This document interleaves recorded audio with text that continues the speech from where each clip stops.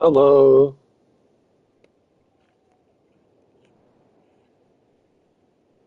Just gonna be doing the Archon quest today. I know I've been stalling, but it's finally time.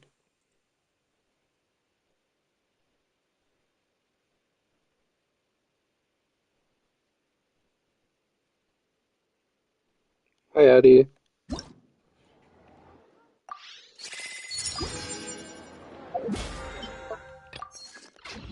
I'll just condense my resin. Late again. I won't spend it.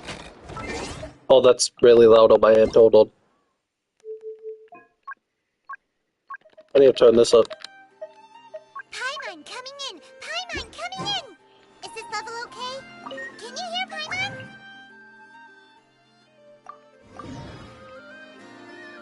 Okay. I'm not gonna spend resin because I'm saving it for Durin's talent book domain. Add Astra.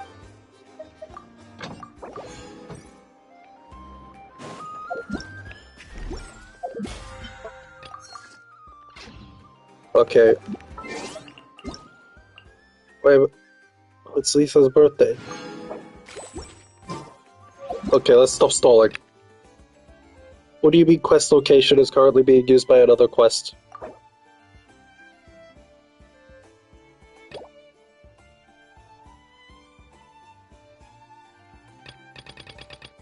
Uh...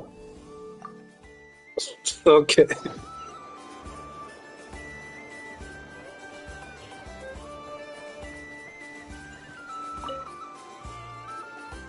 Ah, Traveler, Paimon. It's been a while. I think I know what it was. I think it was because I talked to an NPC with Yehoda and it activated a quest. As it happens, there is a letter here for you. One moment. Here. A letter? From who? Dear Diary, I'm Kale. I work as a Oh trainee my forest god! ranger under my master, Tainari. I'm also studying at the academia. I've been getting better and better at reading lately. Mr. Al-Haytham says that the written word is a crucial medium for exploring the world and understanding oneself. That's why I decided to start this diary. That said, what should I write about? Things are pretty quiet in Sumeria these days. Life is good. Every day is a fulfilling and happy one. When I think back to the days when I suffered from Elazar, or way back to when I was injected with god remains, I am in a much better place now. I hope it stays that way forever. I'll leave it there for now. Master said he'll take me shopping in Sumeru City today, which is great, because I've been meaning to visit the toy seller at the Grand Bazaar for a while now. Kale, time to go. Why does it say Sethos? Shouldn't that say Tainari? Kale, time. Huh? Kale, time to go. That's Tainari's voice. Yes, Master! Huh?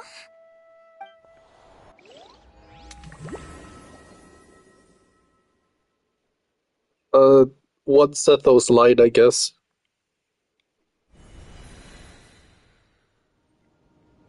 It's Sethos? Oh, it sounded like Tainari. What's wrong, Kale? Is there something on my face? No, sorry. I didn't mean to stare. Did Master Tainari send you to pick me up? Master Tainari? What are you talking about? Tainari See? is the General Oh. Mahamatra. The He's fuck? probably busy arresting criminals in Sumeru City. I mean, if that's what floats your boat, I can introduce you, but... What is this? This isn't my universe. Wait, Master Tainari is the General Mahamatra? But what about Mr. Sino? Sorry? Oh. Oh, you mean that guy who just joined the Vahumana Darshan? Rumor has it he's the leader of the Temple of Silence. If that's true, it's pretty impressive. Sounds like you've been getting to know more and more people since you joined the academia. That's great, but don't let your forest ranger duties fall by the wayside, okay? What's going on? Sethos is acting like he's my master. And Master Tainari is What taking is- over Mr. Sino's job. Is this some kind of prank? What is going on? If so, it's a weird choice of prank. But anyway, Sethos If doesn't look that's like what he's floats your joking. boat. What is this all about? Hey, you're zoning out again. I'm gonna buy some tools for the Rangers. Why don't you stretch your legs a bit? It's been a while since you last visited the city, right? Wait! He's right. It has been a while since I last visited Sumeru City. Was it always like this? I mean, it feels familiar, yet somehow... something seems different. Is this really Sumeru City?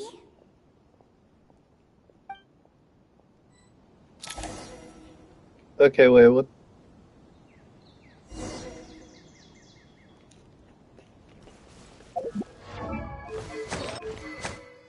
Bro, that's a king squire.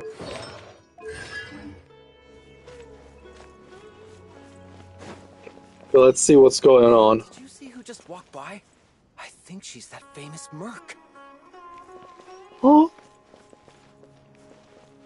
I didn't mean to climb. Would you like some fruit? How will I ever save enough money to buy that custom-made axe with floral carvings from the blacksmith?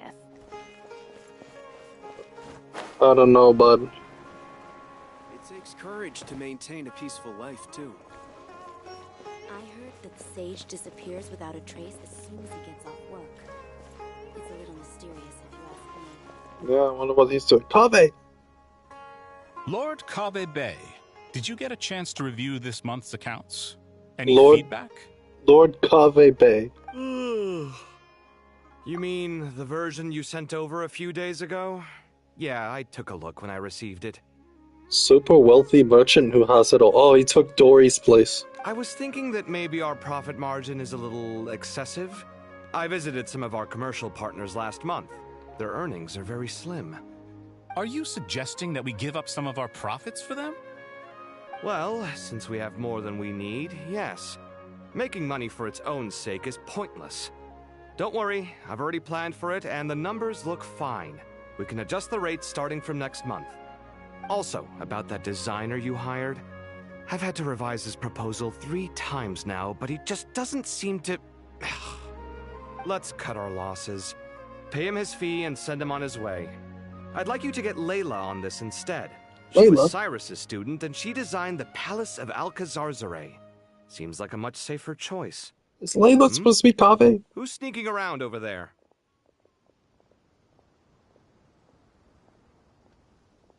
Mr. Kave? Do you recognize this person, sir? Yes, it's all right. We've met. This is Kale, Sethos' trainee. He brought her along the last time I went for drinks with him. What brings you to the city, Kale? Is your master here too?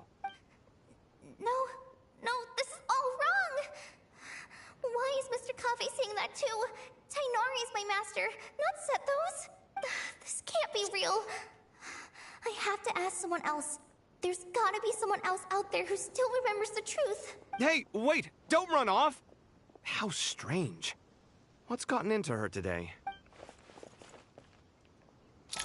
It's like everyone switched places. I Yeah. guess I'll keep looking around. That is not Catherine. Where is Catherine?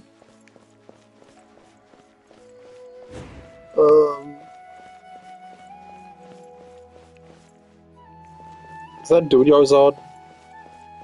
Would you like a cup of coffee? I don't think that's what she normally does. I don't know. Oh my god, Nilu and Dea. So much pressure these days. Lots of visitors today, I see. Welcome all. It's been a while. Hey, Rahman. You know that guy who sells face powder on Treasure Street? I haven't seen him around in a while. Any idea what happened to him? Oh, you mean a Hongar?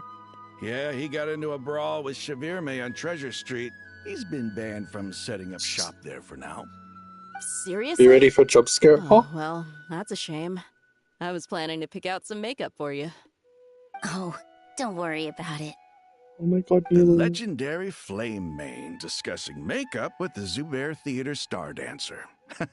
Now there's something you don't see every day. It doesn't look like they swapped. Flame. You know, I'm not actually sure when people started Oh. calling me that. Maybe the other Eremites thought I needed a fiercer title to scare people off? Okay, they did swap. To be completely honest, I think the title would fit you better than me, Dia. You think? Can't say I've never imagined myself as a merc. If I ever give up the dancing, maybe I'll head to the desert and give the Eremite life a try. What? You would? So you're telling me D. Lewis a Burke and that fit? I mean, the fit ain't, but Is still. that so strange? Oh, not at all. In fact, I've actually had similar thoughts before. If I ever get tired of sleeping out in the wild, I think I might go look for a job at the Zubair Theater. I've adored the dance of Sub-Zeros ever since the first time I saw you perform it. If the chance ever came up, I'd love to try it out on stage for myself. I do think Nilu sounds a bit different. Maybe I'm just imagining that. Really? If our manager Sataria heard you say that, she'd hold you to it. Probably grab you by the sleeve and never let you go again. Hey, when that day comes, I'll do your makeup myself. How's that sound? Sure. If the day comes, I'd be honored. Oh god. Everyone I know, everything I've ever known. Suddenly it's all a jumbled mess. The question is, who's right? Them or me? Hi, Mr. Sino. What are you thinking about? There's a chapter in King of Invocations where the spirit of someone who died long ago possesses a living man's body. To the outside world, it looks like he's developed a whole new personality. I was just thinking how terrifying that would be for his friends. Imagine waking up one day to find that a friend of yours has suddenly become a different person. Yeah, imagine that. Huh? So what got you thinking about that? I don't know, but something feels off. Everything looks fine on the surface, but can human perception really be trusted? Her voice is extremely different. That's the jump scare I was referring to. Oh. I guess... I wonder if that was intentional, or if the voice actress just changed, I don't know. But maybe they went in a different direction. Oh my god, it's Layla. Alright, not a single Mora short. That covers you for this month's run. Dory is the scribe. So she's all Hatham. What a relief. I was worried the design fees I received this month wouldn't be enough. Well, next time, don't fret. Just let me know and I'll give you a few days' grace. We've known each other long enough for that. Anyway, how are you settling in? I couldn't help but notice that you're staying up late quite often. And Layla is Kave. Yeah, I can't explain it. I just feel more inspired at night. Once I get in the zone, I can race through a whole bunch of drafts, no problem. But what about you? I keep hearing you sighing these days. Is everything okay? Well, it's just... Don't you think this house is a little small? Well, that's our I guess I should house. be used to it after living here for so many years.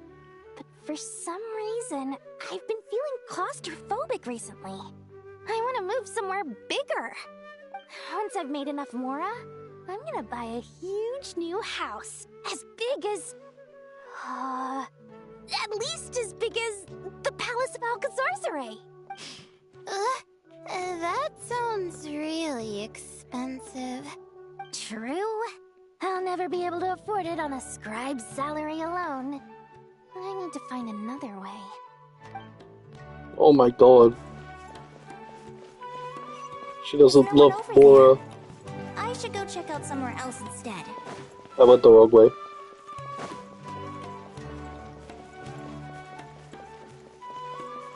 Tainari! Mahamatra Tainari! We've apprehended the suspect. They say that the fool is prone to blind faith, but the wise man is not immune to it either. Oh my god, it's Greg Heffley. Siraj, do you have anything to say in your defense? Tainari, you were the one who turned the sages against me. Just a few words of caution from you was all it took to destroy my research. And now you're trying to stop me again? You should know that mechanical life is the future.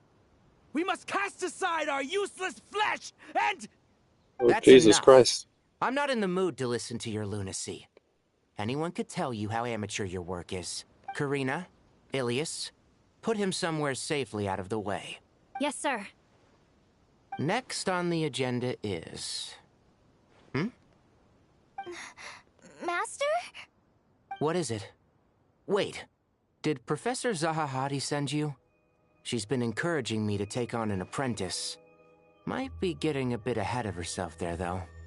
No, Master! It's me! Kale! Listen to me. Something really weird is going on in Sumeru City. It's like everyone's identities have switched around. You're not the General Mahamatra. You're a Forest Watcher. Just yesterday, we agreed to come to Sumeru City today to go shopping together and... All right, there's no rush. Let's back up a little. Your name is Kale, correct? Although this is our first meeting, you do seem strangely familiar somehow. Is there anything I can help you with? No. Oh my god. Oh. What is it?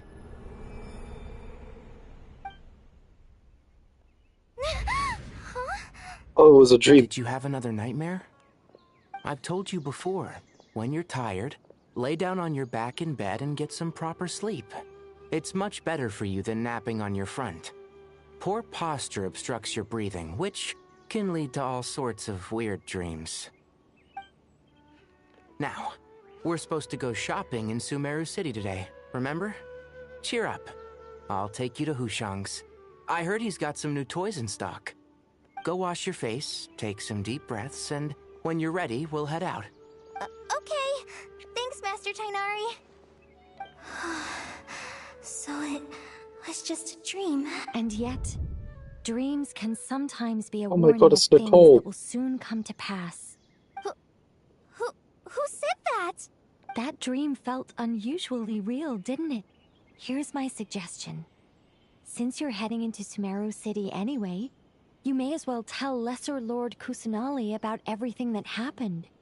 And just to be on the safe side, I think you should also inform your 2 traveler friends who once helped save Sumeru. I'd write them a letter if I were you. Time is short. A storm is coming from beyond the bounds of fate. Oh god. Okay, wait, that was really cool.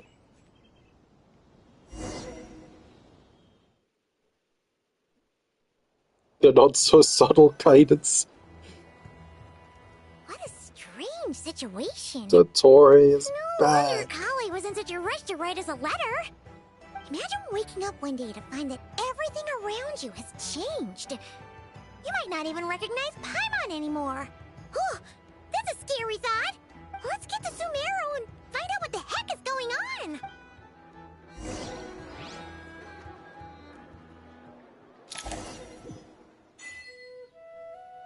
What an achievement.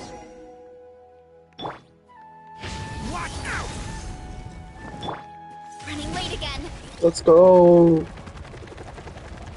Here I go. Kale! Traveler, Paimon. Thank goodness. I'm so glad you made it. Of course. We won't let anything happen to you, Kale.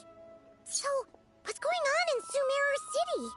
Looks like lots of people are moving or something. Yeah, I was just gonna say. After I wrote my letter, Master and I went to Sumeru City and told the Dendro Archon everything that I experienced, from start to finish. What did the Hida say? At first, It seemed like she was deep in thought. Then the next day, we got told that she was ordering everyone to leave Sumeru City immediately and move to Caravan Rebot. Oh, shit's going down. Entire population of the city has to move? Not just Sumeru City. The evacuation also includes Lokapala Jungle, Avidia Forest, Ashavan Realm, and Ardravi Valley. So the entire Basically, Sumeru Forest. Everyone living in the rainforest must temporarily relocate to Caravan Rebot. Holy smokes! That's crazy! Yes, it's quite an operation. Even if people only bring the bare essentials, the scale is simply enormous. They've requisitioned almost all the Sumpter Beasts in Sumeru for the task, including the entirety of Dori's Sumpter Beast Park. All on account of that dream Kale had. The Dendro Archon said that what Kale experienced was not a dream, but a warning. After our meeting, she immediately summoned the 6 sages to analyze the situation and discuss countermeasures.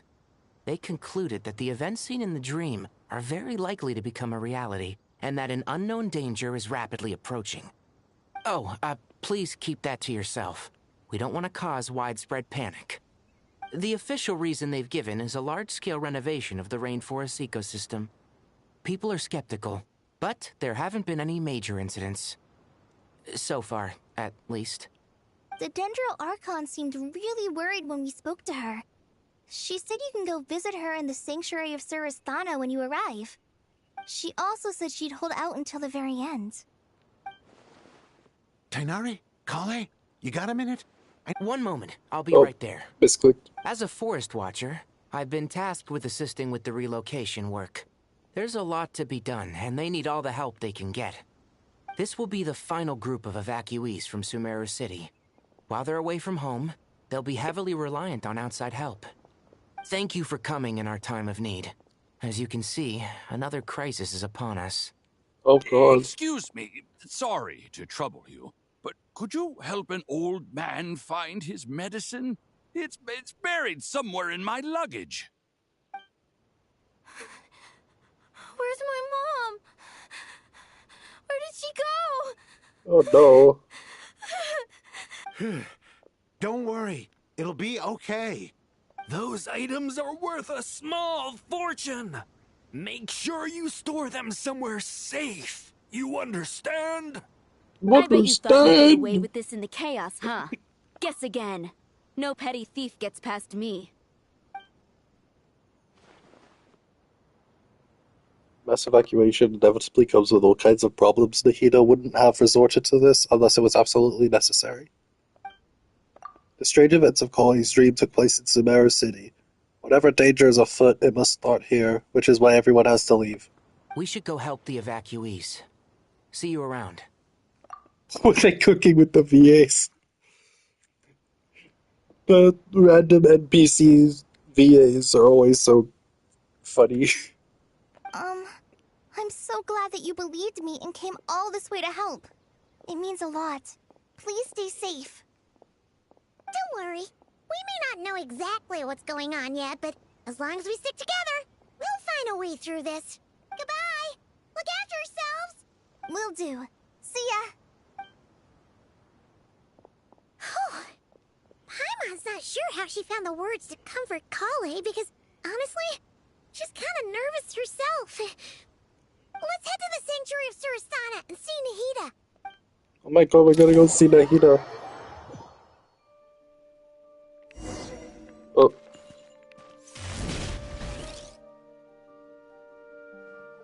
Who goes there? No unauthorized access to this place. By order of Mahamatra Sino.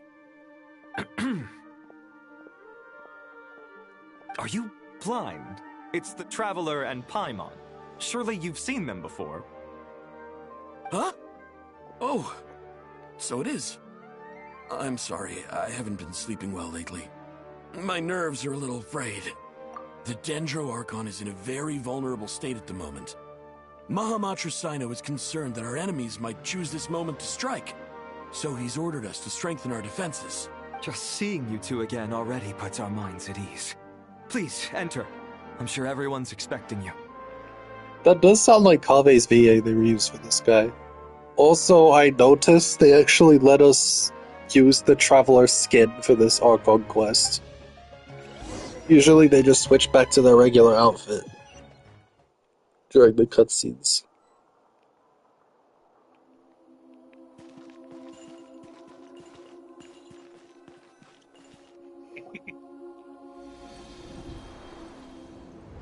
Oh my god, it's Wanderer.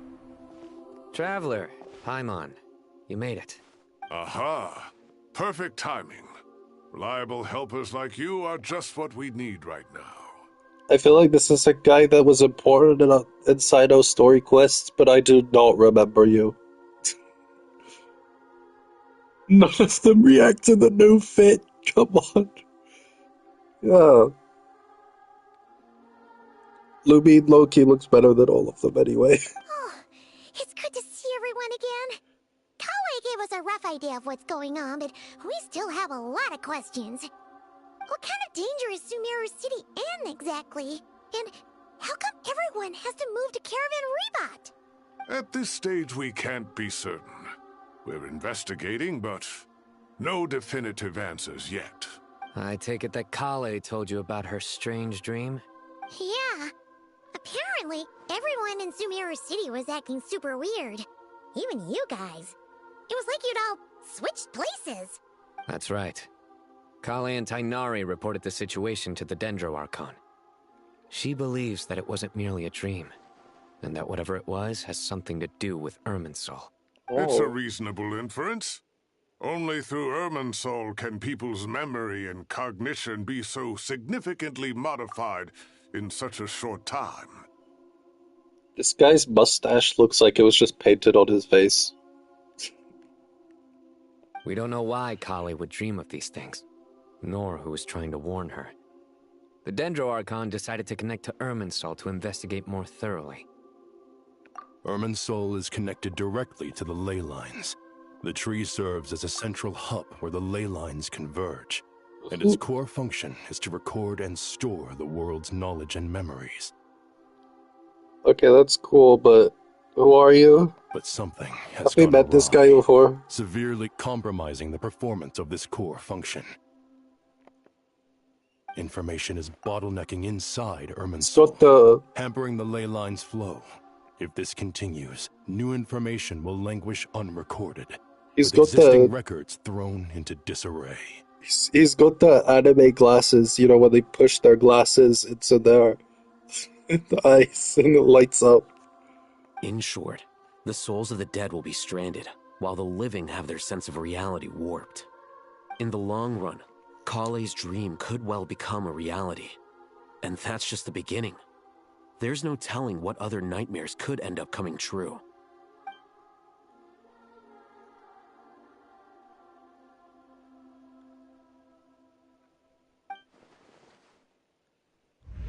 I have come this far. Capitano! To use my death to open the gates of the ley lines to my people. Capitano! Oh my god! Cyrus is Lisa and Cyno's mentor, also Cyno's adoptive father. I see. Oh my god, it's Capitano. In that land, the captain was storing stranded souls inside his own heart. It was only after the rules of the Night Kingdom were amended that they were finally able to return to the ley lines. That was just one nation. A problem with Irminsul itself could end up affecting all ley lines worldwide. Memphis is the current Grand Sage? Oh. So that's... he replaced Azar. Faced with a growing backlog of information, the Dendro Archon decided to connect herself directly to Irminsul and take over the recording and processing function herself. Also Tainari's master? I see. But it is an almost impossible task. Individual brains aren't equipped to deal with the sheer volume of knowledge and memories involved. All that information flooding in at once would instantly fry any human mind. And for a god, even for a god, the suffering must be unimaginable. The Dendro Archon's power originates from Irminsul. Any issue with the tree itself takes a toll on her to begin with. I see where Tainari got his haircut from. On top of that, she's subjecting herself to the grueling task of processing all that data. It must be torture for her. And despite all of this, she is somehow finding the strength to investigate the Irminsul situation from within and send us her findings. I finished analyzing the latest data. Oh my Looks god. like our working theory was wrong. There's no signs of Irminsul having been attacked from the outside. So it's internal then? Some sort of disease, perhaps? No. I've spent half my life studying the ley lines. If Irminsul malfunctioned this easily, the world would have met its end long ago.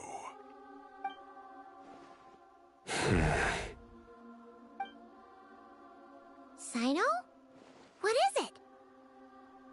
Not long ago, I got a tip from the Corps of 30 that a large number of unidentified merchant caravans had recently been spotted entering Sumeru through Beta Harbor. Oh. At first, I suspected that they might have something to do with all this, so I sent some people to investigate. But if Irminsul wasn't attacked from the outside... Don't you think there are more important things to worry about right now than guessing who's behind all this? It's been over 12 hours with no new intel. If even the Keeper of Irminsul is this badly affected, you can imagine how bad things are in there.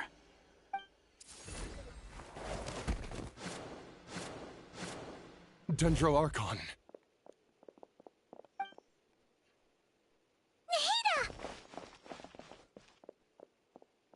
What's wrong?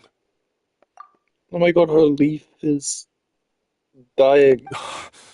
Her breathing is weak, and her elemental energy levels are dangerously low. Looks like it's time to move to the backup plan. What's the backup plan? Get out of the city and take the Dendro Archon with us. The entrance to Irminsul is directly beneath the sanctuary of Surasthana. That means this is ground zero if anything goes wrong. The Dendro Archon has a very strong connection to Irminsul. But theoretically, this connection should grow weaker with distance. Under normal circumstances, she can unleash her full power here. But with Irminsul out of control, our first priority is to get her away from here. The situation is critical. There's no time to deliberate. Everyone in agreement? Yep. I'll deal with it. I'll also let the Matra and the Corps of 30 know to start evacuating.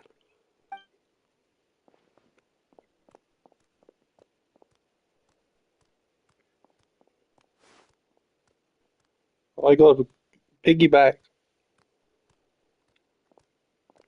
Let's go. No sense grieving when there's nothing more we can do. Agreed. We'll be back as soon as this is over.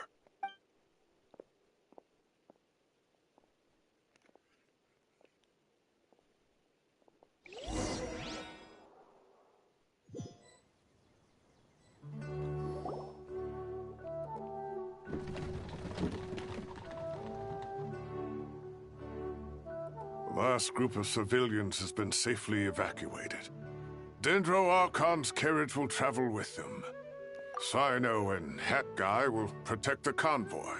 Oh my god, they're still on that Hat Guy name. It's been 3 years.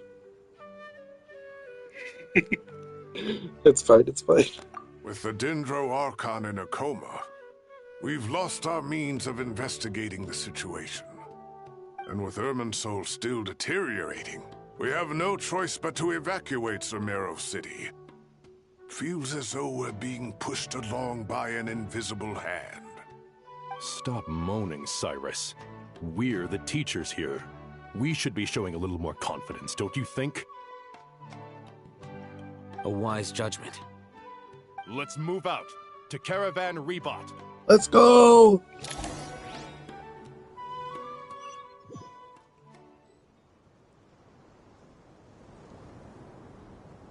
Sir, all units are in position.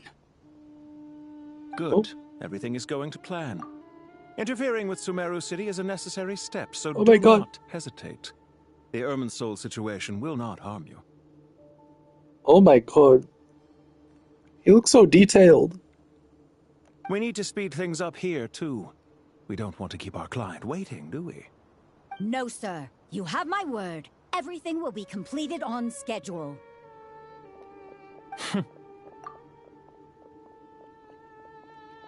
I never thought he would show up personally outside of Snezhnaya. They say that fervent ambition attracts the favor of the gods, and with it, a vision. But we appear to be the exception. So, is our ambition not strong enough? Or does it threaten the very foundations of this world? We'll see more of him later.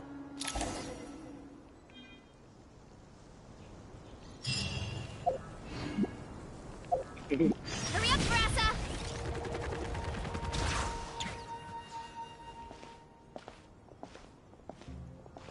How is the Dendro Archon? Her breathing is steady. I prepared some therapeutic incense for her, but it hasn't had much effect. Her vitals are still very weak. Based on the information you've provided, I have a working hypothesis. Her condition is partly due to Irminsul's influence, and partly due to a physiological imbalance caused by the rapid depletion of her power. Elemental energy usually flows through the body at a relatively constant rate. The body grows accustomed to this rhythm, so when it's thrown out of balance, physical symptoms will appear. Is this similar to the ley lines? Overloading and withering both directly affect their vitality, potentially causing irreversible damage. Correct. From a biological perspective, if you overexert yourself, you pay the price with your life. The Dendro Archon is not only drained of power, but her life force is at a critically low level. Is there any way to restore her health? I know the ley lines have strong self-healing abilities.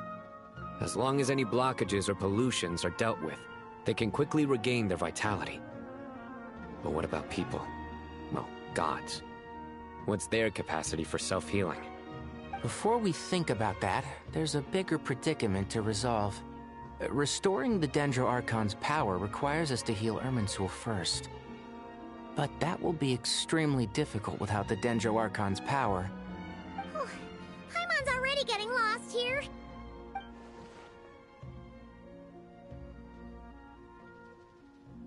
Tighnari and Sino are discussing the current situation at pace. I have to concentrate hard to keep up. Master Tighnari and Sino look so serious.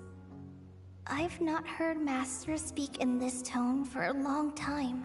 Tighnari. What the fuck? We got the Sumeru Power Rangers here. Master Nephis? Sages? Just pulled up. Tighnari, haven't seen you in ages. Tighnari. Look at this guy's beard, holy. Have you gotten taller? Or did your ears get longer? Hopefully the former, Uncle Baladori. Sino, where's Professor Cyrus? I thought he'd be with you. This guy's cut. I really like Baladori. Yeah. Me too. He went out into the wild to investigate the situation. He said that the Irminsul anomaly will likely start to affect the real world soon. He shouldn't be trotting around alone at his age. Which way did he go? I'll look for him later. Would someone mind introducing us? Ah yes, of course. Allow me to do the honors. I'm sure we're all familiar with the Traveler and Paimon. They're the heroes who helped foil Azar's conspiracy and save Sumeru. These gentlemen and I are the 6 current sages of the Academia.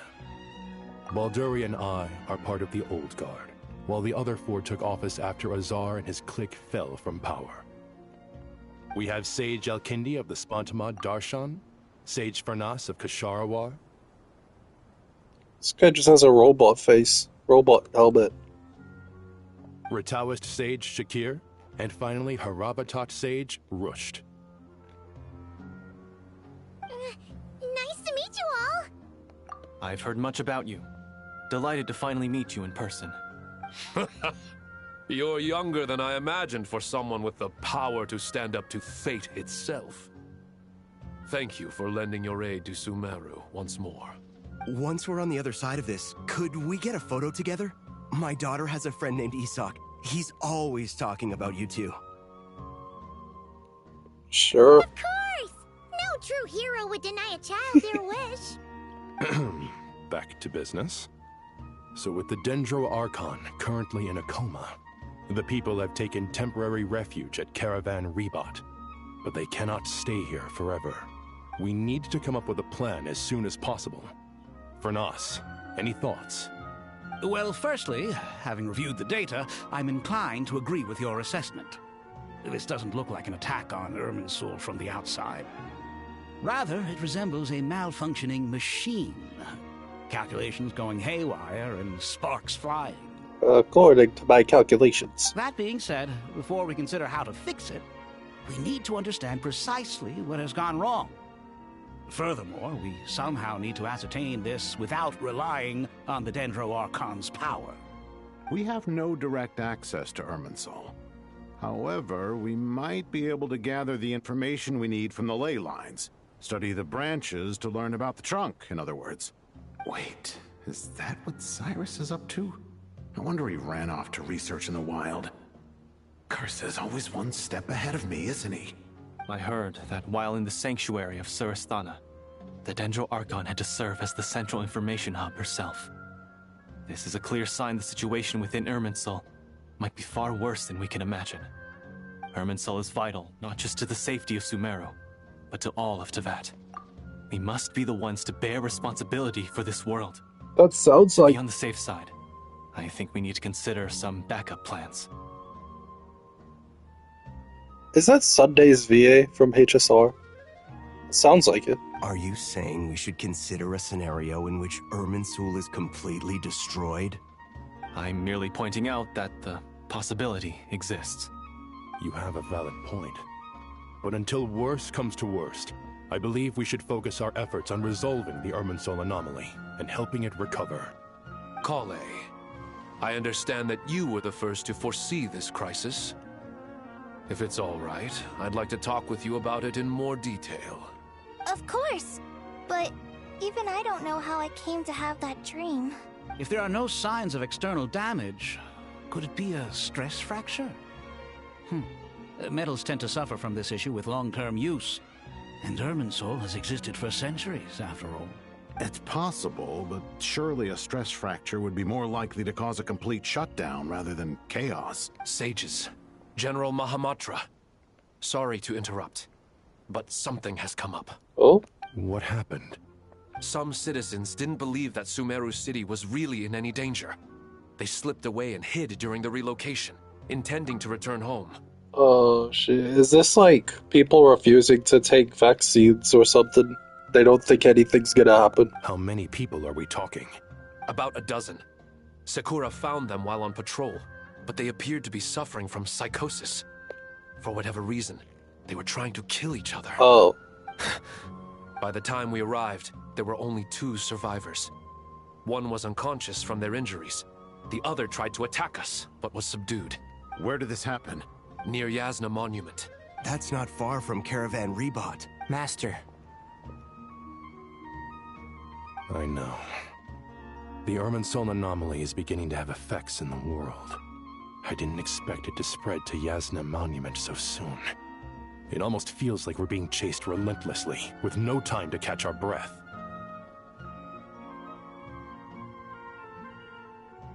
Message retracted. I'm guessing that was a spoiler. It's fine, it's fine. Sir Cyrus said the same thing. He sent me back to report in, while he continues investigating. I'll go join him. This could have been a spoiler. Well, if you think it could have been, I feel like it's better to be safe, right? Count me in, Look too. up with you. Don't let my age fool you. I can still fend for myself. Very well. Meanwhile, the rest of us will continue discussing our next steps. Get back soon. Take care of yourselves. It's getting dangerous out there. Okay. But yeah, something is affecting the actual state of mind, not just the anti-vax movement. Because I feel like if this happened in real life, people would refuse to leave. You know what I mean? You'll just run there. Running late again. Get back on track.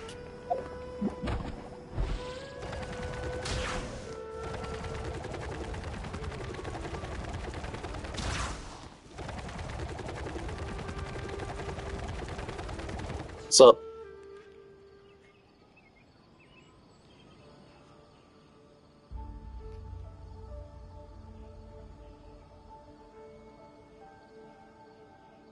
Please, don't go any further.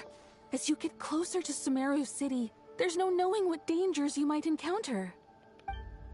So this is our mentally disturbed man? I'm going to gut you all! Okay, bro.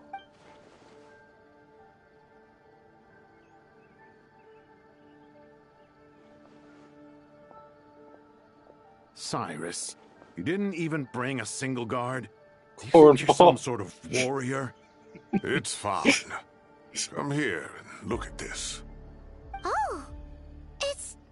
a ley line blossom. That's right.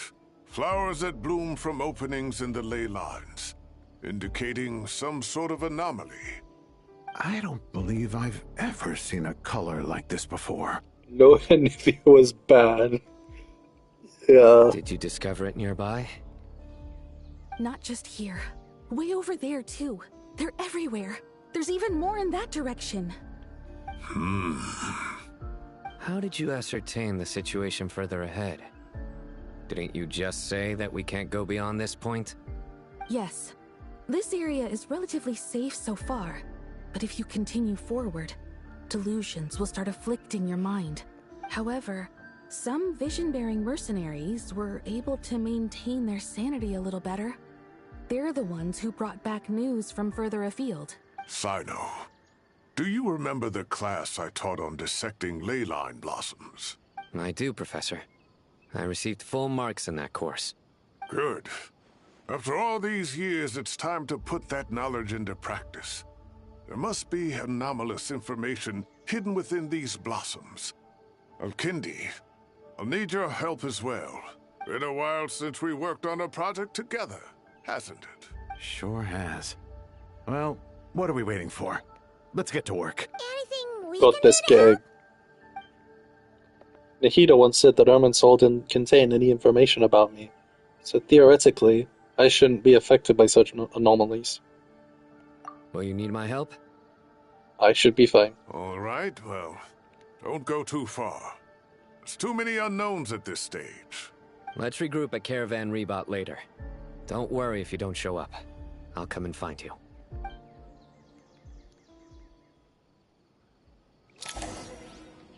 I do love the transition from cutscene to gameplay. It used to be it would just be a black screen fading into gameplay, but now it just fades straight in. It's really nice. See, same with this. Dark clouds gather in the sky, a sure sign that a storm is approaching. Slowly but surely, the strange weather is spreading. The rainforest creatures must have sensed that something was wrong because they're beginning to flee too. We don't have much time left. Tighnari said that to help the Dendro Archon regain her power, we need to heal Irminsul. But healing Irminsul requires the Dendro Archon's power. Is there any way to solve this puzzle? That should be the heart of Oasis. All we need to do is light it with the fire seed, and it'll restore a pep with elemental power. Oh wait, wasn't this in the Hida second story quest? The damage it suffered internally will also slowly begin to heal. That's it. If I use a Pep's Heart of Oasis, I might be able to help the Hida replenish her lost Dendro power without any need to rely on Irminsul. What is it? You thought of something? I know a way to save the Hida. Really? Then let's get back and tell the others!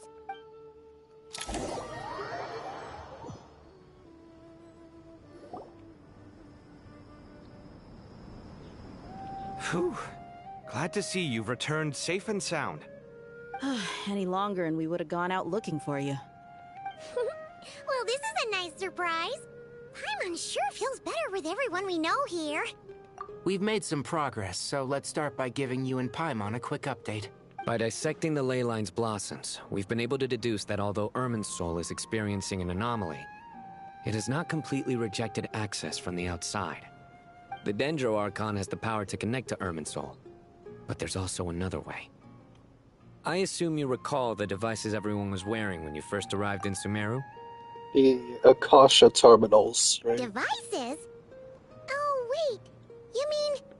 I didn't mean to open that. The Akasha terminals? Oh my god, she spoke. That's right. Of course! It's been so long, Paimon almost forgot all about the Akasha. Wasn't it shut down, though? Yes, but although the system isn't currently operational, the technological infrastructure is all still there. And it turns out that a certain someone gets so bored at work that he's actually read through every single one of the instruction manuals. No prizes for guessing who that was. If praising others is that embarrassing for you, you can simply spare yourself the ordeal. As much as it pains me to say anything nice about him, there's no denying his intelligence. He rarely forgets anything he's read. This fucking Sunder. Bro says The Akasha is exactly what Sumeru needs at this moment. Between us, we should have all the knowledge and expertise we need to get it up and running again. But if I recall correctly, doesn't the Akasha need a Gnosis to function? That's exactly right. The Akasha relies on the Gnosis as a power source, and in its absence, we'll need to find an alternative. To tackle this problem, it looks like we'll be relocating once again. Mainly to the Temple of Silence. Ring any bells? It's the only major institution in Sumeru dedicated to preserving the knowledge of King Deshret's civilization. You might find the answers you're looking for hiding there. I agree. There's a good chance.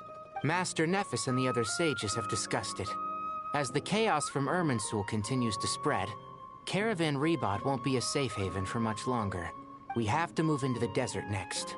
The scholars and sages will head to the Temple of Silence, while the civilian population seeks refuge in Aru village. The Eremites will keep everyone safe during the journey, and Candace will be there to receive us at the village. This leaves us just one thing to worry about. That Dendro Archon. She's very weak. We can't afford to wait until Irminsul is fixed. There has to be another way to help her. Huh. Well, luckily, the Traveler had a eureka moment while we were out investigating. Really? Wow, nice one, Traveler. Let's hear it. Tell everyone about the time you and Nahida saved a pet. More to experts. Theoretically, it's feasible. From what you're saying, although elemental life and elemental energy have their differences, the Dendro Archon has explicitly stated that she can imitate the power of the former. In which case, as long as a Pep is willing, she should be able to convert her own power into a form that the Archon can use. Yeah, elemental life. Didn't she turn into a shroom that one time?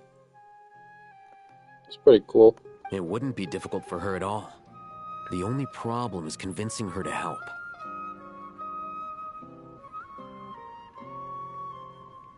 I'll find a way to persuade her. Yeah! Even though she wasn't exactly friendly the last time we met, she didn't refuse to talk with us. When she realizes the danger that Nahida is in, surely she won't turn a blind eye to it. Well, hopefully not. Either way, we're not exactly spoiled for choice here. Hey, it's better than having no options at all. I agree. Without Irminsul's aid, the legendary Dendro Dragon Apep may well be the only living thing in Sumeru who can help our Archon recover her power. There's no time to lose. I'll bring this proposal to Master right away. If he and the other sages agree, we'll split into 3 teams. The academics will go to the Temple of Silence to look for a solution to the Akasha problem. The Eremites will escort the civilians safely to Aru village, and the Traveler and Paimon will take the Dendro Archon to see Apep. There's still a long road ahead, and no knowing if we'll make it. But at least we have a direction now. I'll take it over floundering around in confusion. If there are no objections, then let's proceed. But before we adjourn, I would like to leave you all with some parting words, no matter the distance between us. There will always be an invisible force tying us together. May the bonds forged in the past shine bright like stars and open a new path before our feet. Huh.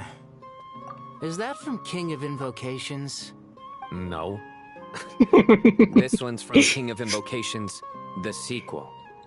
No. What's the difference? The sequel's much cooler. Couldn't agree more. Well, it was very apropos. Once this is all over, I'll give everyone a copy of King of Invocations and the sequel to show my gratitude. Come on, let's get moving. Quest progress saved. Inform the Grand Sage of the plan. Hurry up, Brass!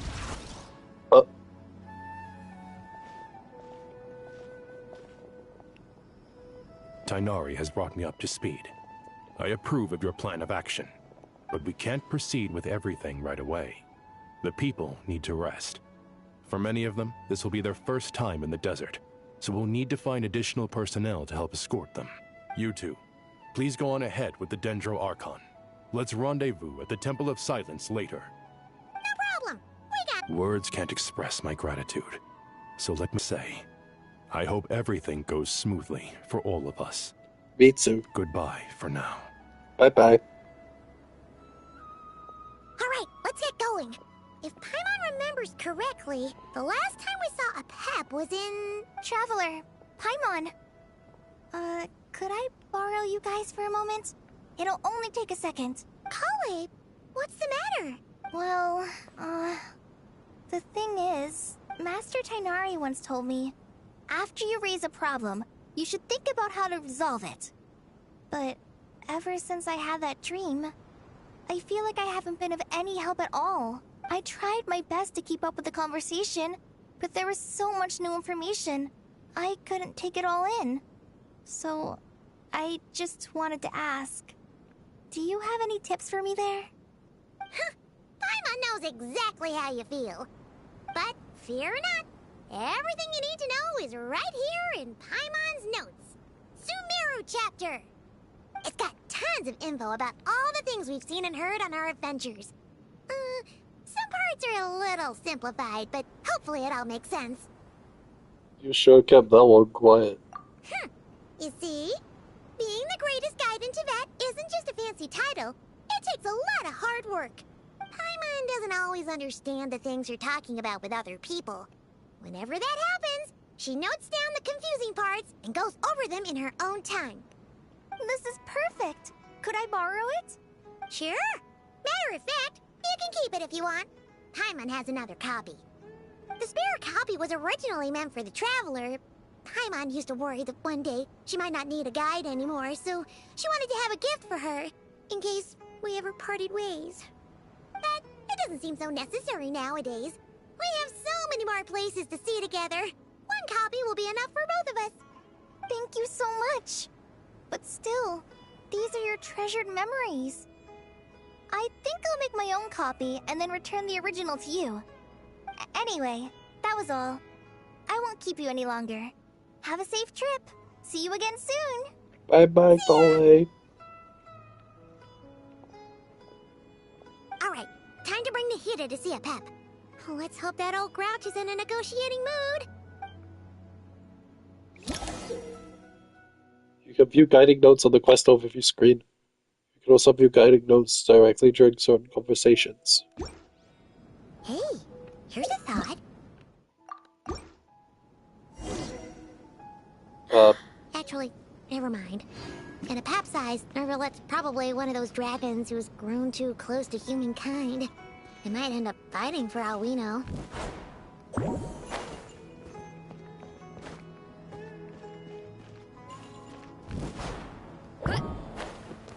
I missed what Paimon said. I only wanted the primo.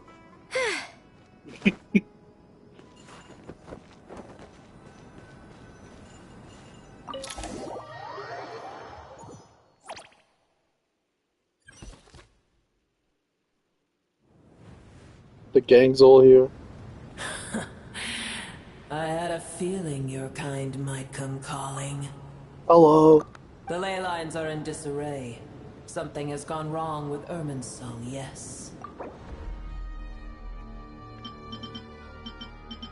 Oh, wow.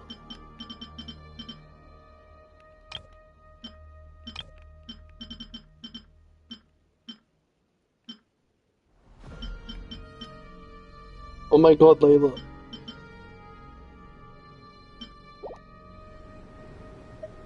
Nothing gets past you. Even from a great distance away, I can sense that Sumeru is headed for destruction. You who took our home from us, prepare to watch as your own world is plunged into oblivion.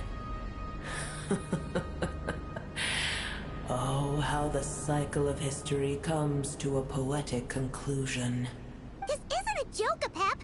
Nahida's in grave danger. Can you please help her? Is she now? Then do explain.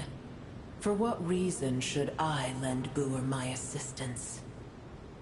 The very survival of the world could be at stake.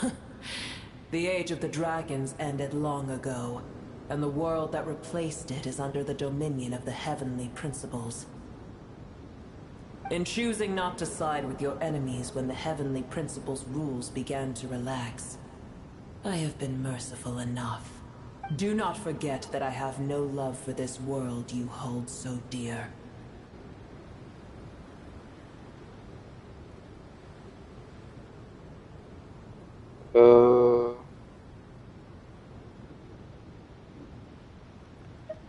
The safety of Sumeru depends on Be it. not mistaken.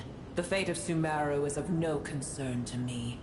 Oh. I am neither the god of this land nor its guardian. I may have given my tacit agreement as your kind built homes here and multiplied for generation upon generation. But that does not mean that I bear any responsibility for Sumeru. Tiny Boer, puny humans. In my eyes, all of you are but intruders who followed in the wake of the Heavenly Principles. I am not obliged to be your savior.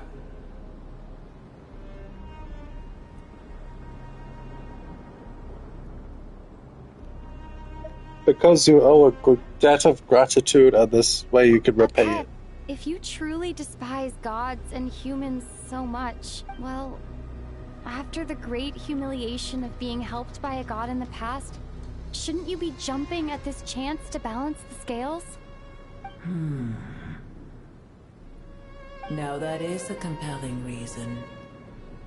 Oh shit. When El Ahmar plotted against me and I was tortured by forbidden knowledge, it was Boer who saved me from agony. And though I regard with shame the pity of my enemies, to receive aid without repaying it would likewise tarnish a dragon's dignity. Oh, tiny Boer, puny humans. Just this once I shall deign to show you the true power of dragonkind. Hell yeah. Hello? It's happening again! We're gonna get sucked in! Hold on to me.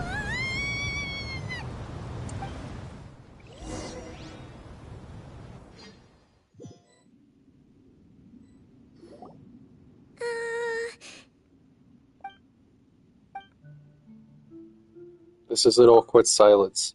Is silence a mandatory part of an audience with a dragon?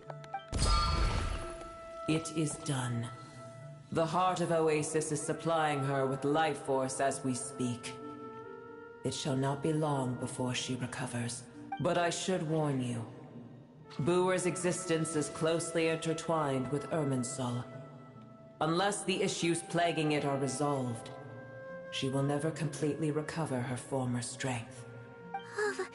Thank you. Spare me your words of gratitude. Will giving your power to Nahida affect you in any way? You may also spare me your feigned concern. Ugh. Just like last time, it's impossible to have a normal conversation with this dragon. A dragon's sovereign's power is far greater than you can imagine. While I was indeed weakened when the heart of Oasis ran dry, providing Tiny Boer with a morsel of my life force shall have little consequence for me.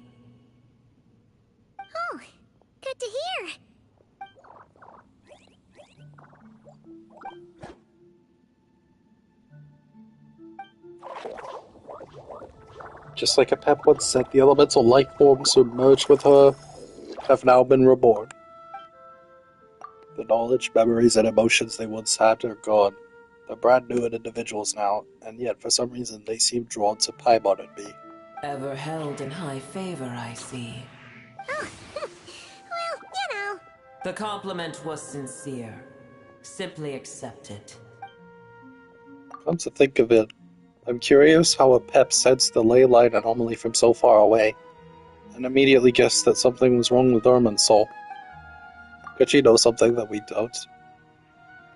I did once. That tree was not planted by the heavenly principles. Irminsul existed before they ever arrived in Teyvat. What? There was a time when it belonged to Teyvat, to dragonkind. Its appearance and function then differed greatly from today. The ley lines flowed with an abundance of a familiar, primitive form of elemental energy. You may know it as the power of the Light Realm. The heavenly principles usurped and refashioned Irminsul, made it serve humanity, and used it to anchor the fate of the world. Yet in the end, humanity has failed to protect it. Heavenly principles, God of gods. It makes me sick. The enmity between your kind and mine can never be bridged. Even so. As things stand today, holding a grudge against you would serve no purpose. But there will come a day when we reclaim this world for ourselves. The opportunity will arise no matter how long we must wait. I can already sense that far away from here, the Hydro Dragon has wrested his authority from the hands of the usurpers. What the snivelet? Though we have yet to meet, I know that we are both preparing for our revenge day and night. Uh-huh. It's probably best if we don't tell a Pep that we're on such good terms with the Hydro Dragon.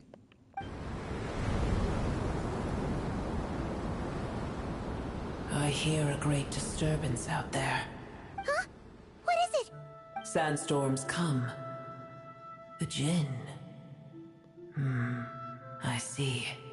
Another calamity approaches. You both seem restless. Let us part ways here. Boer is safe with me. Once she has recovered, I shall return her to your side. Oh, thanks again. Take care, alright? I told you already I have no need of your feigned concern. Yes, ma'am. There she goes again. We've done that, what we've came for. Time to check what's going on out there. Huh? Nahida? You're awake! Are you okay? Cease your interrogation.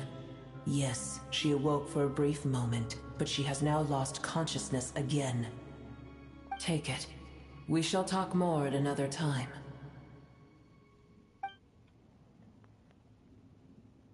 The statues of the gods hang inverted from the heavens, but one alone is unique among them. The location is square, square, square, square, square, square, square. Remember, tell no one. The moment I touched the key, Nahida handed over. A mysterious piece of information appeared in my mind. I don't know what it means or nor how to decipher it. I will firmly commit it to memory. This must be incredibly important information. I don't know why Nahida would keep it a secret from everyone, but it's probably best that I do the same for now. Where the heck are we?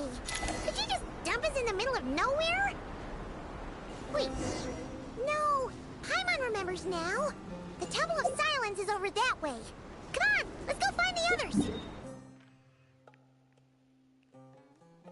Oh god, it's red.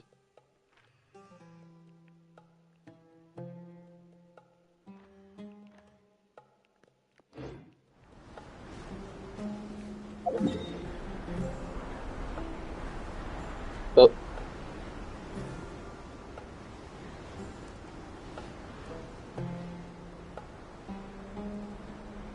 There's no need for everyone to stay here. I'll protect the sages. The rest of you, return to Aru village. Yes, Mahamatra Sino.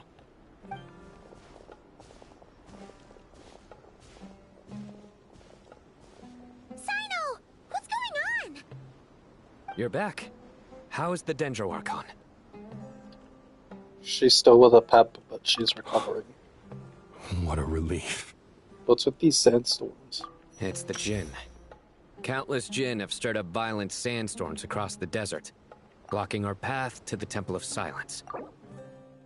Jinn. Tainari and Kale have returned to Aru village to help. The Jinn are being highly aggressive, so both the village and the merchant caravans require protection. It's just one thing after another. Where did all of them come from anyway? In all my trips to the desert, I've never seen anything like this before. As I see it, the only possible candidate is Gurabad. The city of Gurabad. Bloom us the flowers in Gurabad. Gurabad? Baladuri could explain in more detail if he were here. All I know is a rumor I've heard about from previous trips to the desert. Supposedly, a great number of dormant Jinn lie sealed beneath that city.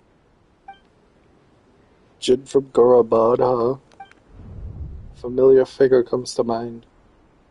Gurabad is, for me, a fated land. I must therefore return back to this city, where my destiny awaits me still. Lilu Par. My master, I am sorry that I couldn't stay by your side for long, and that I could not have more time to get familiar with you.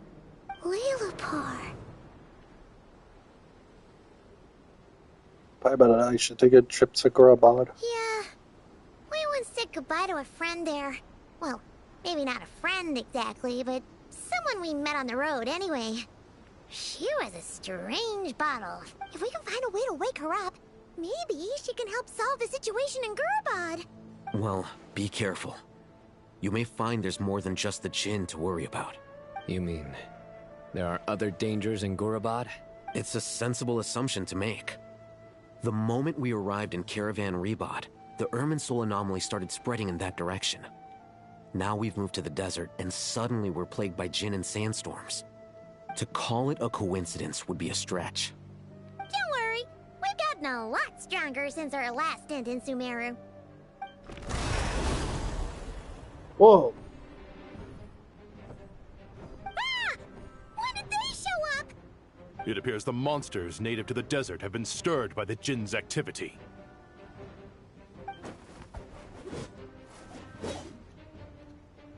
Hell yeah.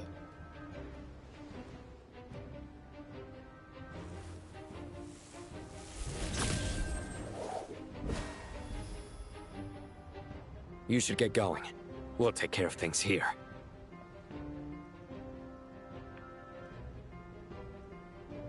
Be careful. You too. Don't do anything too risky. You got it? Okay.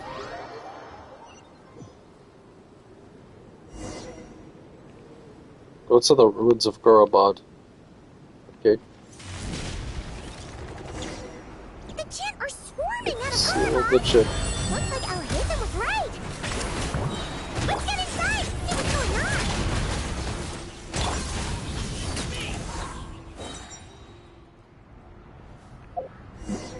Okay.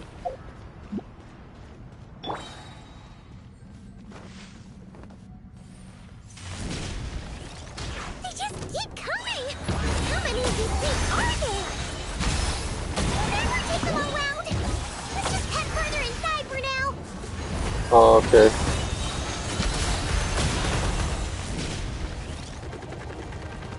Target spotted! All units at the ready. The platoon. The Patui? They must be using this place as a stronghold. Are they the ones behind all this?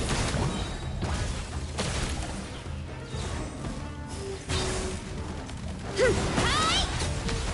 Yeah! Fighting Jin with one hand and Patui with the other? This is pure chaos! It's the clock. Let's roll!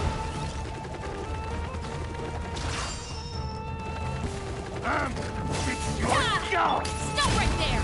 Quick as a flash! Leave it to me! Kane! Headbutt! Just let them fight. Charge! Do you see that strange machine? Paimon has a sneaking suspicion that that's the thing wrecking Gurabad and setting all those dangerous Jinn free. The target has reached the core zone. Requesting backup. Repeat, requesting backup. Okay. Backup en route. Stop her at all costs. Wait again. Careful! She'll back again! Stay back! Kane! Zero incoming! Yeah, success! Nice one, Traveler! Success. Hurry up, Grassa! Charge! Yeah! Yeah! Hi! Yeah! Drop your weapons! Control breathing! Leave it Die! In game. Heads up! Yeah! Running late again. Destroy the devices affecting the chip. Okay.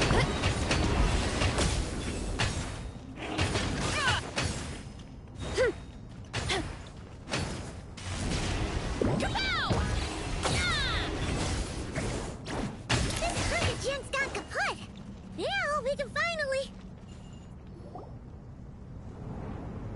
It seems Oh, my God. subordinates failed to stop you in your tracks. Apologies, sir. There is no need to apologize. You did well to hold your ground against such a powerful adversary for as long as you did. Oh my god. I must commend your courage and perseverance. So, you're in charge here, huh? First the problems with Irminsul, now this mess in Gurabad? Are you the ones responsible for all this? I'm afraid I cannot answer that. How can he see me?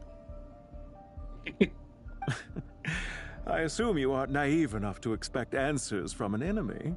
Oh, this guy is so snooty! However you want to spin it, you're clearly involved in this somehow. So you can either start talking, or we'll have to make you talk. Let's get him! Traveler, what's wrong? Something seems unusual about him. Is he trying to provoke us? This feels like a trap. Judging by the tents and supplies, there must be many more Fatui stationed here than the few we saw on the way in. So where are the rest? You're remarkably calm. Some would act more rashly upon finding the ringleader all alone. But you keep your cool. Even as your enemy, I must applaud you. Did you show yourself just to say that? Is this you trying to take back control of the conversation? Unfortunately, I really don't have anything to say to you. Is he in the thing? No. I am here merely to indulge my own curiosity. Your names are well known among the Fatui. Naturally, I wanted to observe you up close while I had the chance. Hey! Don't treat us like we're some kind of exotic animals in a zoo! Oh, I wouldn't dream of it. You seem rather predisposed to misunderstand me. I'm quite aware that you are both heroes of great renown. You have resolved crises in many nations and won countless allies along the way. I've been following your adventures with great admiration. My only regret is that the trajectory of your journey conflicts with our goals.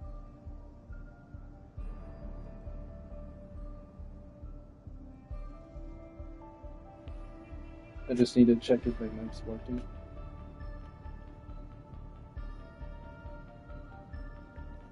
Okay, it's working good.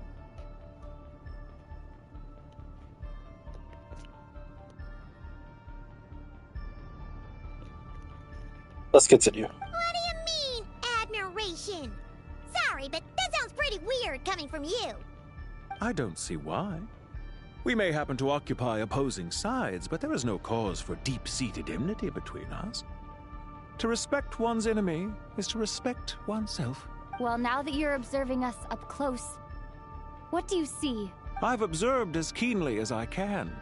Yet, while I endeavor to understand, your true strength remains a mystery to me. Violence is not my area of expertise either, so You see, I would much rather converse with you like this than determine a victor with the edge of a blade. Besides, I've heard that even 3 moons in the sky fail to eclipse your brilliance. I know better than to bite off more than I can chew. 3 moons? So, you have a connection with the Harbinger, the Doctor. They put Dottore in there. Well deduced.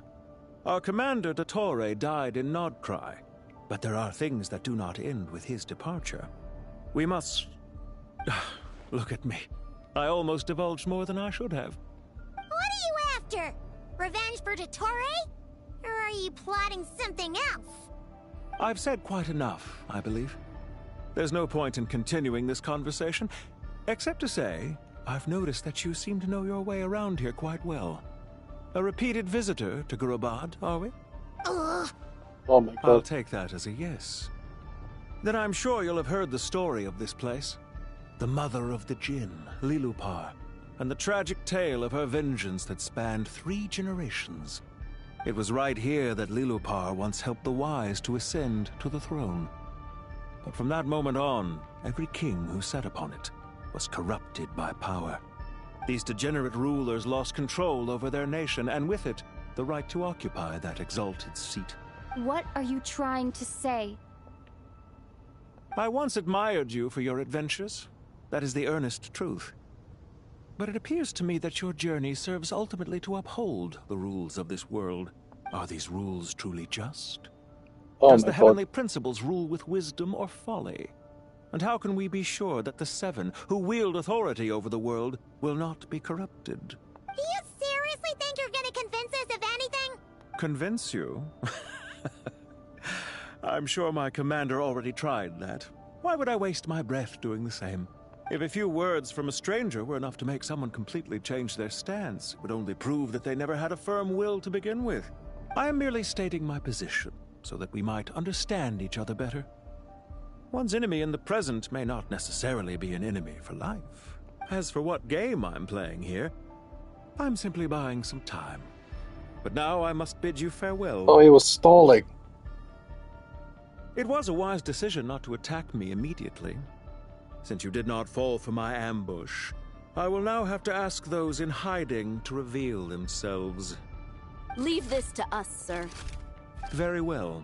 I trust you to do what is necessary. Stall her while I execute the next step of the plan. Sumeru City, Irminsul. Hey! Stop right there! Don't you dare leave without explaining yourself! All units, stop them! Protect the commander!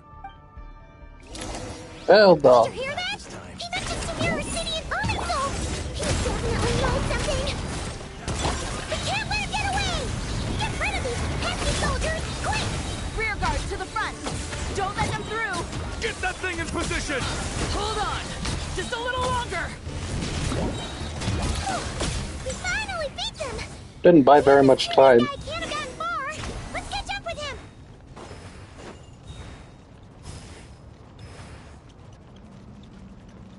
It's okay, I'm too fast for it.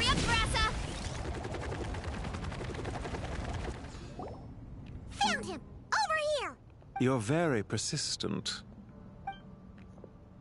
Hey, you! Stop running and explain yourself! What are you trying to... Paimon, wait! What's this? Relax. A small trap like this won't be enough to hold you. The sandstorms from Gurabad will die down soon enough, but this small window of time was all we needed to launch the next phase of our plan. So there was more than one ambush. I shouldn't have let my guard down. Don't be discouraged. I knew that someone would come here eventually, so I planned ahead. Where to chat with you, which door to exit from, even which mechanism to wait by for you. I thought through every detail. You, meanwhile, know nothing of who I am. So far, you've only heard my voice, and for all you know, it may not even be real. But not to worry. This is only our first meeting.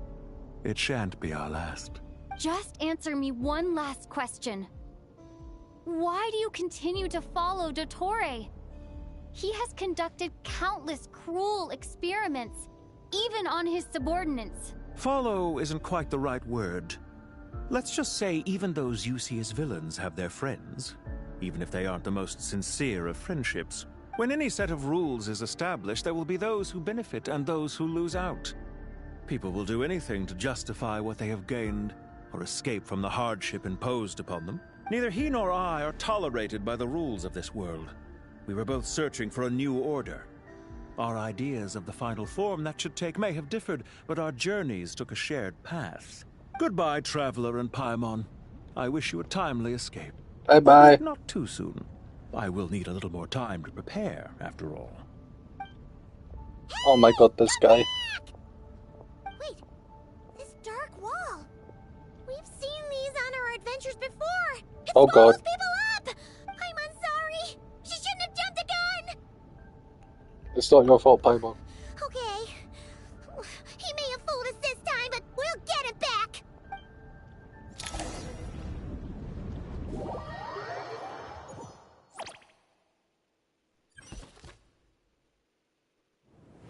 Sino and his team are guarding the north. We'll take this side. There's so many Jin. We can't let them get into Aru Village. Don't fret. I am well prepared for this situation. Huh. So you have a solution? Perhaps you're unaware that I have a trusty genie partner of my own, Plumpy. If I send her to Plumpy? negotiate with the others, this whole thing will be resolved before you can say Mora. Off you go, Plumpy. It's a tumbleweed. Blub. Come on, what's the holdup? 5,000 Mora. Blub. 20,000 Mora. Blub. 100,000 Mora. Final offer. Blub blub. Ah, so she's a hired partner.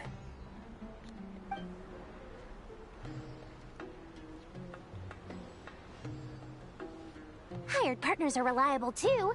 Plumpy here is a highly skilled negotiator. You'll see. Just a few words from her and... Blub. Plumpy! Oh, Plumpy. Have any respect for the rules? This was supposed to be a negotiation. How dare you treat my messenger like this? You wanna play rough? Two can play at that game.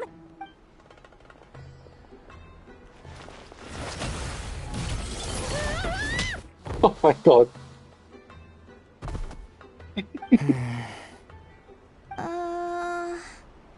Looks like it's up to us now.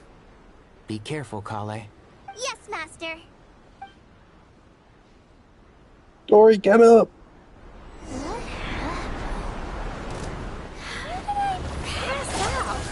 Never mind. Maybe it's time for Oh my god. You know, this reminds me of when you first arrived in Avidia Forest. You were trying to help a child retrieve a lost toy when you stumbled upon Spino Crocodile territory by mistake.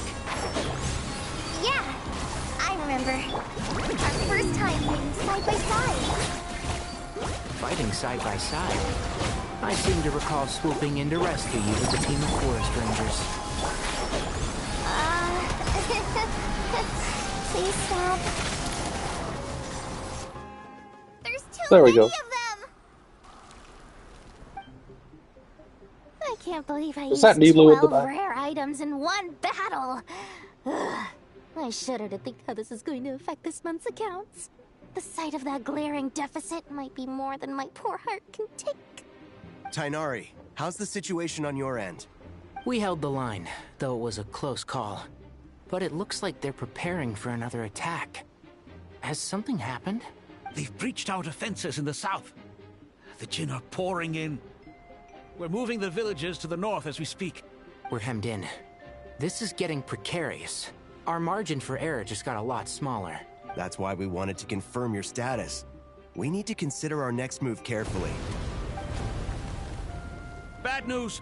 Another line of defense has been breached. Kale, Go with them and assess the situation. Dory and I will hold the line here. But Master! Even with 3 of us, we barely managed to... This is not a discussion, Kale. Don't worry about us. Oh my god. She clearly still has plenty of tricks left up her sleeve. Wait, you can't pin all your hopes on me! Oh, great. I've almost run out of the things I brought with me, and the rest is back at the caravan. I should be able to hold out for a little longer. Oh my god. Still... Master! Need any help? Nicole. What is it, Kale?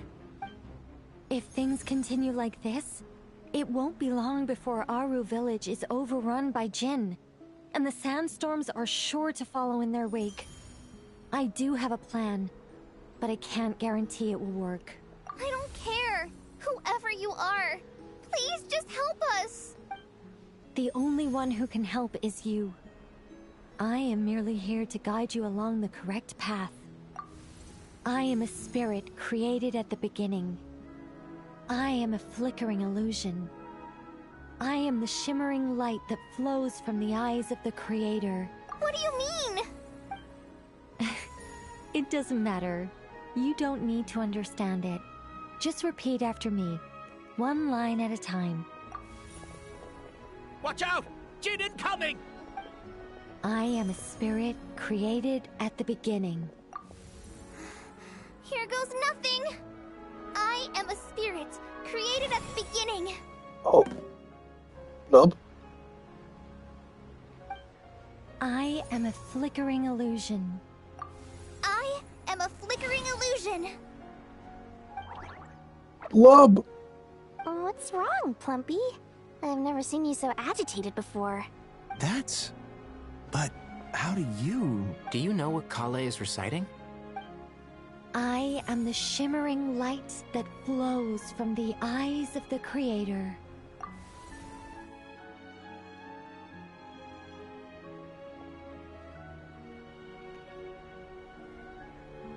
I am the shimmering light that flows from the eyes of the Creator.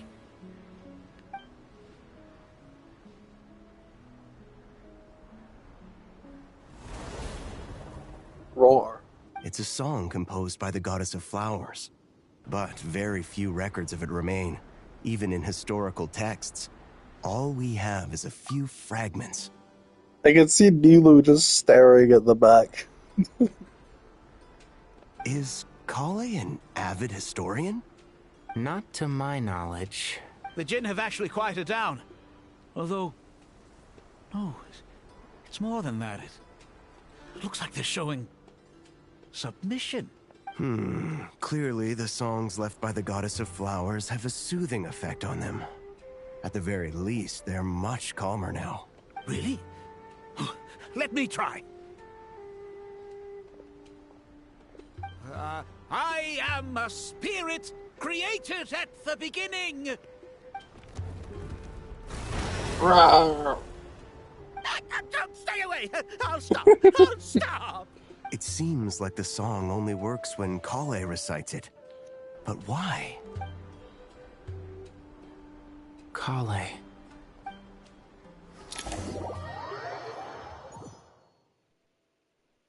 Break out from Gorabad. Bloom with the flowers at Gorabad.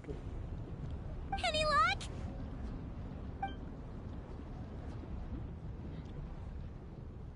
The only way out of here is by brute force, but too much force and the entire ruins might collapse. The mechanism is right outside. Maybe there's a way to... When I heard that loud rumbling in the distance, I thought the shifting sands had bust open the gates to some ancient treasure vault. Turns out it was just you guys. Huh?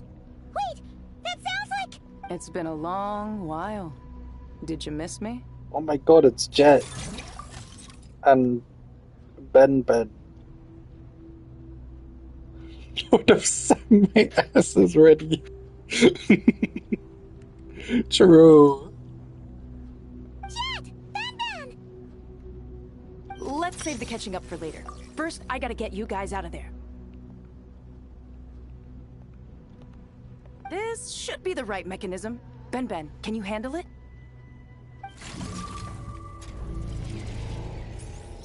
There we go. Oh my god.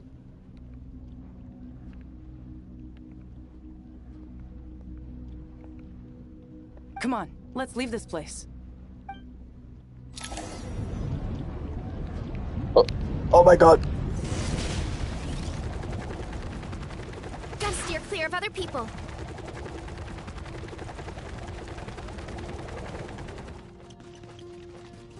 Running late again.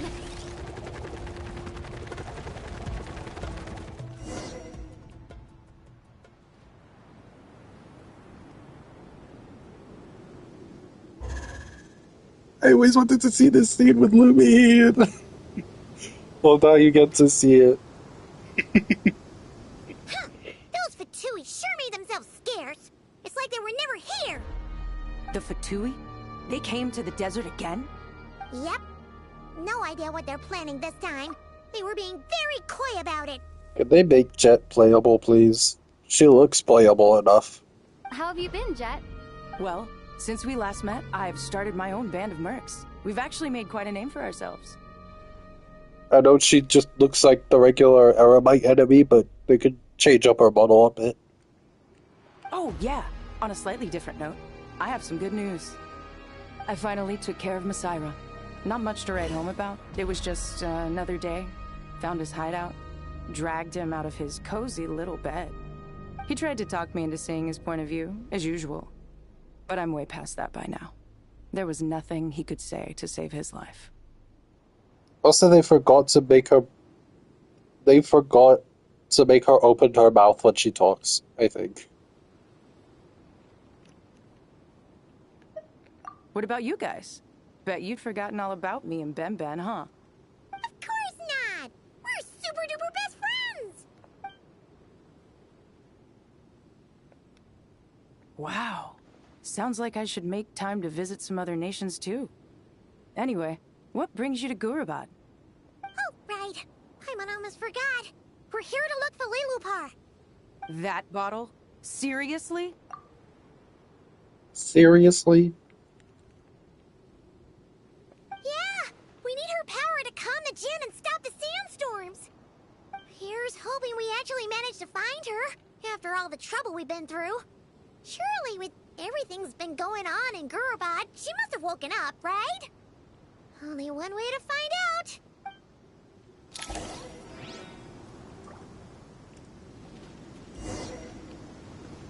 Operate safe chat ranch. Hurry up, Grassa!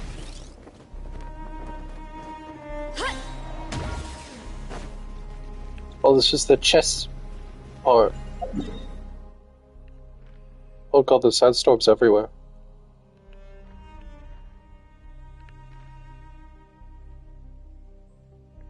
And everything's red here.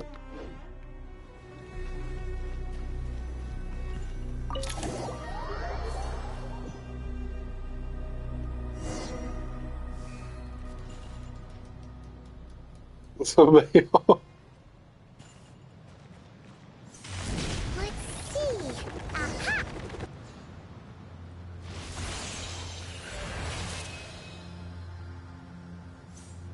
That ranch means chess. What a long Oh. dream that was. It's been a while, my master. Oh, and you're here too, little wildcat.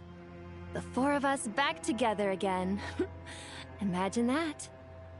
After we last parted ways, I merged with the land beneath Gurabad to suppress the dark calamity stirring in the depths. It rekindled the flame of vengeance within the Jinn, depriving Gurabad of any hope of peace. I fought against it for a long, long time. Until one day, I sensed a change in a foreign land to the west. Suddenly, the pitch-black abyss fell silent. So the west, that's that land, I believe. A foreign land to the west. Could she mean that land? Gurabad isn't far from there. Did the abyssal presence beneath this city fall silent when we defeated Gosaitoth?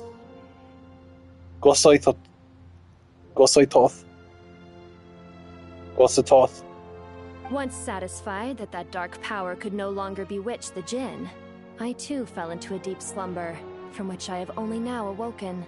Why have you returned to Gurabad, my master? And why is my sand-swept homeland in disarray once more? Well, basically, Sumeru's in danger and a lot of our friends are affected. Some bad guys messed around with Irminsul and now they've released the Djinn in here. We managed to chase off the culprits, but we have no idea how to seal this place back up and stop the sandstorms. Child's play. I shall quell the Djinn and scatter the storms. Thank you, Oh, yeah. Lulupar. No need to thank me, my master. I have granted many wishes in my time, and this was the most trivial of them all.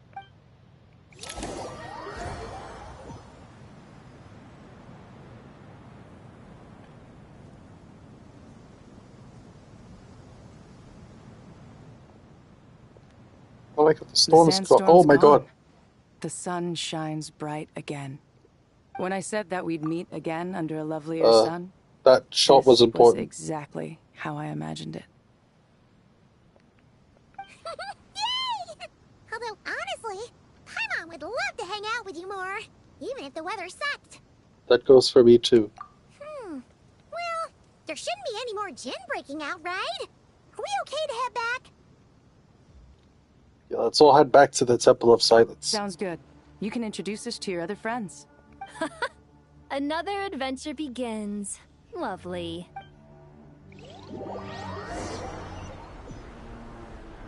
The storms have stopped! We should be able to get to the Temple of Silence without any problems now. Time to regroup! Oh.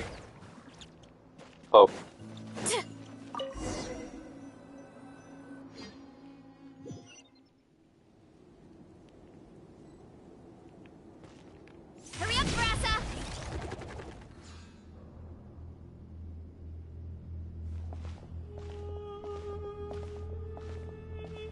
So, this is the Temple of Silence. I've heard the Nagarjanites mention it in passing, but I never imagined it would be this big. It's colossal. I thought the temple moved to the rainforest ages ago. When did they scamper back into the desert? Oh, Jet is on here now. Jet Ufira Hindi.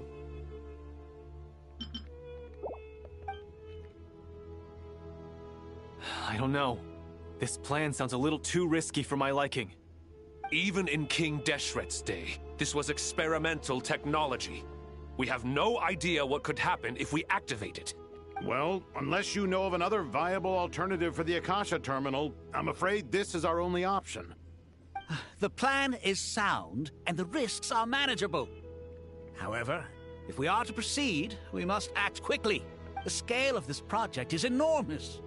Even with Carve, Faruzan, and every other scholar of mechanics working on it full-time, the proposed modifications won't happen overnight.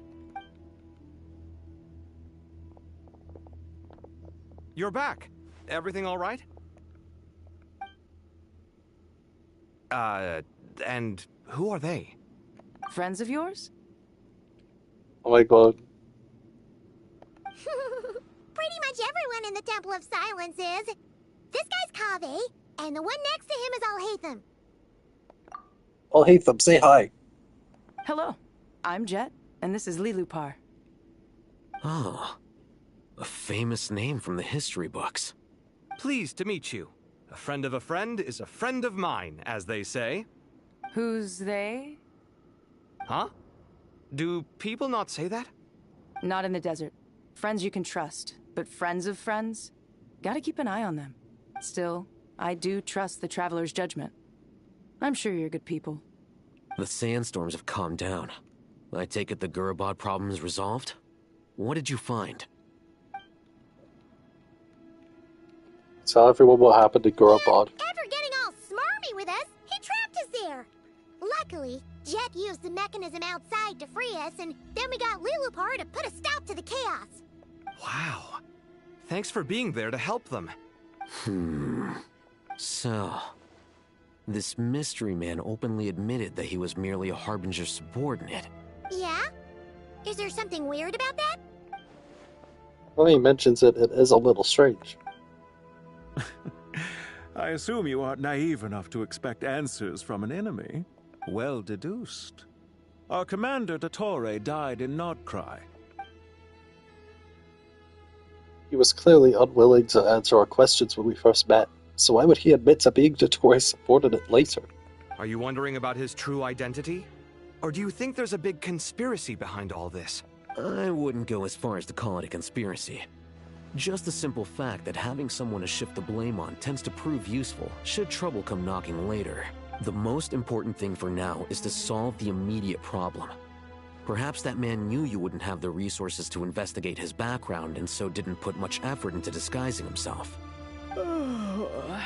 This is all getting a little cryptic for me. I'll let you guys talk while I take a walk with Lee Lupar.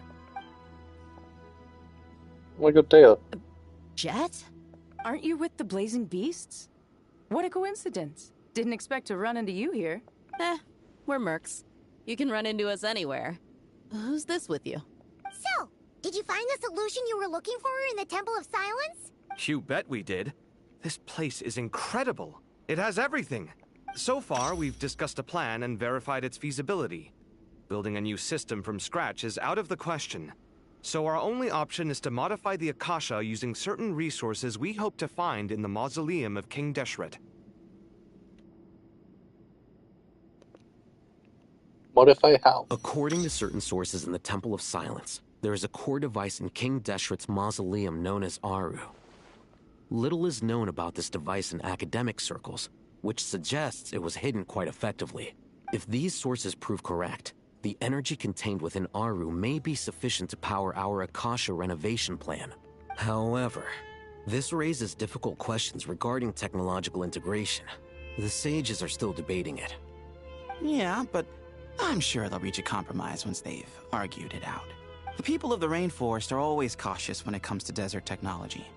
But times of crisis like this leave us with little choice. Wait, Paimon has a question. Oh my god, she's doing the timeout. And Is this the same Aru we've heard of before? It's sealed off, right? Some sort of prison where the Goat King, Ibis King, and Crocodile King are locked up. the Goat King. Sure. Well remembered. Yes, that's exactly right. According to our records, Aru was the most brilliant creation King Deshret ever conceived of. Built by divine and mortal artisans working together. It was a miraculous accomplishment, and it lies hidden deep within the king's mausoleum to this day. That being said, what Aru actually does and why it was built, those are deep secrets we are not privy to. Until recently, I wouldn't have been optimistic that the place even exists. The only reason I'm inclined to believe it now is because we heard it from the Ibis King Thoth himself at his temple. The tale of how the 3 retainers of Al-Akhmar were imprisoned in Aru. Paimon totally gets that. When Paimon first heard about it, she thought it sounded pretty unbelievable too. Do you guys still remember that? The Ibis King told us they were trapped in Aru and that they had to answer 3 questions to get out. I think I remember. What causes our rise and fall? What obliterates love and hate? And what determines truth and falsehood? Those were the 3 questions, right? Is that the cat from Layla's event? Yeah. Oh, if only Nefer were here. She's dealt with the Ibis King before, so she might know more. Oh, Nefer's a friend we met in Nodcry. Nodcry? Funny. She showed up here earlier. Huh? Yeah. Had another lady with her too. Both said they knew you. Oh? They contacted the sages, claiming they might be able to offer some assistance. Is the other lady Yehuda? Really? They came here to help out? Yes, really. It was just before you got back. One of them said she's made Nodcry her home.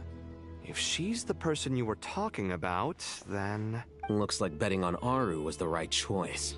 See? They're right over there. Oh, it's Nicole. I thought she brought Yehuda with her. Nicole! Nefer! Why, hello! Where help.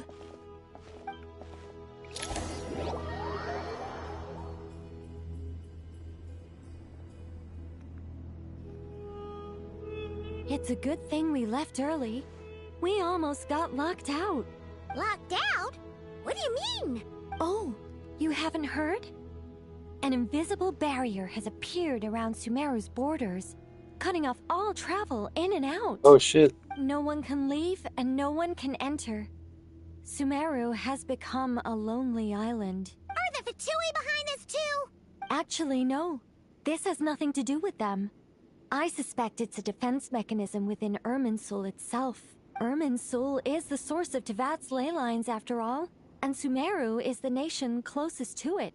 I imagine this function was put in place to seal the entire region off in the event of serious damage, preventing the disaster from spreading to the rest of Tevat.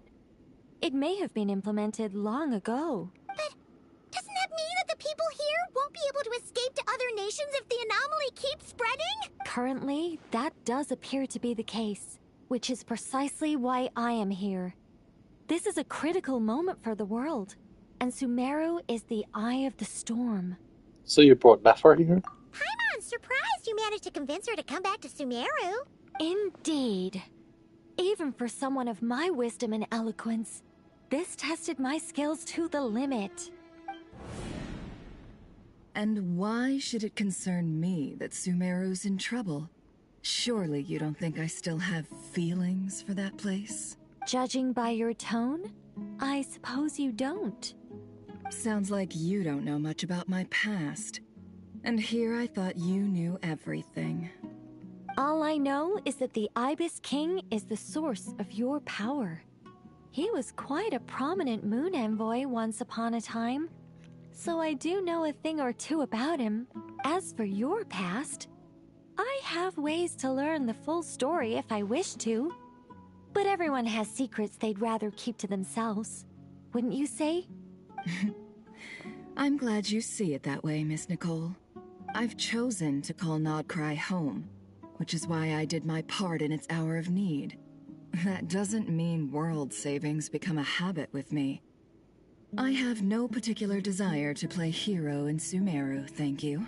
I understand. Human emotions do not appear and disappear without cause. There is always a reason to be found behind both salvation and destruction.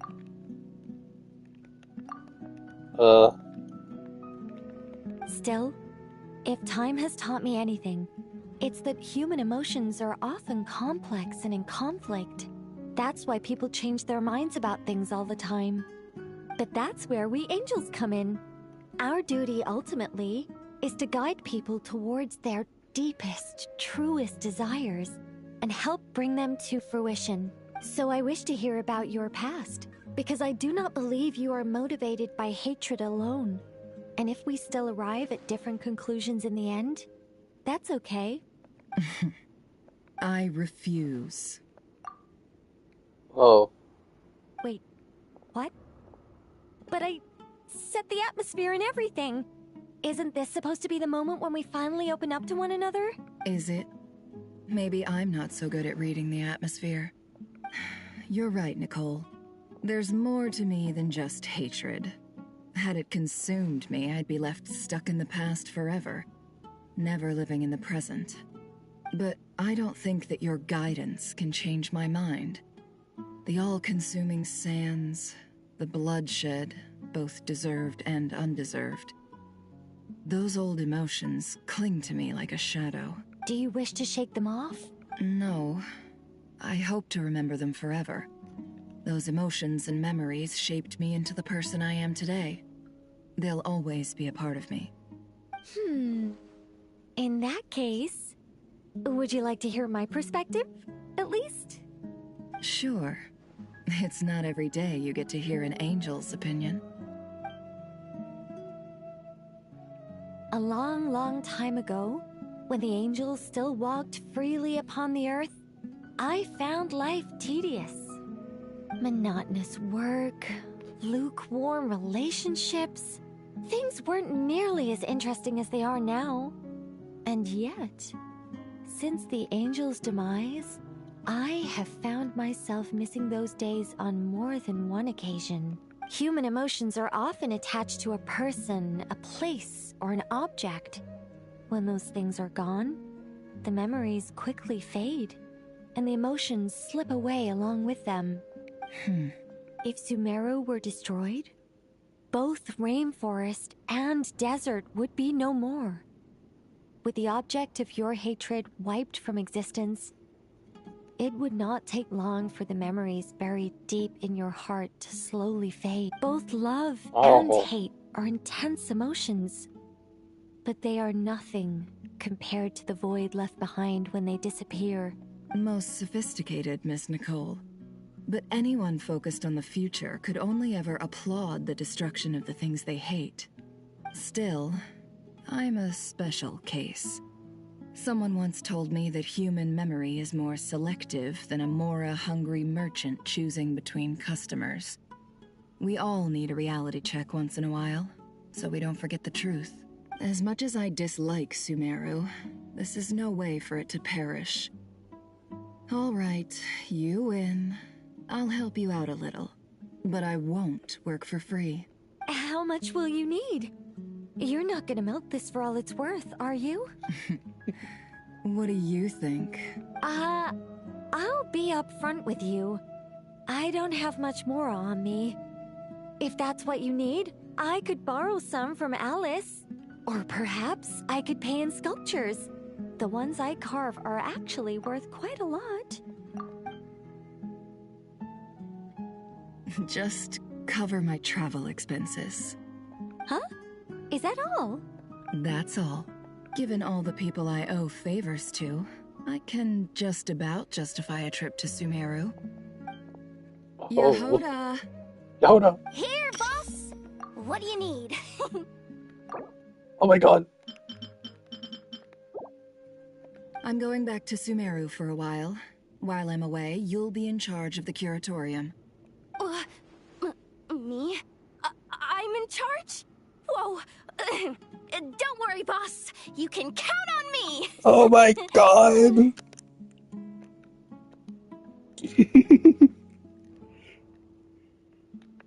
And that was how the ingenious Angel Nicole brought you the perfect person for the job in your hour of need. Hip hip hooray! Hooray.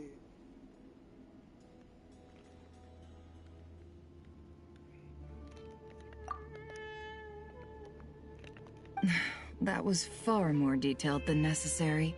Not lacking in embellishment either. I never thought I'd return. Especially not the desert. But life doesn't always go as planned, I suppose. What's Candace up to? I don't think I've seen her yet. She is still taking care of things in our village. Should be joining us before too long.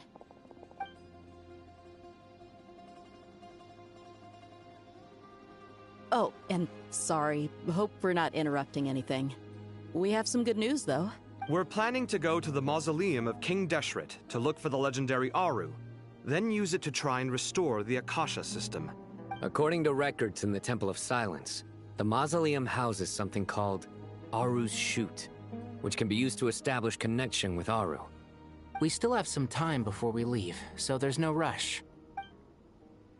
By the way, who are these two new faces? Just call me Nefer. I'm based in Nodcry. Did I hear you mention Aru? Correct. Well, I happen to have a connection with one of the 3 retainers imprisoned inside, the Ibis King. I'm here to get things done, so if you don't mind, I think I should come with you. That sounds perfect. Miss Nefer, are you from the desert by any chance? Why do you ask? I don't know. There's a familiar air about you. Plus, you mentioned Candace. Sorry, I don't mean to pry. It was just a random thought. I'm Dia, an Eremite mercenary. My work usually keeps me out in the desert. I'm on good terms with Dory, and she's mentioned you all before. It's nice to finally put faces to the names. However, my associate here is probably less well acquainted with you. Why don't you all introduce yourselves? Nicole. Actually, I'm a little better acquainted than you might think. Huh? Huh. Are my eyes playing tricks on me? It looked like you spoke without moving your mouth. Ventriloquism. I have heard tell of it before. What is it, Kale? It's you! You're the voice who's been speaking in my head, aren't you? You encouraged me to report my dreams to the Dendro Archon, and got me to recite that magic prayer. Mm-hmm. I have many titles, but let's go with the most pertinent one. I am Nicole Rain, an angel who has lived since ancient times. Okay, I don't know when the next pause is, but I need the toilet, so I'll go AFK and I'll be right back.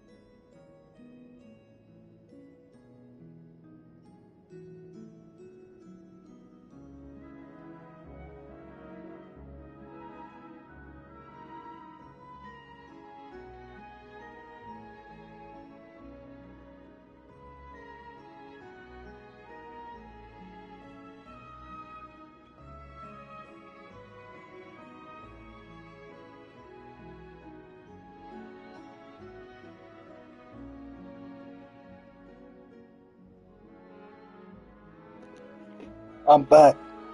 Sorry about that. Okay. An angel? Sounds like a big deal, but, what exactly is an angel? Oh,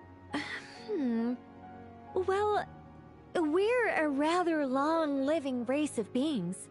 Not gods, technically, but we can still tell you a lot of stories from ancient history. Yep, and she's also an amazing sculptor.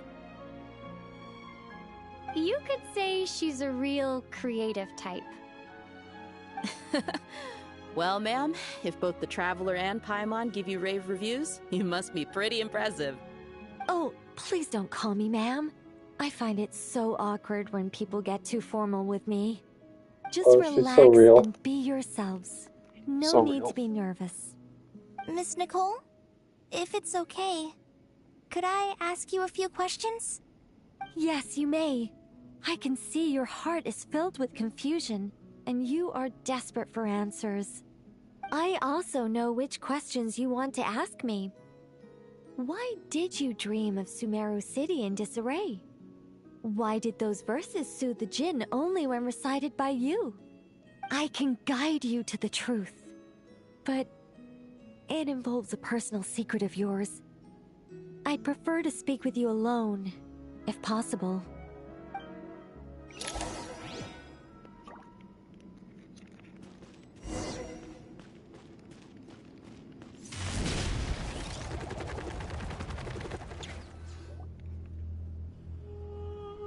I thought we were going to speak alone. This is a lot more people than I was expecting. What's wrong with it? Even the doctors at Dar al-Shifa allow patients to be accompanied by family members. Well, if Kale doesn't mind her secret being revealed, I have no problem with it. Thanks for being so considerate, Miss Nicole. I don't know what secret you mean, but whatever it is, there's no need for me to hide it from my closest friends. Closest friends? It's so nice to hear that. Damn right. All right. In that case, I'll get right to it. Kale, are you aware that there are god remains inside your body? I am. When I was young, I got sick with Elazar. Nothing could cure it. The Fatui convinced my mom and dad that they could help, and I was sent to an unfamiliar place. There were a lot of other kids just like me there. This creepy guy injected us with some strange medicine, which I heard contained god remains. I can still remember the pain like it was yesterday. Well, it was Dottore who did Thanks this, to the right? friends who've stuck by me all this time, I've gradually been able to overcome those memories. Anyway, so you're saying that what happened to me has something to do with the god remains they injected me with?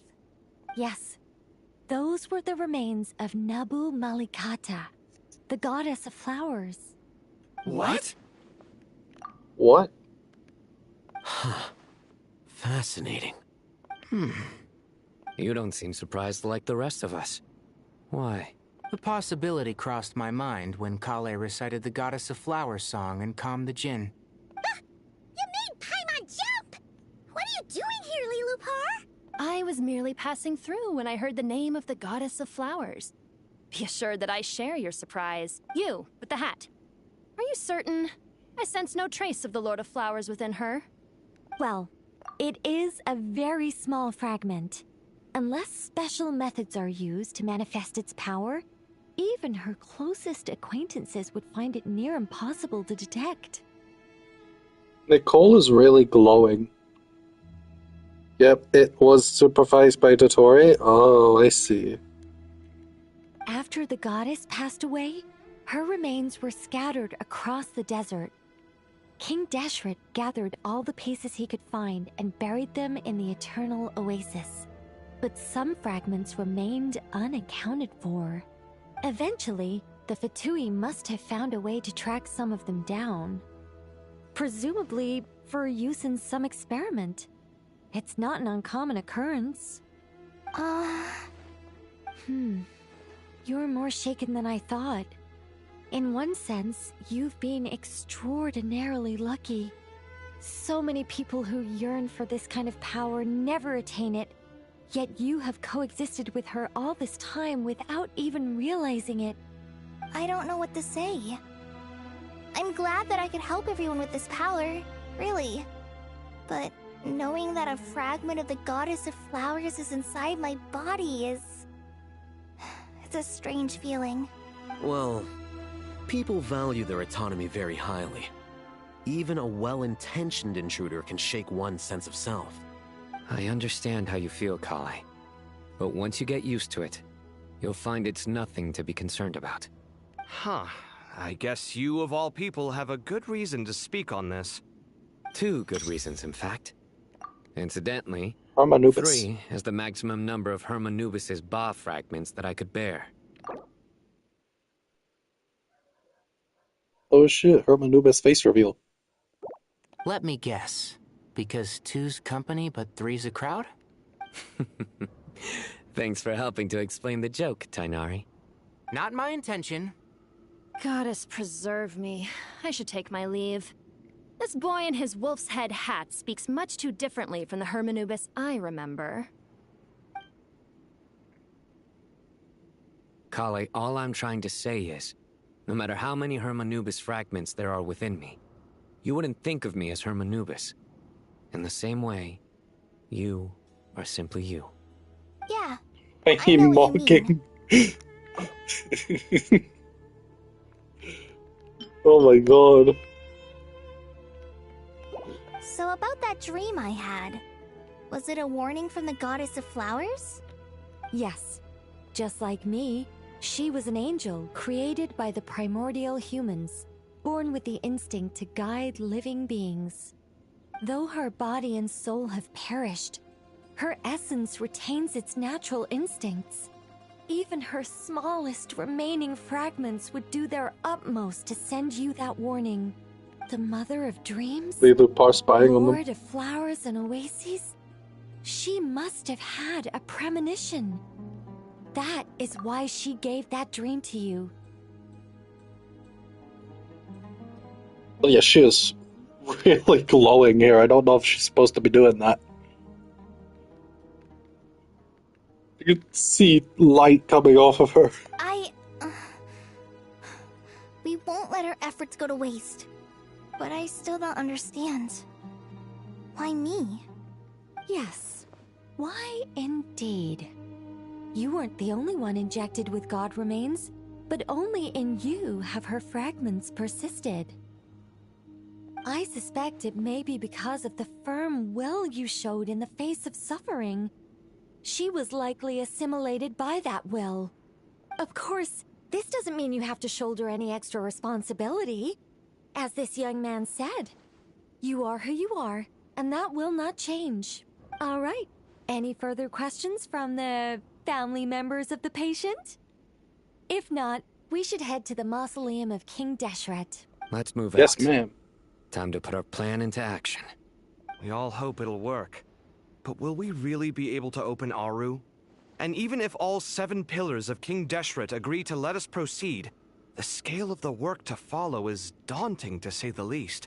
Haven't you handled other big projects before? I mean, the biggest project I've worked on to date is probably the Palace of Alcazarzaray, I guess? But this is orders of magnitude beyond that. It's a total nightmare. Look on the bright side. At least this time you're actually here when Sumeru needs you most. You won't have to come asking me for details after the fact.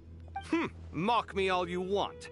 But now that I'm here, things will be resolved far more quickly and smoothly than last time. Kave's self-doubt disappeared in an instant. Like magic. Oh my gosh. Well, this confidence is most gladdening. Now, go and pack your things. We'll head to the mausoleum as soon as you're ready. Quest progress saved. Go to the Great Hall of Truths.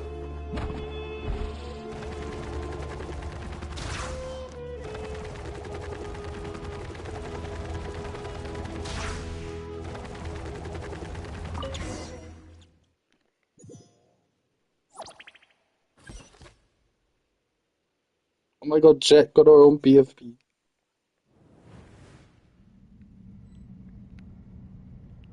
I hope everyone's ready. We'll be arriving at our destination very shortly. Doesn't this bring you to the top of the pyramid? Oh.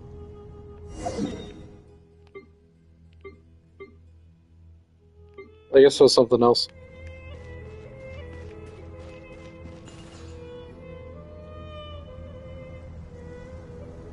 Why, we've not seen so many visitors ever, really. What is this place now, a tourist attraction? Ah, closer inspection reveals many familiar faces. To what do we dusty old fellows owe the honor? Surely you're not just here to chat. You surmise correctly. We are here to carry out a rather enormous project. Ho, enormous, you say? How large, then? Larger than the gaping void in our lives? Why, you've even put a smile on Goatee and Crocco's faces. All this activity is making for quite the special day.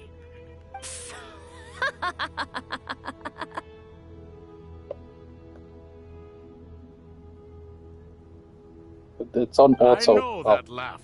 Lilipar? What on earth are you doing here? Oh, this is hilarious. Turns out good things really do come to those who wait.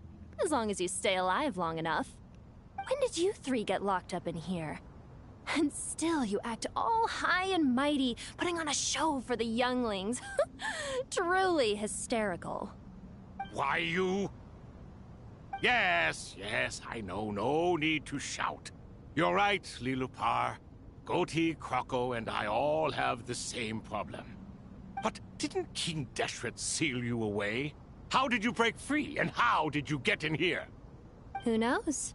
Perhaps you can ask my master one day, should you ever get the chance. Behold, the executioners of old. Some have turned into fragments residing in human bodies, and others are imprisoned eternally, leaving not a single shard behind.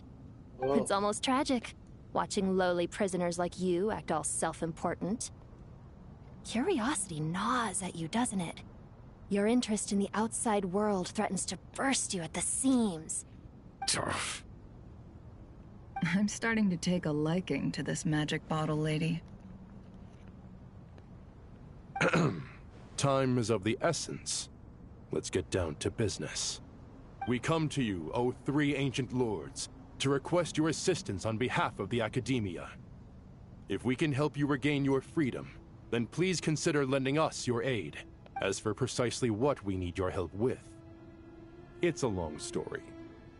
So, to demonstrate our sincerity, we are prepared to first resolve the problems that plague the three of you.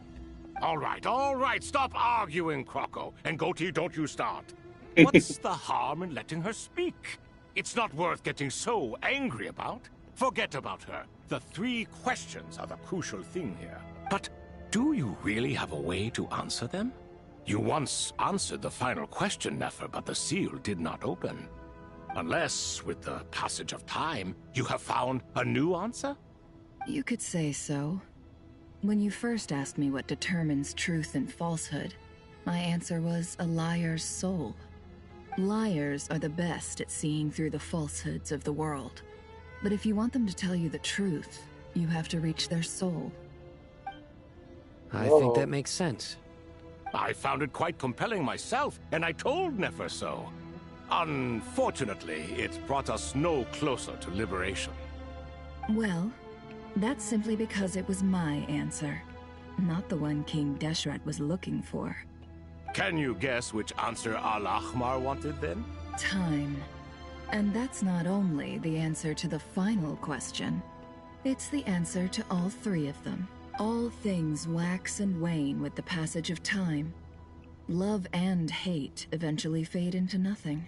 Current affairs are always fraught with conflict and controversy. Only time can distinguish between right and wrong. You once described King Deshret as a proud man. I'd say that the prouder someone is, the more inclined they are to believe that only time is qualified to be their judge. Time. Well. Time. Indeed. Perhaps in building Aru, our king was in fact attempting to reverse time, to bring love and hate, right and wrong, the rise and fall of all things back to their point of origin.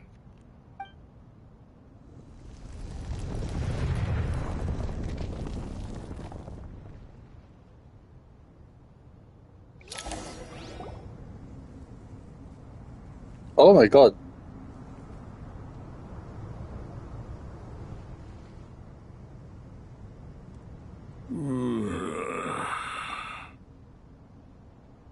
Oh, damn.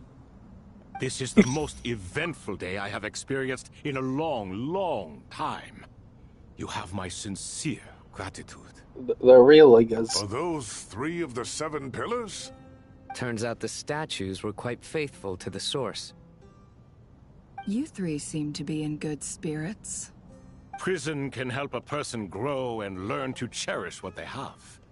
Nevertheless, after everything you've done for me, I sincerely hope you never have to experience it for yourself. Hello, Nefer. It's good to see you, Thoth the Ibis King. Nice. Definitely puts my mind at ease, seeing you two getting along so well. Should we maybe introduce ourselves, or... Sure. I'm Sethos, the current leader of the Temple of Silence. This is General Mahamatra Sino. And this is the former Spantamad sage, Cyrus. But I'm guessing none of that means a whole lot to you. Everything is equally new to us, in truth. We've been gone from this mortal world for longer than you can imagine. Let's hold off on the introductions for now. We can always ask Nefer about you later. It'll give me something to talk about with my chosen disciple. You're like a helpless parrot. Gods and people of yore are not necessarily welcome in today's world. Self-awareness is one of my finest qualities. I thought I ought to share its fruits with you two. Is that so? Well, I think we'll take it in stride, just as we did with the 3 questions. Let's not forget, it was my persistence that won you both your freedom. Fair point. I have to applaud your persistence. And I must praise you for your wisdom. Now, state your wishes, young ones. Oh my god, they're doing the default tall male poses. I'm sorry? Why, your tremendous accomplishments deserve a reward, do they not? You must let us do something for you in return. General Mahamatra, what do you think? I won't beat around the bush. Sumeru is facing a crisis the likes of which have never been seen before. And we need your help. Sino and Nephis recount the very... Every calamity throughout the ages has been connected to us in one way or another, whether we were its cause or consequence. Whatever is wrong with Irminsul, it severely affected the Dendro Archon. She fell into a coma, and is currently receiving treatment from the Dendro Dragon. The Dendro Dragon? I'm sorry, the Dendro Dragon is helping to heal the Dendro Archon? Not a pep, surely. Not vicious, cruel, a pep who possesses no virtues aside from her basic instincts. Ah, good heavens. I shudder to think what could have caused Lesser Lord Kusanali to suffer such a plight. Still, why would the Dendro Dragon lend you her aid? She has always held nothing but contempt for the Archons. I suppose she and Kusanali must have some history. You can help us make history too. Smooth talker. Well said, lad. Currently, no one can connect to Irminsul. We hope that by opening up Aru and making some modifications to it, we can use its technology to our advantage. Unfortunately, Aru is an imperfect creation. King Deshret never managed to realize his full vision before his death. Much remains to be done if it is to be pitted against Irminsul itself. Besides, I hear your reasons, but to give Aru up over such would be... The archaeological records clearly indicate that although Aru's construction took a long time, it was not beyond human means to achieve. Modern technology should solve the efficiency issues. We have no choice but to go all in on this. This is by no means a threat. But the only reason we helped you escape from Aru was to gain the necessary leverage to negotiate with you. You asked us to state our wishes, and we have. Each one of us here needs your help, as do all the thousands of people living in Sumeru. They need you, and they need Aru. What do we think, my fellow old fogies? Shall we lend our support or not? Since you ask so nicely, naturally. Is that what you were referencing? Naturally what? Are you for or against? I simply mean we shall do what comes naturally. You claim that you wish to open Aru. Know you then that the golden slumber created by King Deshret is preserved within? Golden slumber.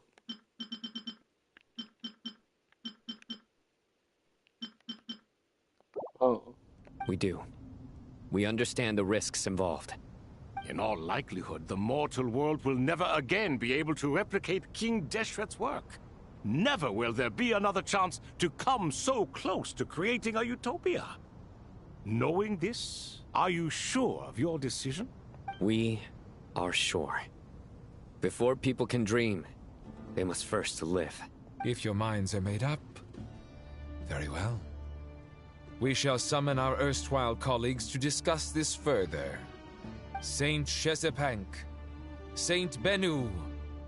Once you surrendered to silence and were buried with King Deshret. But now, we invoke the right to awaken you with our voices. I should make these three playable.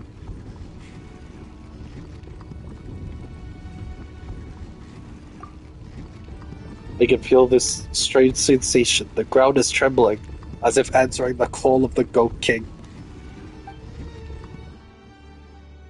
The goat? Saint Bennu, responding to your call. 3 kings detected. Initiating autonomous will. Bennu. Oh. Saint Shezepank, responding to your call. 3 kings detected. Initiating autonomous will.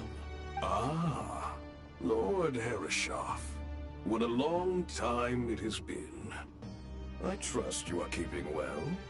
Then your trust in my well-being has long outlived your physical body. You have always opened with that same phrase, in life, death, and now even beyond. Al-Akhmar is long gone. What is the reason for this meeting? You're awake? Good. We are voting on whether to give the people of present-day Sumeru access to Aru and permit them to perform technological renovations. You have the right to support or oppose the motion. Aru is the pride of Al-Akhmar. Opening Aru requires the unanimous consent of the 7 pillars. I hope you have a convincing reason to present to us. Sumeru is currently in the midst of a major calamity. Let us not forget that while Al-Akhmar was a stern ruler, he was also a teacher of wisdom. A god without his people shall cease to exist, and King Deshret's greatest wish was to provide protection for his people. Yep. Let us then honor our God King's wishes as we consider our decision. I do not mean to mock these proceedings, but what is the point of a unanimous vote when we know that the last of the 7 pillars, the Dendro Dragon Apep, will never communicate with us? This will no doubt surprise your mechanical mind, and I have no intention of trying to persuade you it is true. Oh, yeah, But Apep is a pillar? is, in fact, healing the Dendro Archon as we speak. Huh? Can someone attest to this? Do we have any proof? I ask the 3 kings. Can any of you vouch for the truth of this claim? Naturally, the Ibis King, Thoth. What? It was Thoth's disciples who revealed the truth to us. We need not debate its veracity. Simply let Thoth bear accountability. That way the rest of us may have a clear conscience. Herreshoff, you diabolical fiend. I awakened our former colleagues for you, supported your opinion, and backed your decision. What sort of fiend would do that? I miss the days when Hermanubis was still around. At times like this, he would offer to take accountability. What are you trying to say? Is my word worth less to you than Hermanubis's? Hypocrite though you are, Lord Thoth, you are humorous in equal measure. How could we bear not to associate with a character such as you? I, Saint Shezpank, approve the Goat King's proposal. Since King Deshret is no more, we shall receive no reprimand for acting beyond our remit. Nevertheless, I sincerely hope that those before us understand the significance of what they intend to do. Remember, the moment that Aru is liberated, the myriad souls residing within the Golden Slumber will return to the ley lines. And once the ley lines flow again, these souls shall in turn be received by Irminsul. To take this step is to bring the perfect afterlife created by our king to a permanent end. We understand that well, and we have decided to proceed regardless.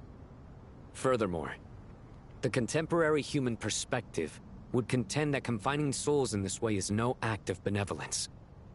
The deceased have a right to rest in peace. King Deshret's creation is clearly a place of rest and peace.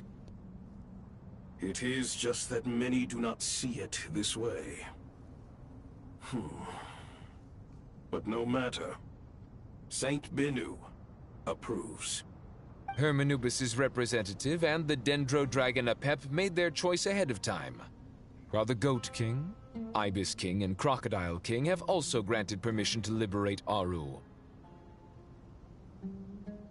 By the grace of His Majesty, guided by his wisdom and will, let the gates of Aru be reopened. Oh my god, let's go! What, did I just get a co-op request?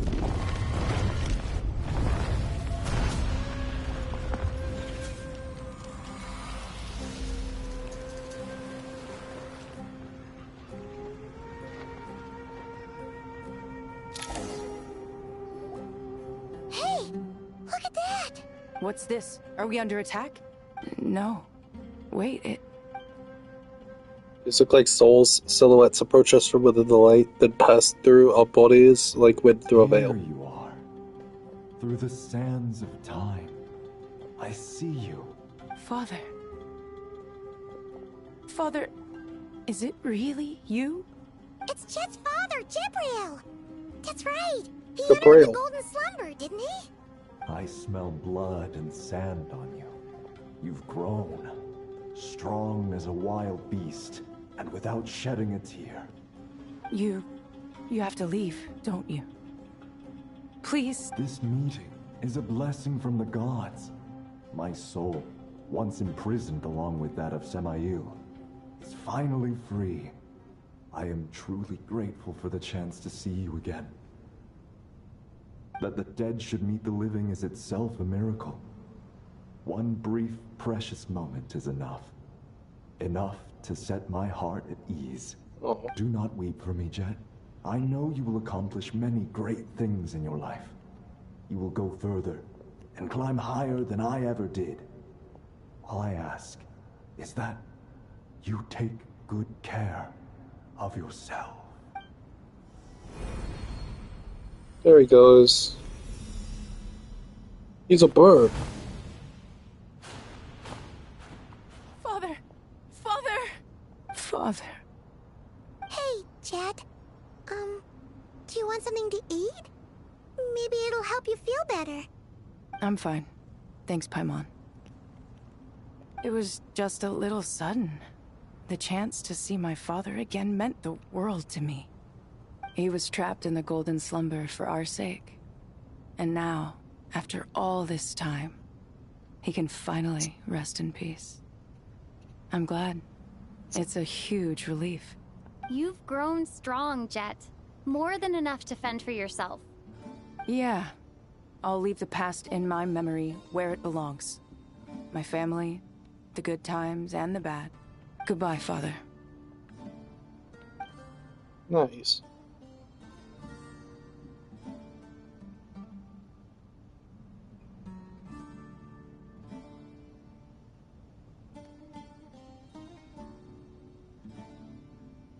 Ah, me, what a touching reunion that was.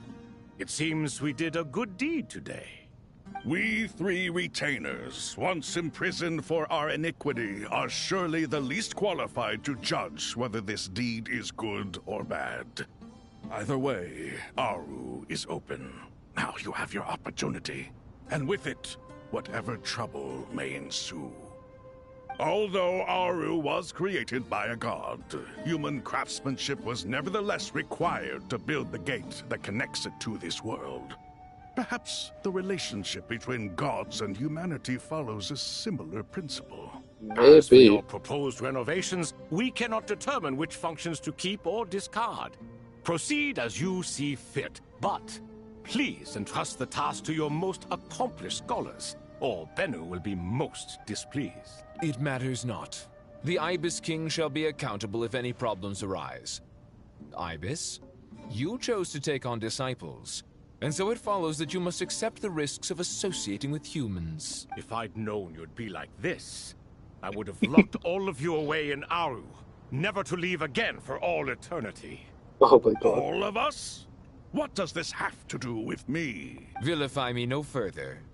Scholars, since you have liberated Aru, allow me to present you with a gift. Using Aru's power, we shall install a defense mechanism at our king's mausoleum. You must be guarded even against Irminsul itself. This shall afford you some convenience. Unseen and unheard. From this moment forth, none may by sight or hearing perceive anything said or done within the mausoleum. Amazing. And all this is achieved just with the power of Aru? With technology from the heavens, the possibilities are endless. Just because King Deshret did not use it for this purpose does not mean that it cannot be done. So, marvel away. This is the reward you have earned. All right. Well, that resolves the issue of confidentiality. What about the technical side? Do we have the manpower? Why, yes. I've already contacted them. They'll be here soon. Okay, that's Act 9 done. I'll keep playing though. I'm invested. But I wanted to claim my achievement. I'll just do it later.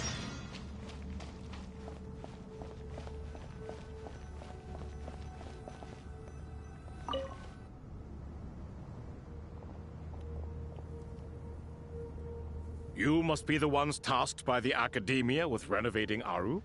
That's right. Good afternoon. I'm Kaveh, and these two are Termezi and Naisaburi. Hey, I'll hate them. Come and introduce yourself. We've met before.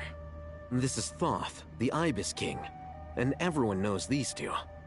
Afternoon, gentlemen. I've only ever seen these two in murals. Ah, the paintings in the temple. They show us chatting, playing cards, playing chess. Precisely the activities we most enjoy, funnily enough. No, only you enjoy playing chess. We were just humoring you. I wouldn't go that far. Back to the matter at hand.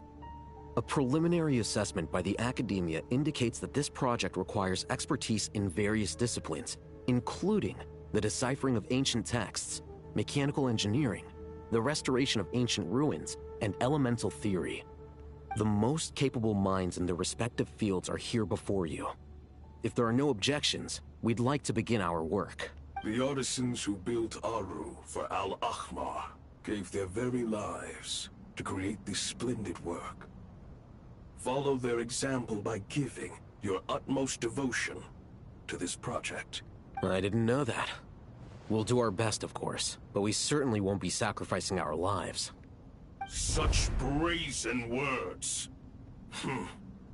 Humans these days are a far cry from their ancestors. What little respect you show for King Deshret. No, that's not what he meant. Please, don't mind him. He shares your sentiments, just not your, penchant for hyperbole. Assuming that's what you were going for? I just think it's important to manage expectations. Forgive my lack of courtesy, but we simply can't sacrifice our lives to the gods on completion of the project like people in the legends of old. Here's a first draft of the project proposal for your perusal. Please let us know if you have any requests. Normally, I'd have made it look a lot more visually appealing, but we were really pressed for time on this occasion. I hope you'll forgive me if it's a little rough around the edges. Naturally, naturally.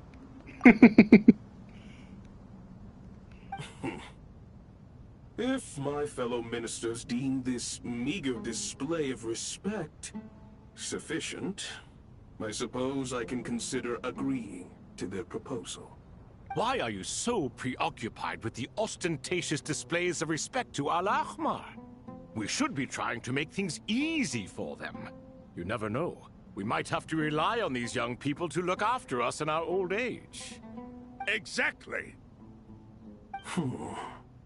This is Aru's mainframe. Be reminded to use it with great caution. We certainly will.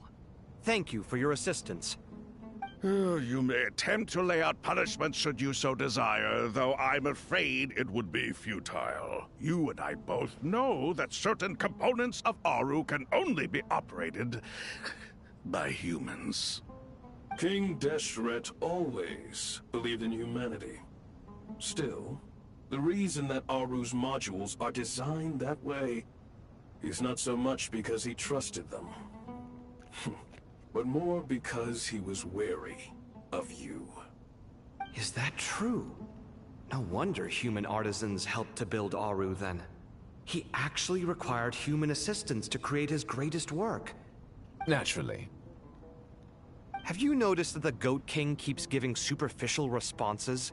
It's like he's just going through the motions and leaving the real debate to his colleagues. He understands the art of perfunctory speech. That's what earned him his position as the Minister of Ministers. It seems the rumors about King Deshret being a poor judge of character are baseless after all. Excuse me for being blunt, but it sounds suspiciously like you're putting yourself on a pedestal and mocking me. You're mistaken. And while there's nothing strictly wrong with making every conversation about yourself, it's not exactly a positive tendency either. You? Whatever. I knew it'd be like this working with you. All right, let me past. I need to look at this console. It's your job to activate it after all. Let's begin. Everyone, please proceed with the external checks and preparations as per the procedures outlined in the engineering plan.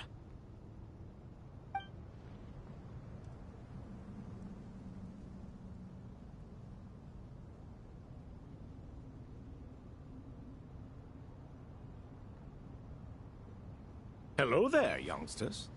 Oh, much. Whoa, the Ibis King came to life. What do you mean, came to life?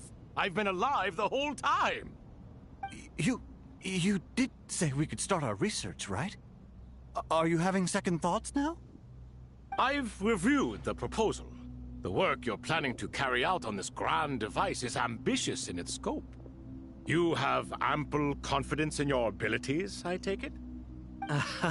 I wouldn't say I'm feeling hugely confident, but given how bad things are, I'd rather at least try something than sit around waiting to die. You are the top scholars of your day. I trust you are aware that there are countless links between Aru and the Akasha? Aru and the Akasha? But... I thought the Akasha was the Academia's greatest technological accomplishment, created years ago by the Dendro Archon to help her people access knowledge. And you too? Do you not know either? You've read the instruction manual, right? You tell them. An instruction manual? The Akasha has an instruction manual? The Dendro Archon is a kind and thoughtful god indeed. It used to sit on a shelf in the corner at the House of Dana. Not the most popular read. If the manual is to be believed, Aru was in fact the original inspiration for the Akasha system. What? But there are so few records about Aru anywhere. And practically none of the scientific expeditions into the desert had anything to do with it. Ah, but this is something you could not possibly have known. You may have heard many stories about the desert, but what is the most important aspect of history? Consider this a quiz. Anyone from Vahumana present? I'm from Vahomana. It's, well, veracity. Precisely. And a large part of veracity is the chronological order in which events occur. I may as well tell you. In the beginning, Nabu Malikata, the goddess of flowers, descended upon Sumeru. The glory of the heaven was within her. She brought life, oases, and knowledge to this land. Then she created the Jinn, enlightened them, and ordered them to serve her.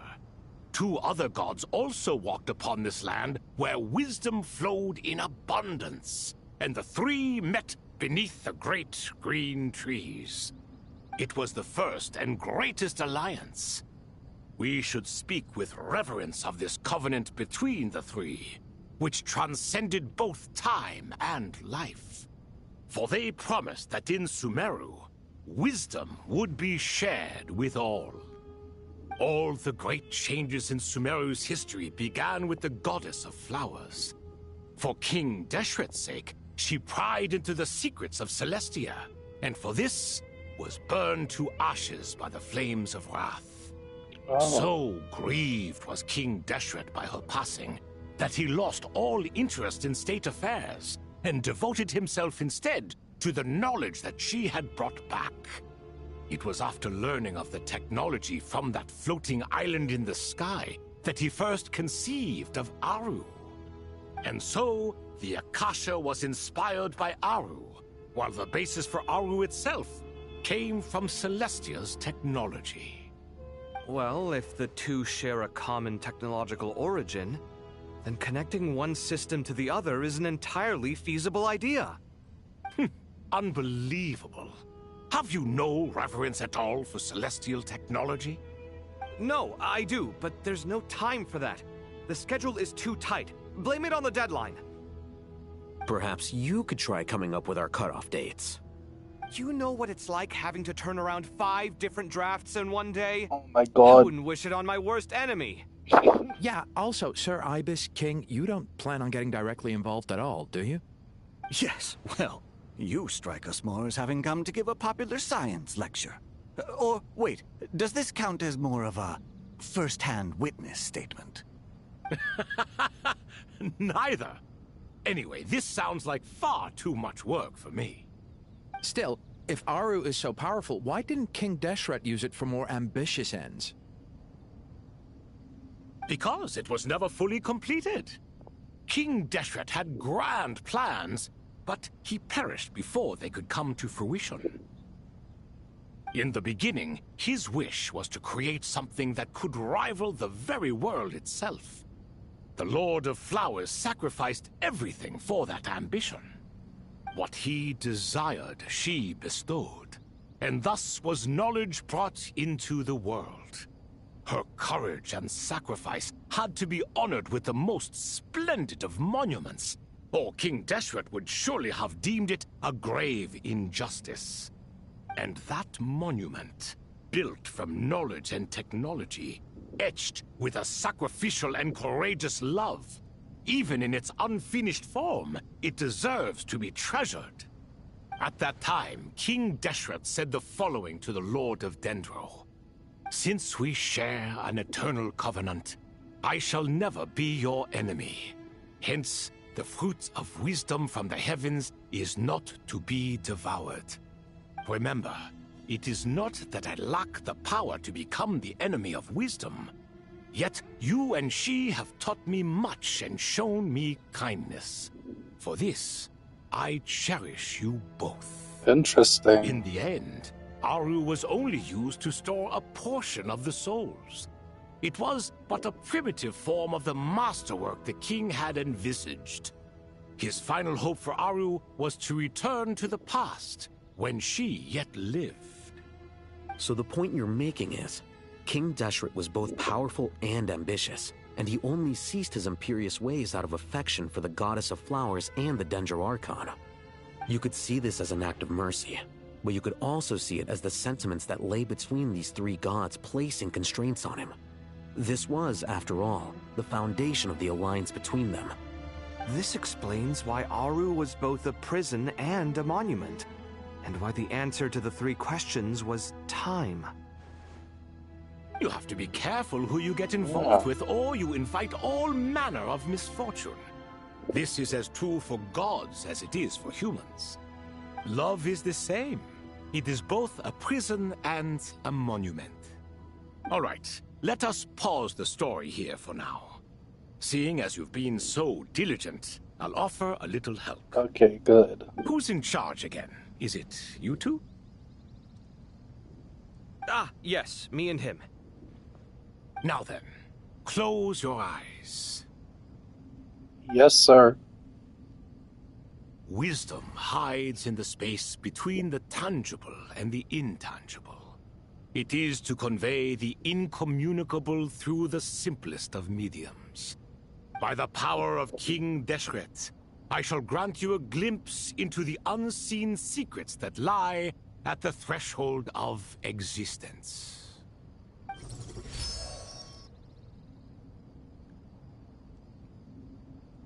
Where did this come from? Is it a new mechanism? It looks more like some form of externalized information. You've rendered it visible? Just as the Akasha allows you to access a greater range of knowledge, the power of our king permits one to perceive ingenuities that do not belong to this world. This is no ordinary mechanism. It reflects the internal structure of Aru. Whether you choose to increase or decrease, keep or discard. Come, use these to achieve the outcome you desire. Looks mechanical to me. Better let me handle it, just in case. But wait, how do I get up there? Turn around. So that's where the elevator is! Oh god, the toy.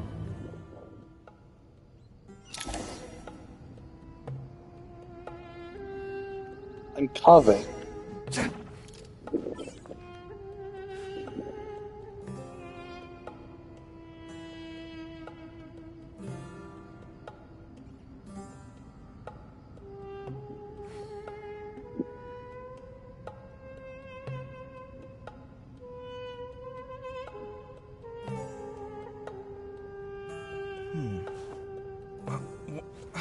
Where's my key?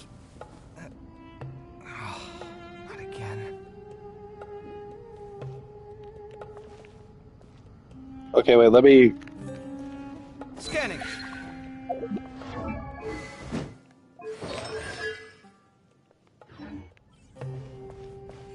Release.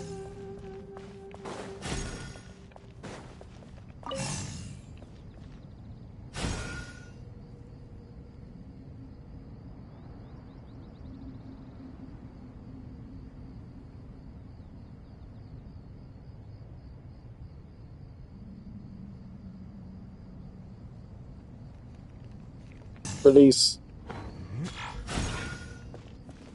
Oh shit, I have to remove that.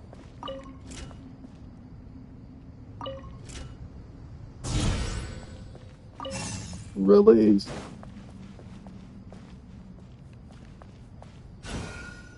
This one will go here.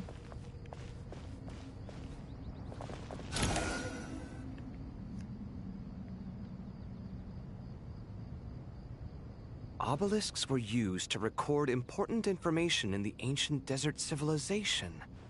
Hey, Al-Haytham, there's some writing here I'll need you to decipher. I've sent it to your screen. Do you see it? Got it. It's a little blurry, but I should manage. Take a look and tell me what it says. Oh, and I'll send any other similar text directly to you from now on. Let's start with this one. It's a variant of an older script. Herein lie verses written for the Yellow Sands. Looks like cultural information from the age of King Deshret. If so, I suggest you delete it. Words thrown together merely for fun. I had no idea Aru kept a record of this. Yeah, good. Well, as long as you're certain that this is strictly private information, that's fine. It is unimportant. Alright, well, I guess I'll start now. Okay, what are we doing here? Oh, I have to keep doing this. So we'll go this way. And then, which way will it go? That way, right? So I rotate this.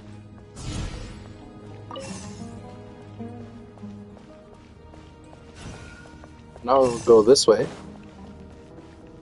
I need to rotate it. Why can't I rotate it while that's moving? Because this isn't the thing that rotates, it's this.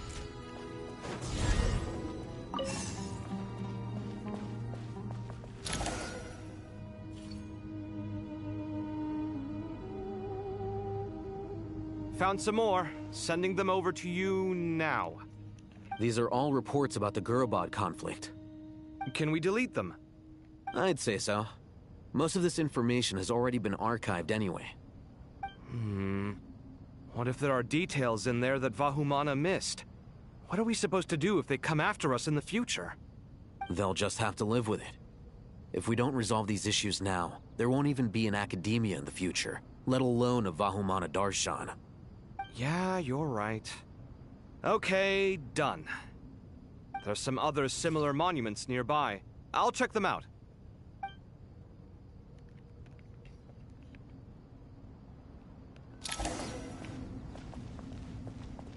Okay.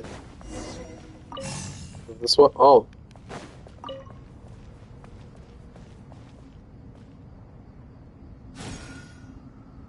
That'll go there.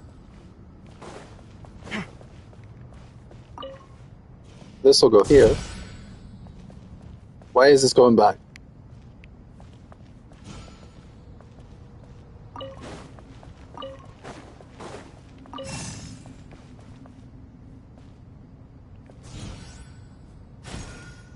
Oh my god, bro.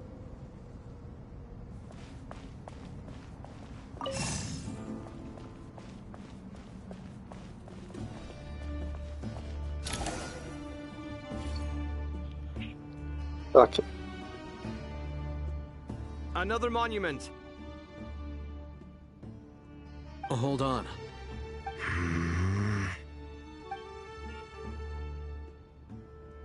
You're still reading it? How long is it? It records the development and governance of the Oasis civilization.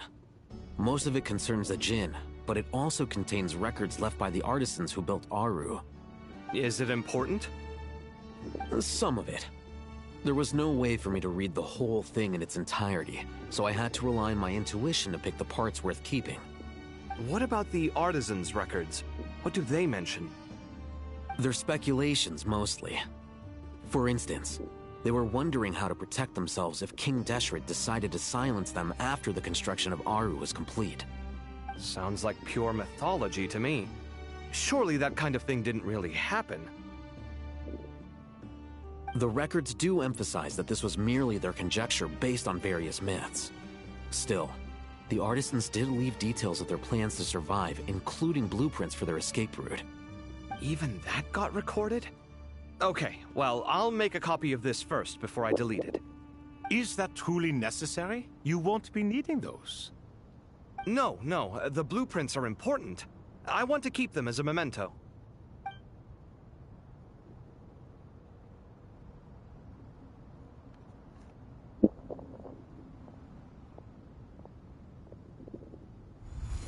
I think that should just about do it. It meets the requirements of the contingency plans, so we should be good. I gotta say, it's the strangest feeling, this cross between reality and the intangible. It's like drifting between life and death, or in and out of a dream, using my own hands to manipulate illusions that are forever out of reach. Chasing dreams in the most literal sense. Definitely a novel experience. Wow. What happens if my spirit just floats away? That won't happen. Yeah, I know I haven't been Anyway, saying much. I wouldn't celebrate just yet if I were you. I'm looked There's in, I'm likely to paying be a attention. Phase 2 of this project. All right. I'd better keep my wits about me then.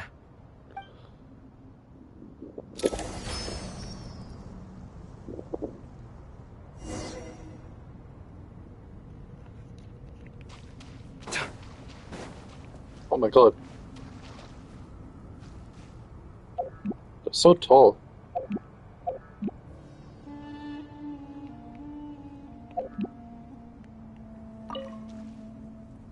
I expected that the outside world no longer respected the ancient gods, but even so, I do find the tone of these youngsters to be dreadfully impolite.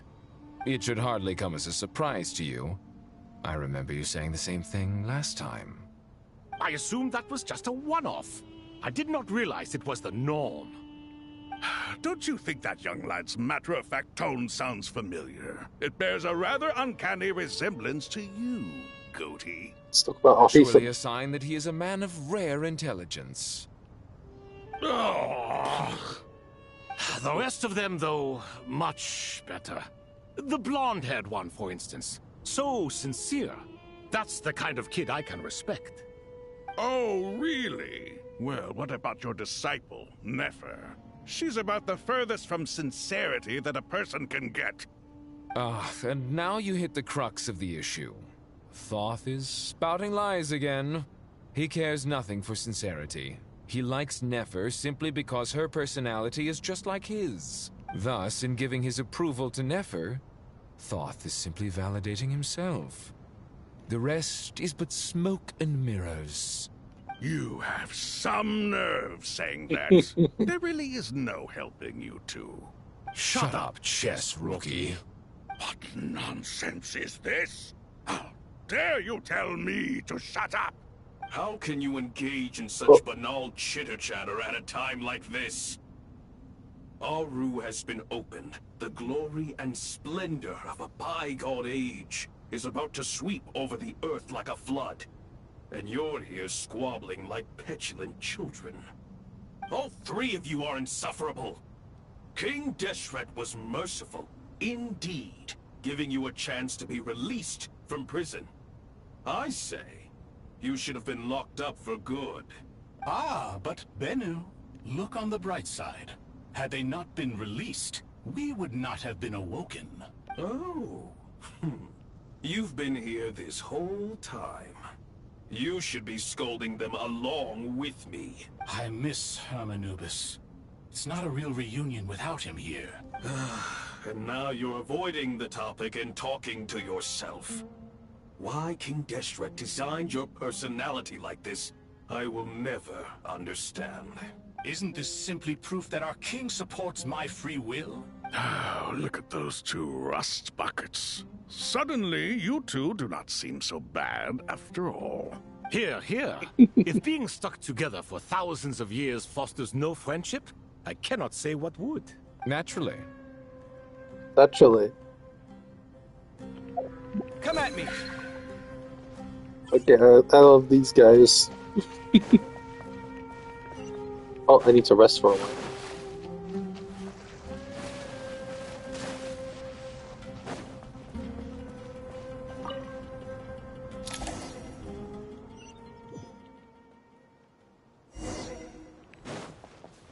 Head to the entrance of King Deshret's mausoleum.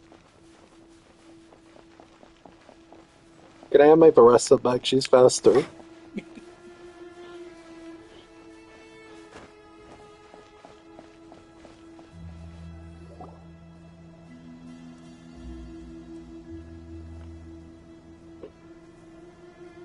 Traveler from afar, do you worry for the fate of Sumeru as well? Whoa!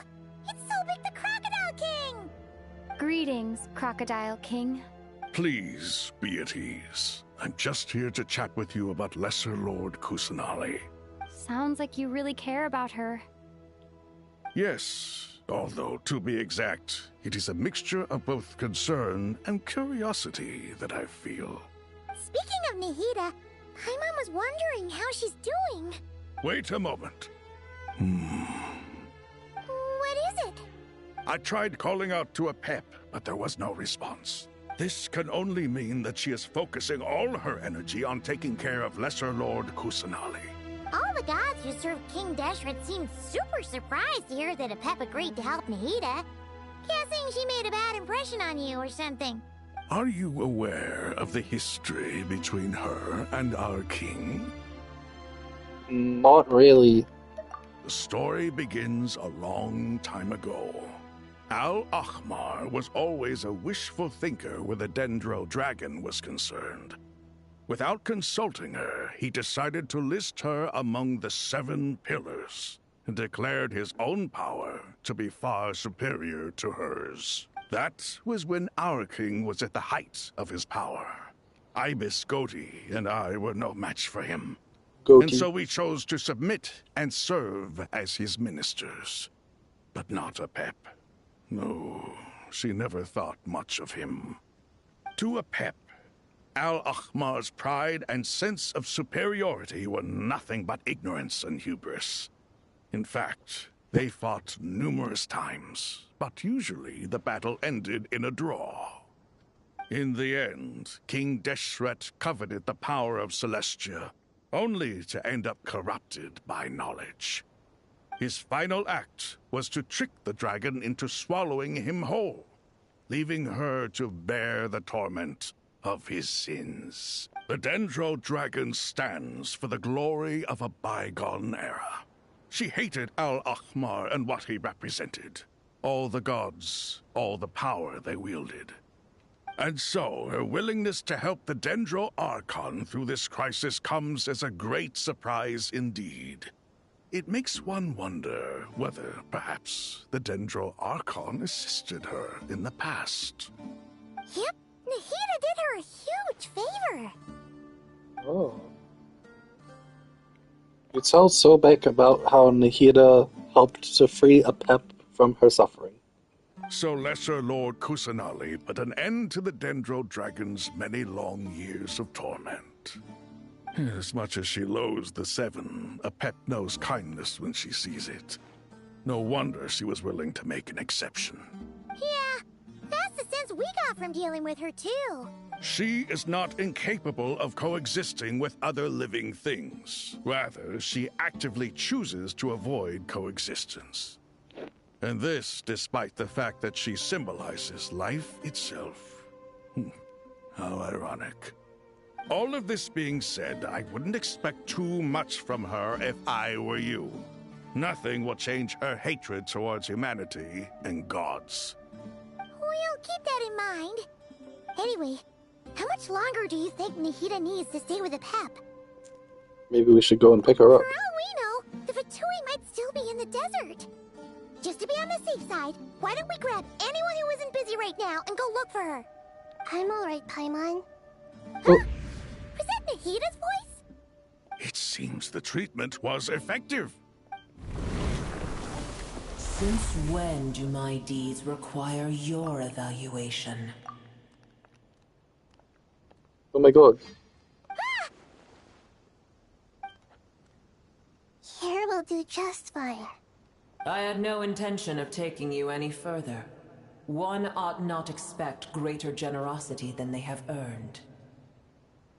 You always hide your kindness away like an oasis within a sandstorm. Only those who make it through the swirling winds can know just how beautiful that oasis is, and how much hope it brings. She sounds like she has a sore throat or something. Is she okay? You dare appraise my being? No, I'm expressing my gratitude. She sounds ill. I want to thank you for sharing your precious life force with me.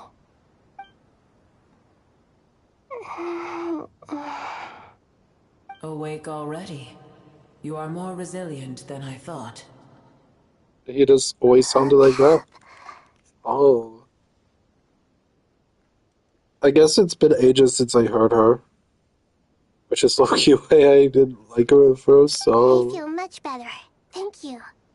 Gods and their gratitude mean little to me. And of course she grew me a lot. You give me your assurance that the situation with Irminsul and Sumero's ley lines will be competently managed.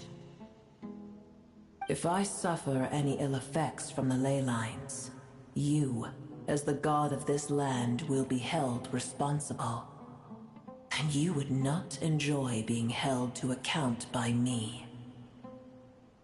I understand what you require, but I would assume this task even if you did not demand it. Sumero is my responsibility. I must resume my duties as soon as possible. A farcical notion. God of Sumeru, I hope you realize how unextraordinary your strength is. And yet, maybe it is precisely what defines me. A god of wisdom is not meant to rule by force. Then hold steady. We go forth. Well, Let's go. Is that a pep? Do my eyes deceive me? Of all places, the Dendro Dragon has decided to visit the mausoleum of King Deshret? I see that after all this time, El Ahmar's menagerie of ministers remain as vile as ever. It's a pleasure, Dendro Dragon. Had you arrived but a little sooner, you might have attended a meeting of the Seven Pillars. What a nauseating thought. You are not the first insects I have had the displeasure of dealing with today. A swarm of them tugged on my tail on my way over. Goodness knows what hovels they crawled from. Why do all the creatures of this world remain so lowly after all this time? What did you do with them? I cast them away. What would you have me do? Keep them as trinkets? Boer, this is where we shall part ways. To be clear, I do not wish to see you or anyone else here ever again, unless absolutely necessary. Then I wish you peace as you return to your dwelling place. Thank you for helping Nahida. It matters not to me. Simply refrain from bothering me again. Bye-bye. A force to be reckoned with. At times like this, I feel glad that she has no interest in any of this. Hold on, just hold on, okay? We're almost there. Oh my god, it's the red thing. Nara. We made it. Huh? Sorush. That voice! It's... Uh-oh! I'm gonna fall!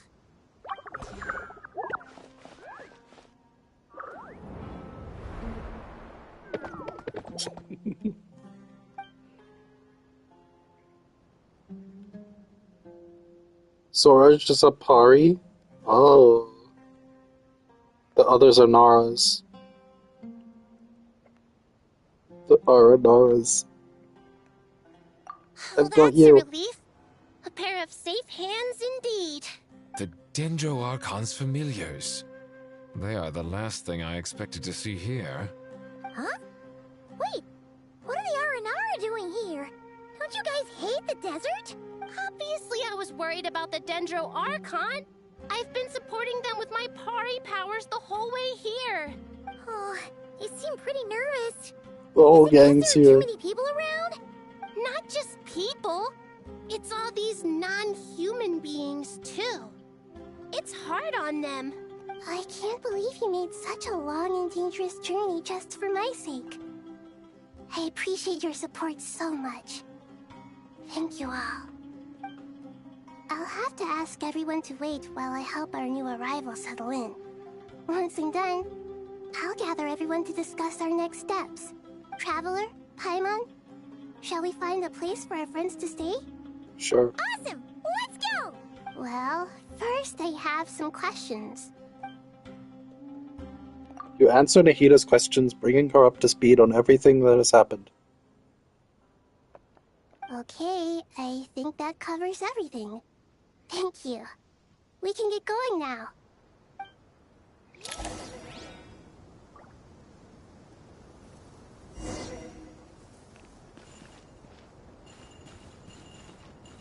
Oh god, they surrounded me.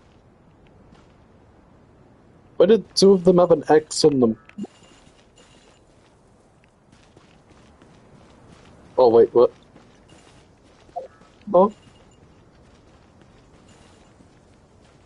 Oh? I can't use my skill.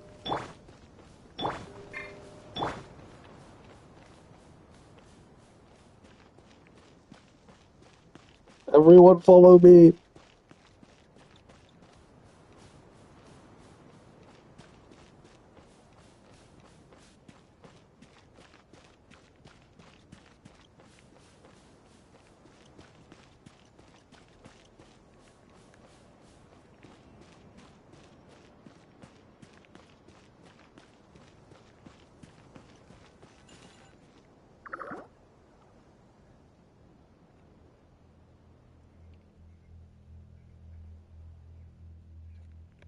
Wow, big dendro dragon threw us across the sky. So scary, and so many Nara here. Cheer up, Arapas. They're all looking at us. Wait, they're all looking at us.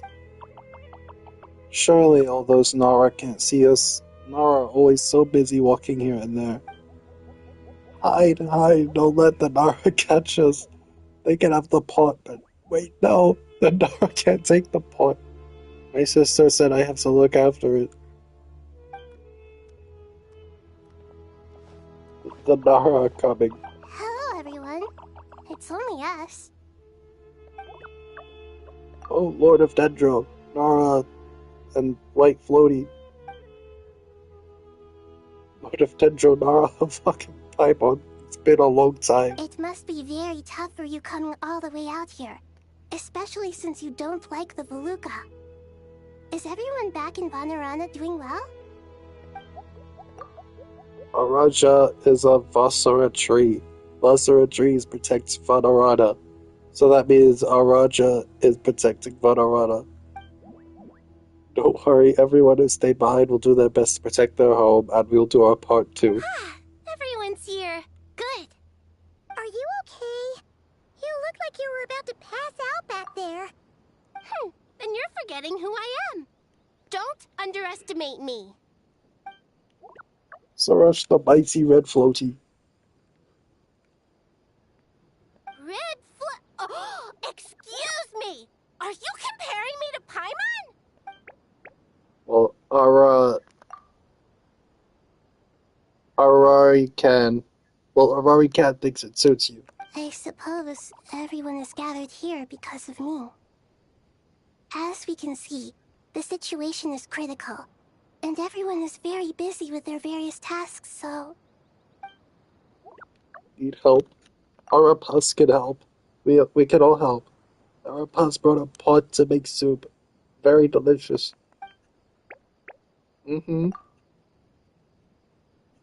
All of us are here to help.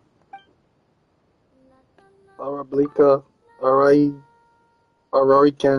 Arapas, Arashan, Arayuta, Arasata, and Arasaha will all help. I can't thank you enough. Right now, we're focused on restructuring Aru, processing excess information, and helping restore everyone's confidence. I'm sure you'll find it all very straightforward. I can help too! Just let me know where I'm needed. Together. Lord of Dendro, Arabalika has something important to tell you. On our way out of Vanarana, we saw some Nara talking in secret. Male Nara up to no good. Up to no good? Yes, two Nara sneaking around at Karavan Rebot. I'm guessing it's the Fatsui. That definitely sounds suspicious. Traveler, Paimon, I have other work to attend to here that needs to take priority. Could I trouble you to investigate the situation Arabalika spoke of? No problem. Leave it to us. Thank you. I'm counting on you. There's one other thing. If you are to work alongside the people of Sumeru, you will need to make yourselves visible to them. Is that acceptable to everyone? Well, if we really have to, I guess we have no choice. Don't be afraid, Arapas. If you make the most delicious soup, everyone will like you. There's nothing to fear. No one here will hurt you. But if you do feel afraid, don't worry. Just call my name and I'll be there. Okay. Very well. Now, I shall bestow a small blessing upon you all. Whenever people see you and interact with you, from the moment their gaze meets yours, they will experience the most beautiful of dreams. Nahida gently raises her hand. You don't know what she did, but you feel a wonderful presence, like something out of a lovely dream indeed. Sunlight trickling through the branches, glistening like gold leaf. The trees chanting softly in the breeze as the flowing water plays a symphony. Your heart swells up like a balloon as it fills with happiness. There are many terrible things yet to be resolved, but in this moment, all you feel is peace, friendship, and love as you stand side by side with dozens of other creatures together in the forest. The people turn around. The people around you turn their heads and scan their surroundings. They hear it too. Ancient voices speak from the forest, soothing everyone's hearts. Do not fear. Do not be afraid. Do not overcome by the storm. Do not be overcome by the storm. Do not fear. We will face it together. This too shall pass.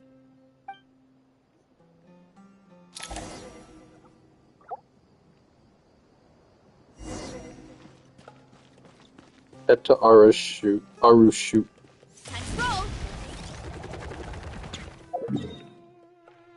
I don't even know what that is.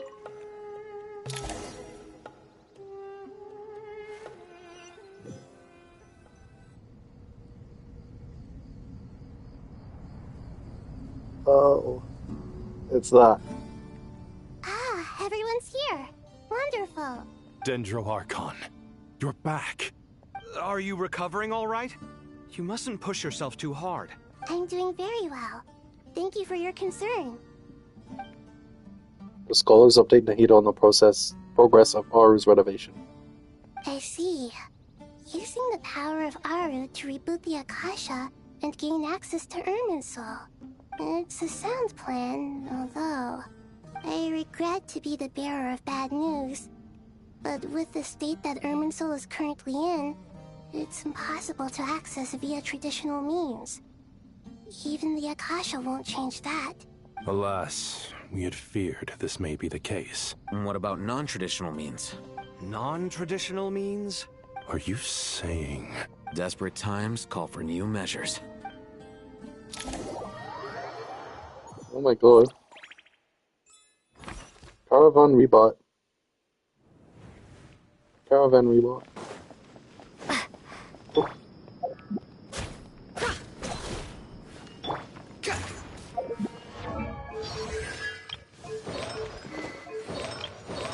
Nice.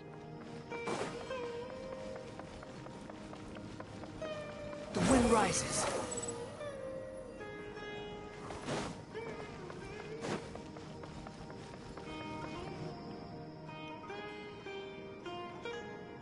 Hey, we're here! Ah, it's you. Is there a situation? The Aranara have good intuition when it comes to people. In other words, there may well be a traitor among us.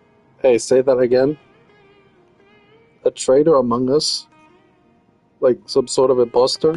Given everything that's going on, I'd be more surprised if there wasn't.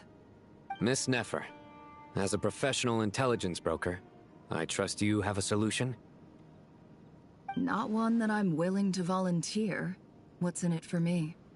Let's say I'll treat this as a pilot project aimed at expanding your intelligence operations. Whatever business you're in, an avenue to demonstrate your abilities could never hurt. I like the sound of that. Glad we're on the same page. Given that you rarely set foot in Sumeru, practically no one at Caravan Rebot knows who you are. I take it you've read the files on everyone in the area? Yes. I also skimmed the list of evacuees, and am more or less up to date on where everyone stands. Any initial suspects? Limiting the scopes to males whose recent activity could be viewed as suspicious. I've identified 3 names. The Aranara saw 2 people talking, but currently we only have 1 suspect. The other person was probably just a messenger, and in all likelihood has already left Caravan Rebot. Everyone is heading for the desert per the evacuation order. Anyone willing to turn back at this stage is almost certainly with the Fatui. There's no way it was a spur-of-the-moment decision to act at a time like this. This spy must have been planted long ago. We need to smoke him out from wherever he's hiding. Sounds like you have the beginnings of a plan. Sino and Nefer quickly exchanged intel and narrowed down the relevant information. I see. Your suspicions are well-founded. I'd be watching him too if I were you. So far, we still lack solid evidence that he's been bribed. He hasn't made any recent purchases that would indicate he came into some cash. Then let's get closer to him to confirm before we make our move. I can handle it. I'm not based in Sumeru, so barely anyone at Caravan Rebot knows who I am. And you're certain you've never encountered this person in Nodcry? I'm certain. Besides, it's extremely rare for me to have had any direct contact with Sumeru mercenaries besides Jet. There's no way he could have seen my face before. Sino, stay out of sight and wait for my signal. If he raises any red flags, I'll bring him toward the main road. Understood. I'll take it from there. Excellent. Well, it's a pleasure working with you.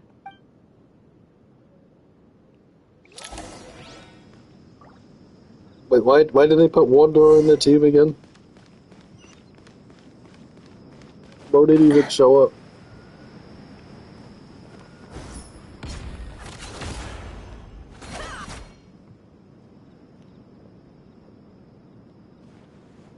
Darker skin, scars, frequents the desert and has ample combat experience.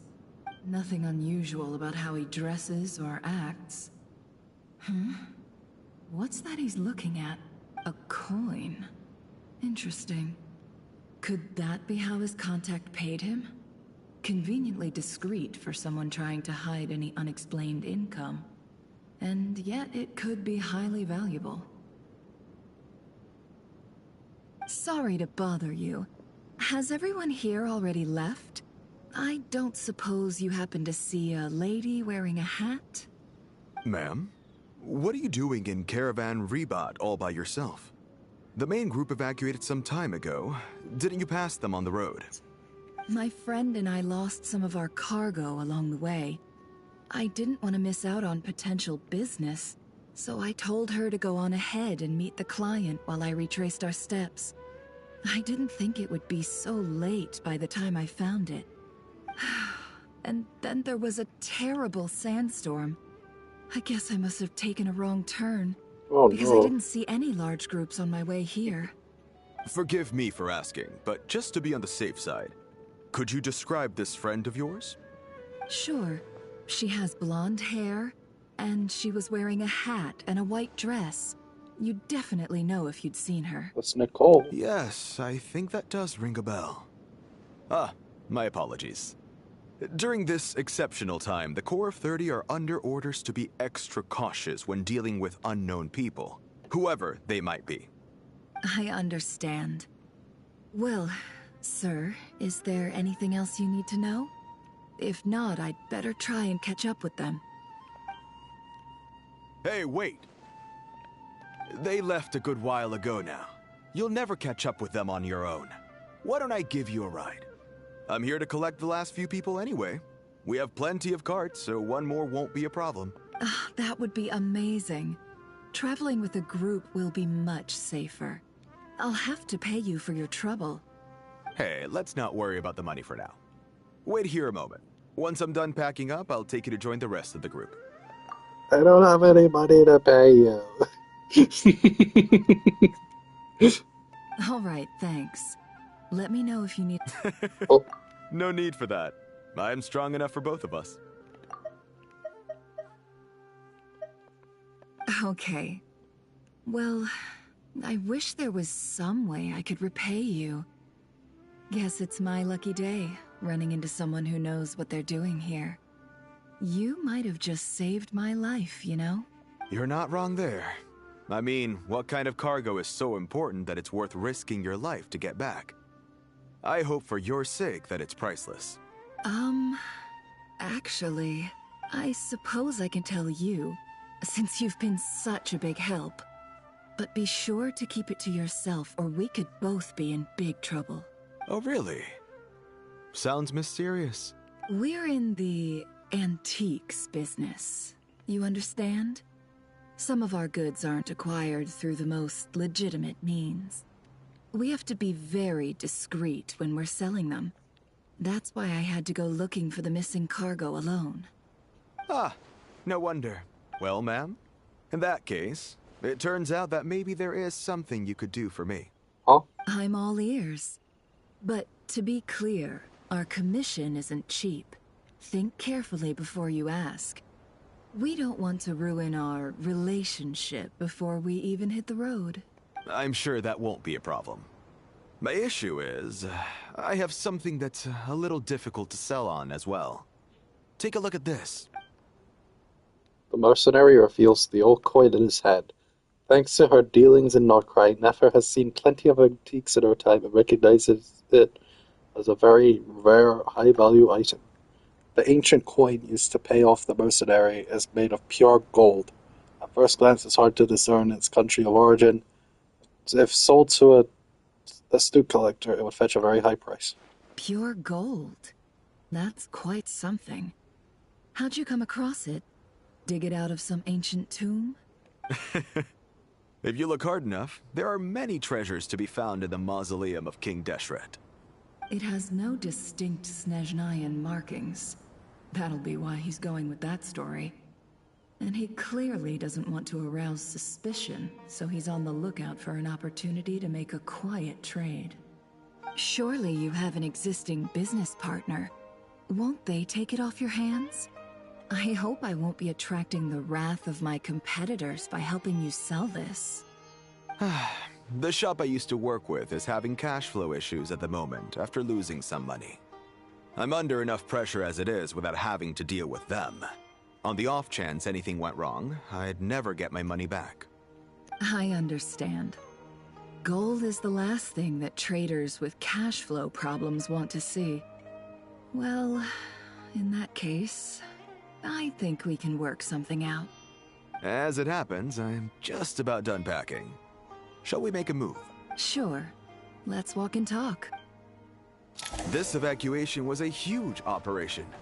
They needed a few people to stay behind and tie up loose ends. And I ended up being one of them. You're lucky you ran into us in time.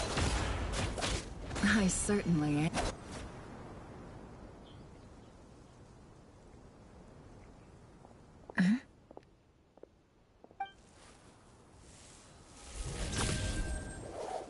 Hands where I can see them.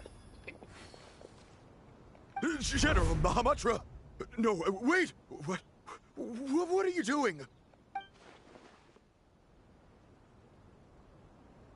This is the coin? Good.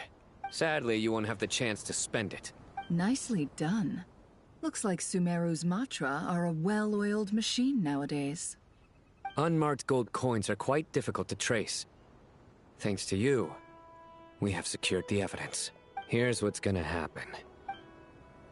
Sino notes the group, then turns and leaves with the suspect.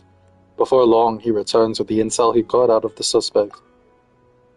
Southeast from here, leeward side of the hill. That's where he's meeting his contact. Great work. Candace tells me your interrogation skills are highly effective. Hers are quickly catching up. She's improved a lot in recent years. Looks like it's over to you for the next step. Because I'm quickest on my feet?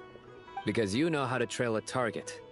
Plus, it'll be easier to monitor their activity from the air. Fine. I'll be quick. One more thing. The Traveler just brought a message from the Dendro Archon. Once you're done with this, we're to meet up at the mausoleum of King Deshret. Got it. Will do. Are you sure you'll be okay on your own? Gee, I don't know. Maybe you should come with me. Okay. Then Paimon's coming with you. Really? You do know this is a stealth operation, right? Meaning, you have to be quiet? Paimon? Are you sure about this? Well, Paimon at least wants to give it a shot. Like everyone says, if you never try, you'll never know. Paimon wants to go without the Traveler? Besides, being the best guide in Tibet has to count for something. This should be a piece of cake. Fine. Join me if you want. But be warned. If anything goes wrong, I'll have to gag you and shove you into a bush. No need! Paimon will be super careful. Promise! Good. Then what are we waiting for? Let's go. Ah! Coming!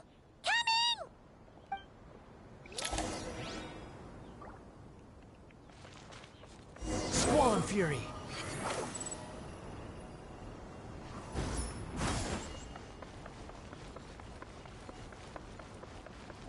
Behold! Search for it!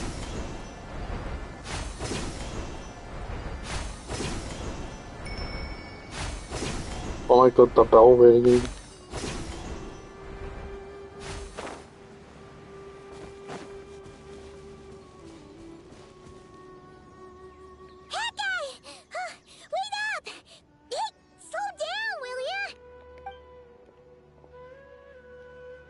We're here. Now we wait. Okay, yeah, cool. Cool. What's on your mind, Paimon? Huh? Nothing? I thought all you cared about besides being a guide was food and sleep. Why the sudden urge to go on a dangerous mission? What's that supposed to mean? Paimon's been on plenty of dangerous missions before. But never on your own. You hardly ever leave the Traveler's side. Just saying. I'm kind of at loose ends right now. So if you did want to share, I suppose I'd have to listen. If not, suit yourself. Makes no difference to me.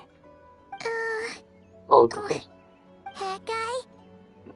Do you think Paimon is useless? What?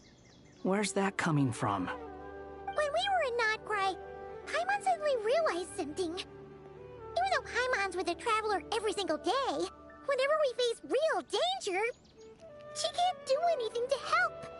Paimon doesn't get like this very often. She just got really scared when the Traveler got kidnapped that time. What if she never came back? What would Paimon do then? And the more Paimon thought about it, the more useless she felt. But Paimon doesn't want to be a burden. Paimon wants to be a friend who's actually useful. Is that why she suddenly wanted to go off with Wonder? Does that make any sense? You know, that feeling of just being completely useless and... Oh. Paimon probably sounds so ridiculous right now. You asked the right person. Boy, do I know that feeling. Oh, that guy. I'm not gonna try and encourage you. What I will say is this. When you start doubting yourself, you have two choices. Give up or change. You have to make the decision to move forward. Otherwise, no amount of consultation from other people is gonna help you. So ask yourself, what do you want? To get stronger? To learn more? Whatever it is, go do it. You won't have any regrets if you can at least say that you tried. Oh. All right. Something's not right. Shouldn't they be here by now? Paimon, is it just me? Or is it a little too quiet around here? Should Paimon take a look? We'll give it another hour. If nothing happens, we head back. Okay. Another hour? Was that conversation supposed to be an hour long? Time ticks by, but still nothing happens. How strange. We've been here for ages. Where the heck are they? Have we been stood up? What is it? Did you think of something? Something feels off about this whole situation, but I can't quite explain why. We know for sure that the guy Sinocot had something set up, yet somehow his contact is a no-show. So, either the handler got caught, or, more likely, they decided to cut our guy loose. But how would they know to do that? Wouldn't they at least send someone here to check things out? That's the problem. They couldn't possibly know what's happening here. Unless... This feels all too familiar. Come on, let's head back.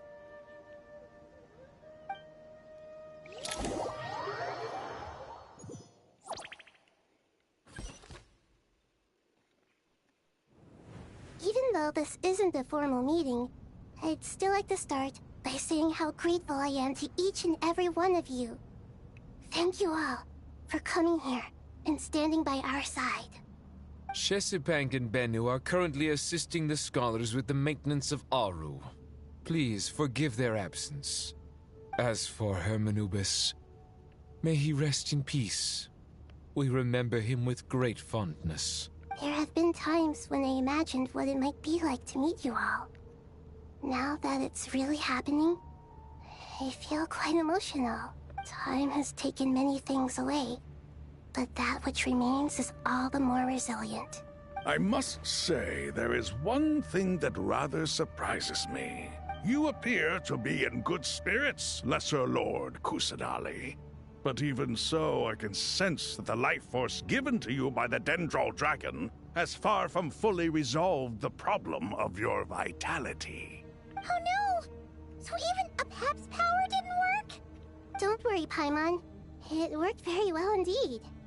The issue is how closely I am tied to Irminsul. Until the problem with it is resolved, there is no way I can fully recover. Sumeru has undergone tremendous changes during your absence. When gods pass away, inevitably, people's faith in them grows weaker. You must have sensed it already. Your power is not what it once was. Regrettably, this is true. I too have grown weaker due to the effects of Irminsul. Right now, we're all in quite a sorry state. Then what do you suggest? We take all the help we can get. Sumeru is our shared home. You and I, gods and humans alike. We must unite all our strength in this moment. Though Al-Ahmar is no longer with us, the alliance between the three gods remains in force. Regardless, as subjects of our king, we have a responsibility to support Sumeru through this catastrophe. Not to mention that it was the people of Sumeru who released us from this prison of Aru.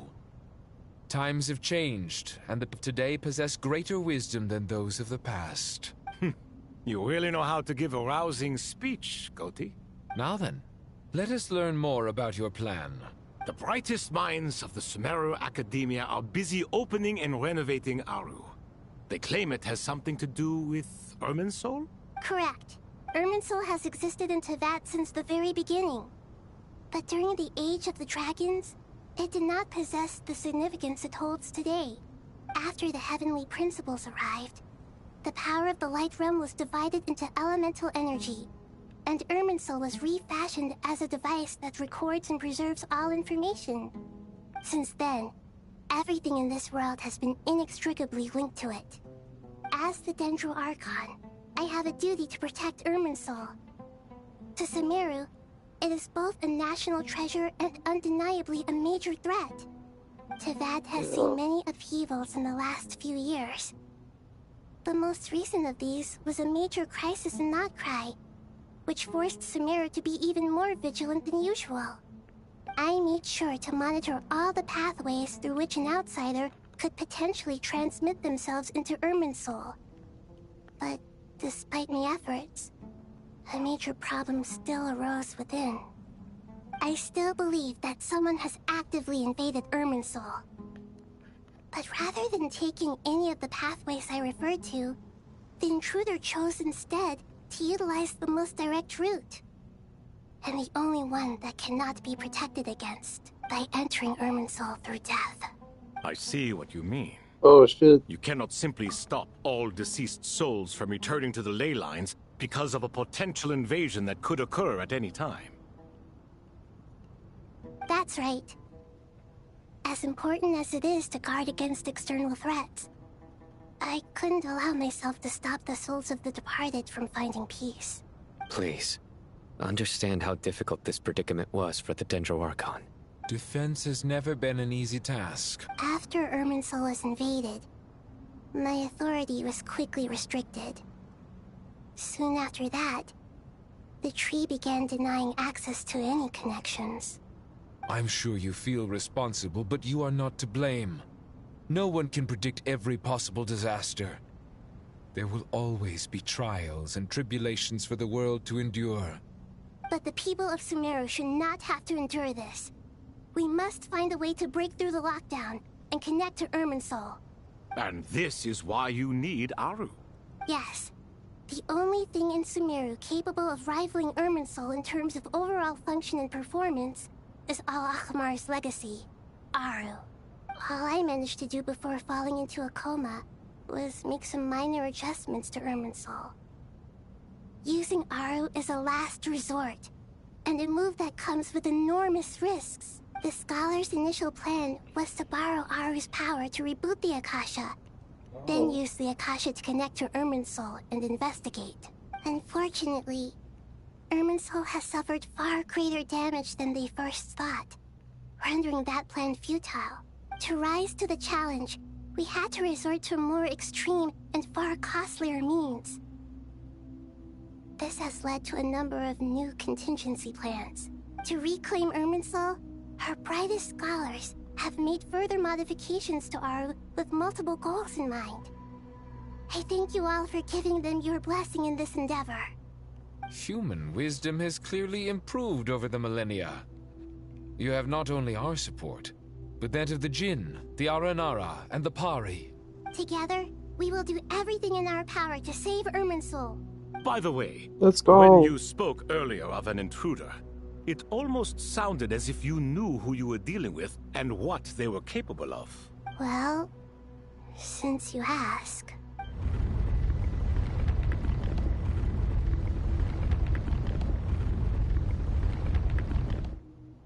Oh.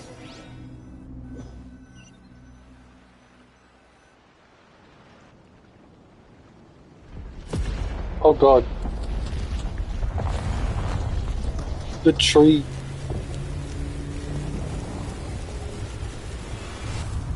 Is that Irminsul?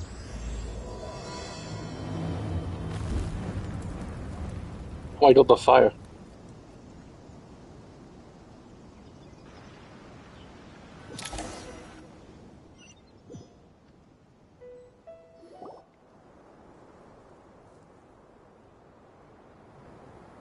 Master Tainari! What is that? Is this Irminsul? How did this happen? What's going on inside? Luckily, we managed to evacuate everyone. What in the world was that? That was terrifying! Nahida. So this is the catastrophe she's been fighting against all this time. Oh my. I understand now, Dendro Archon. You make yourself quite clear indeed. Not once over the millennia has Irminsul been so terribly afflicted as this. Please continue, Dendro Archon. Irminsul's root system is what comprises the ley lines. In the past, it has always been hidden away, going unseen by the general populace. But now, an evil intruder is making it reveal itself. It has become a tree of unbridled greed. A clear sign that a deranged experiment has advanced to a new stage. Blasphemy. From where I stand, an experiment in the name of blasphemy sounds rather improper. But if we are to honor Dottores' will, this is what we must do. The birth of this tree proves to me beyond doubt that this incident is connected to him. But to explain the situation in full, there is someone I need to tell you about. In the most concise and precise language possible, Nahida explains what she knows about the second of the Fatui Harbingers Dottore, the Doctor. His true name is Zandik, and his crimes are beyond all reckoning. Zandik. So it was him. I saw him in the desert once. A man of supreme arrogance. So this is where it has taken him. But didn't Dottore die and not cry? How is he still able to do all this? He must still have loyal followers amongst the Fatui. Even so, I'm still unclear as to how he has been able to wield such a profound influence over Irminsul. I can confirm that Fatui forces have arrived in Sumeru City. Furthermore, Irminsul seems to be undergoing some kind of mutation. Evil branches are beginning to grow. Things that do not belong to this world are slowly but surely materializing. Sorry, I couldn't think of any other word to describe it. They don't seem to be fully formed physical entities yet, after all. But they are gradually becoming real. A baleful tree, climbing up into the heavens. Speaking of Dottore, I have some information on that front as well. Wanderer recounts how he and Paimon went to the meeting spot only to find no one waiting for them. I didn't think it was wise to state this out in the open. But my theory is, the mole wasn't cut off after he was caught. They wrote him off from the beginning. You mean the Fatui never intended to follow through with him? Then why plant a mole at all? It's hardly a conventional strategy, and the rationale behind it is pretty twisted. But as it happens, I know someone who works exactly this way. And when it comes down to it, his goals are very simple. Apollone, isn't it? He just wants to confuse people, so they can't figure out what he's up to. He's been a collaborator of Dottores from the outset. That fact alone confirms that Dottore is involved with this somehow. Some people gasp upon hearing his name, while others fall silent. Clearly there is more going on here than anyone realized. Nihida proceeds to summon all relevant parties for a lengthy and in-depth meeting. Nihida gives a detailed explanation of the enemy and the potential scale of the crisis. After further intel provided by Nicole and Nefer, a plan is formulated and everyone prepares to get to work.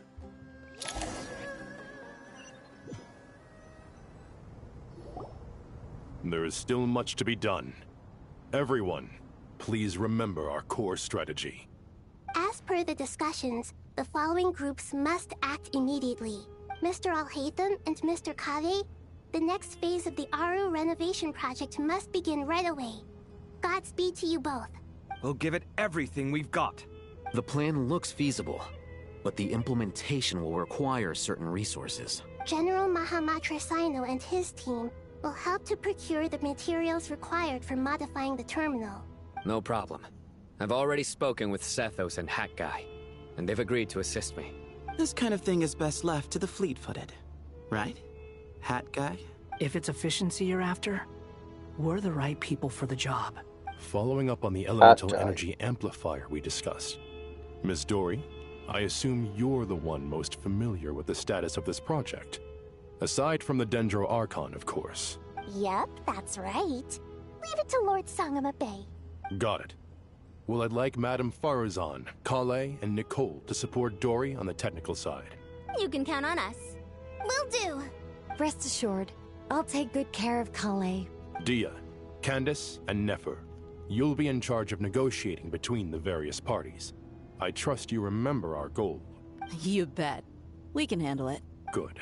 I believe that covers everything. Tainari will provide ad hoc support as needed, if that's okay. Poor Tainari. Must be tough being Nephis' student. Getting bossed around all day, every day. Hey, don't try and drive a wedge between us, you old rascal. All it says to me is that Master Nephis has faith in everyone's abilities. While I'm nominally here as backup, I doubt there will be many situations where my help is needed. Exactly. Finally, Traveler, you and I will head to the border between Sumeru and Natlan. Once that task is complete, I'll be asking some of you to accompany me to the Eternal Oasis. The Eternal Oasis? I thought that was just a legend. So it does exist after all. Regarding your trip to Natlan, under normal circumstances, oh my god, we're going to Natlan! Would be a far more formal affair. Unfortunately, Sumeru is all but completely cut off from the outside world at present. So regretfully, we won't be able to give the Pyro Archon Mawika the grand reception that she deserves. My apologies for the inconvenience. No point putting too much pressure on yourselves. That goes for everyone. Right. Especially you, Dendro Archon. I'm sure you're still feeling quite weak. Don't worry about me. The Dendro Dragon's life force will sustain me. Plus, we'll be there every step of the way. Nihida will be just fine. Yes. I believe in myself. And I believe in every one of you. Well, time to get going.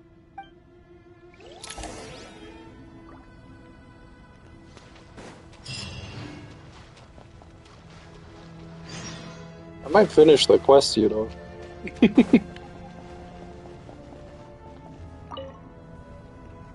To what extent we can implement the final plan depends on how successfully the Akasha can be modified and configured.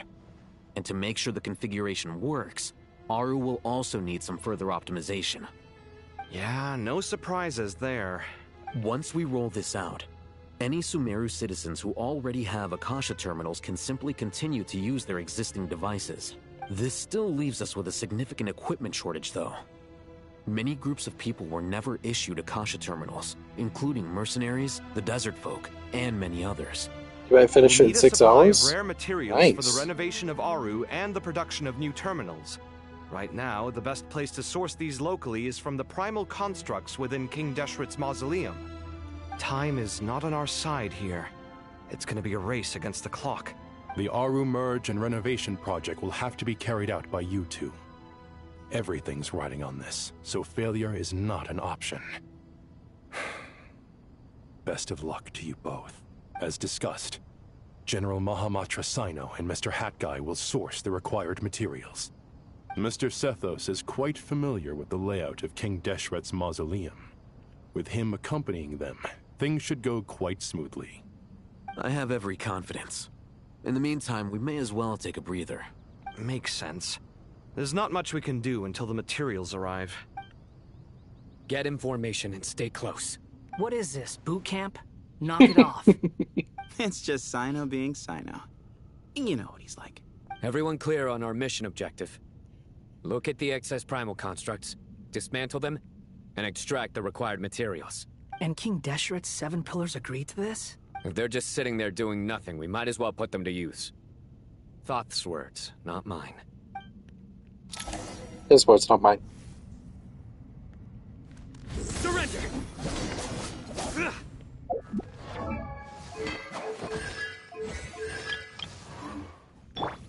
Swing ahead!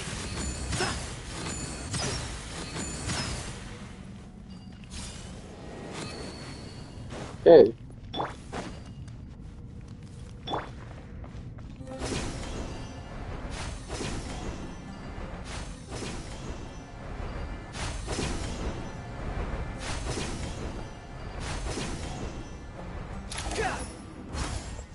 Squall Fury!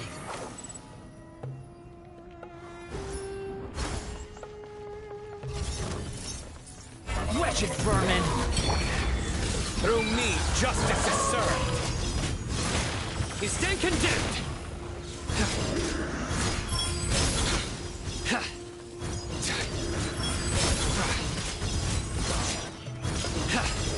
Guilty! Behold! Oh, I can. Too slow. Oh, that's part of the quest.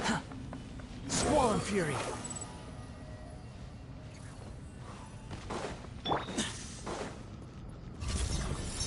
Excuse me?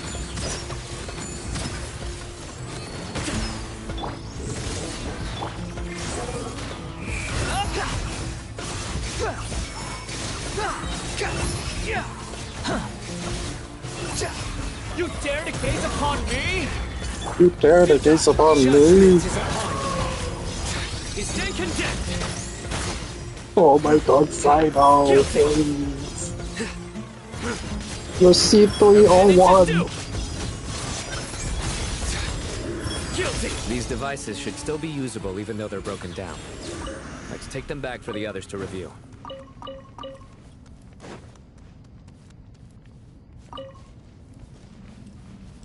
Surrender! The wind rises.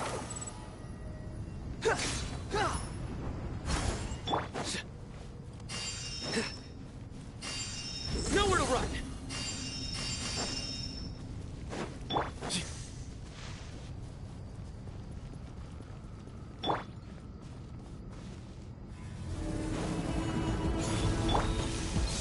Move or be moved! Look at those 10k? Not giving up. Oh. Through me, justice is served. You stand condemned. Oh yeah, I don't have to yet.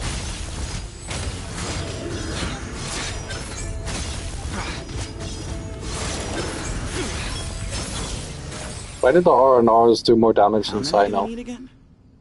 Enough to make an Akasha terminal for everyone who doesn't own one. I remember you telling me how revolutionary these Akasha terminals were. You've used one before, right? The Academia declared the Akasha to be the most powerful and comprehensive wisdom dissemination system in history. That should give you an idea of how powerful it is. Certainly sounds impressive. Neither Hat Guy nor I have ever had an Akasha terminal. Well, if it all goes to plan, that's about to change.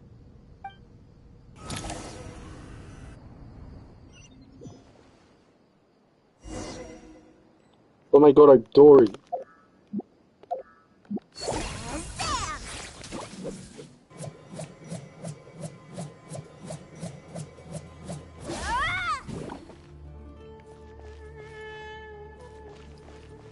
Okay. Oh, goody! Thank you so much for handling the delivery. What a long way it was. You've really outdone yourselves. I'm well aware what a bumpy, dangerous journey it must have been. Now, I would have loved to oversee the process myself, but of course, those of us who know the plan can't leave the mausoleum. Oh, trust me, I'm patting myself on the back for my assembly work here. Simply flawless work. But will you really be needing all of this? I love that. Okay, I know this isn't new, but I love that we can actually see the characters holding the objects now, instead of them just having their hand off screen and telling you they are holding it. I think that's really nice. According to our plan, yes, this is the quantity required. I have no complaints about the quality either. Only the price. So expensive.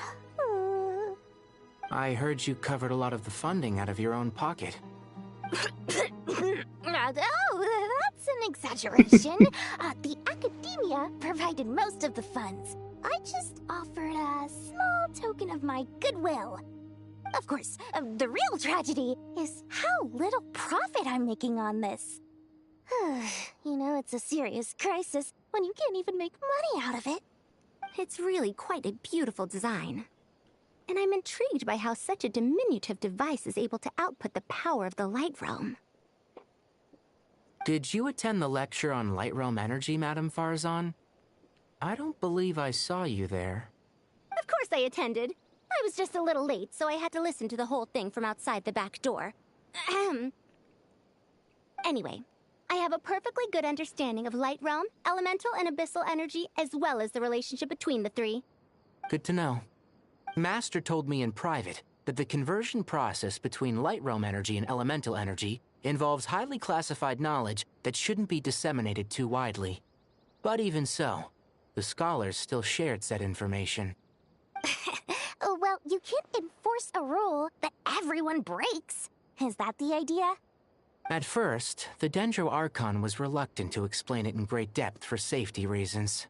Later, she came to terms with it, and simply informed my master that we would all have to face the question of survival together.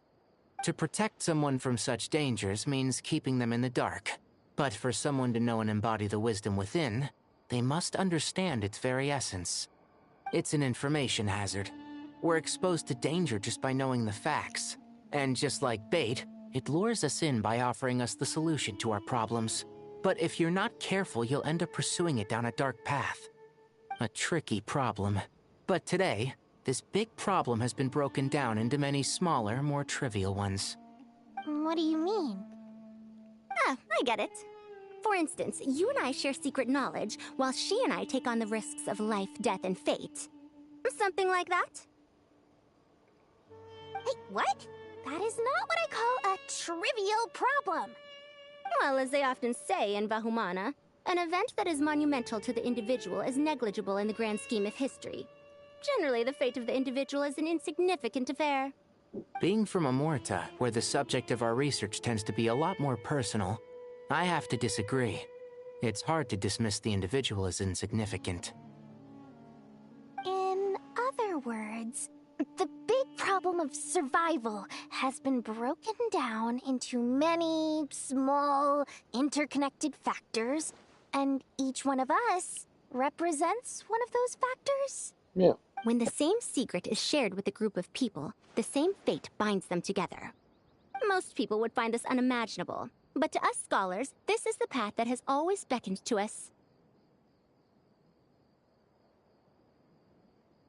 Sharing knowledge is a good way to fight against fate. I will always believe in that. All right. I think that's everything. Thanks a lot. But don't go anywhere just yet. I'll still be needing you to calibrate the equipment.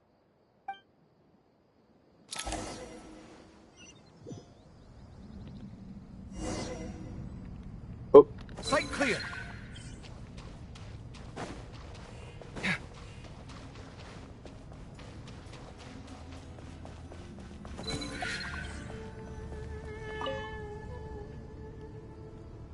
Okay, the materials are ready. We can proceed with the next phase. Alhaitham, how are you getting along? Most of the information in Aru is written in ancient desert scripts. Some of this is written in a tribal language, while other parts seem to be a variant of an Oasis script, based on the glyph forms. Oh. Not lost to history, I hope. Some are. All we can do is infer the meaning based on the rules of related languages. Well, this section actually fills in some of the missing historical record. I'm transcribing it so we can bring it back to the academia. Okay, why is...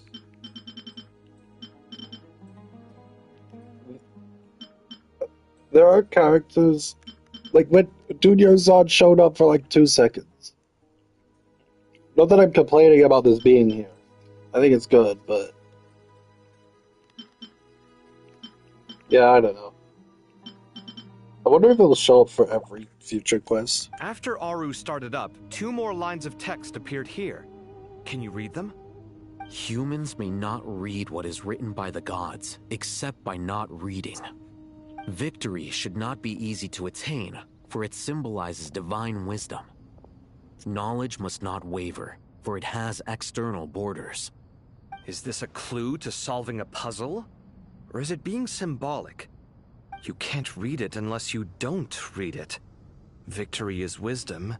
Knowledge is confined by borders. Wait, I think I've got it. It's a metaphor, isn't it? It's talking about... a chessboard.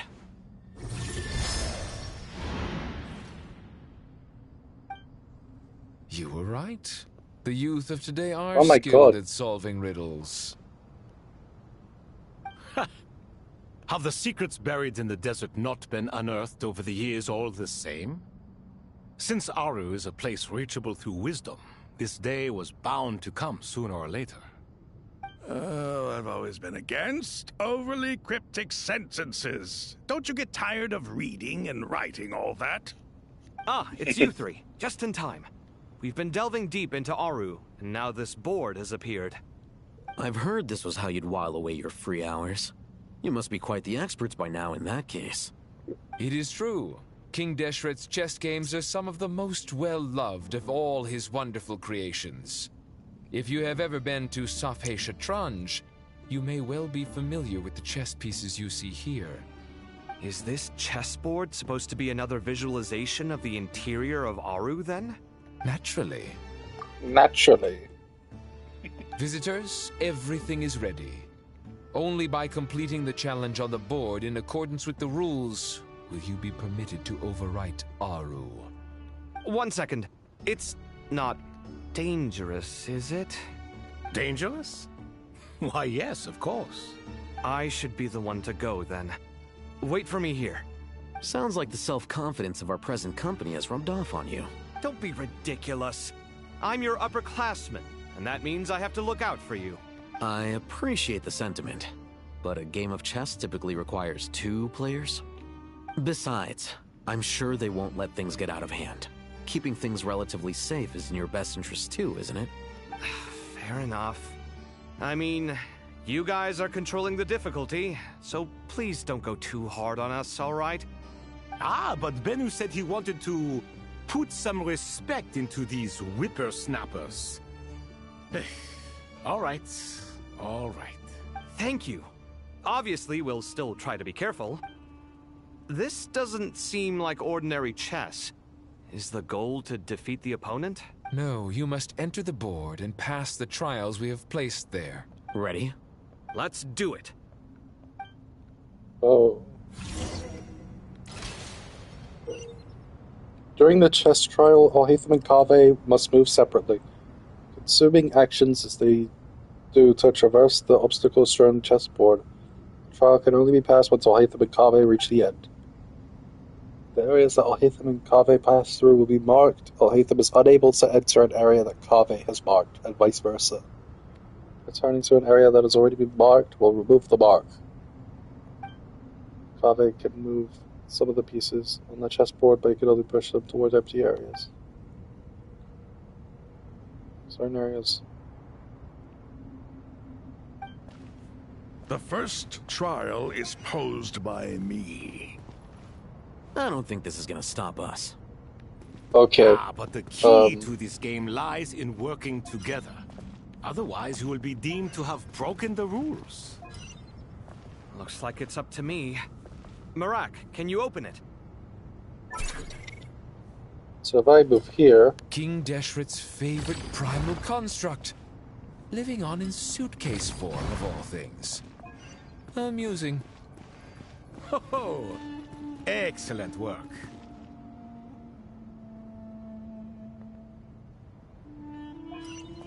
He goes this way.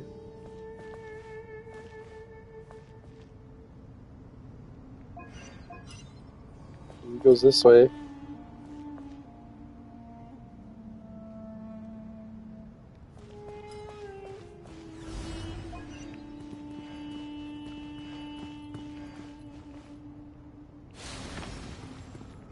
There we go.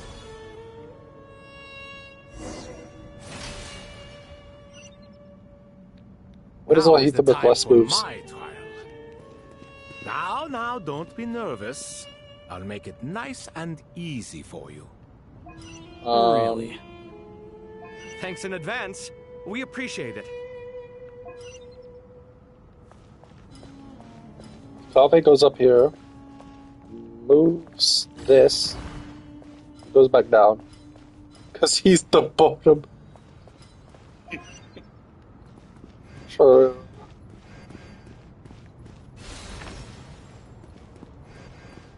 Go back down.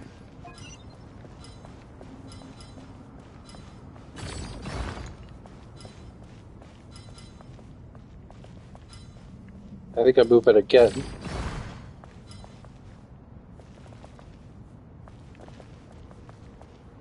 Did I,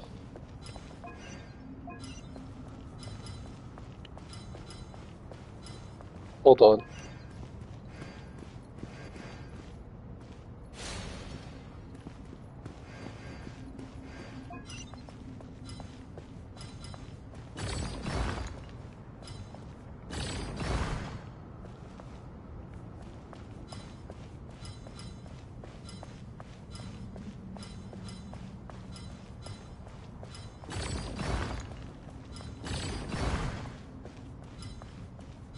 Okay, how am I going to go about this? Alhaitham has less moves.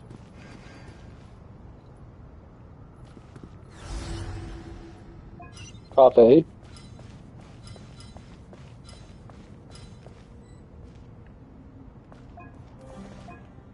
Can I push it through the goal? No. Okay, Alhaitham go back one.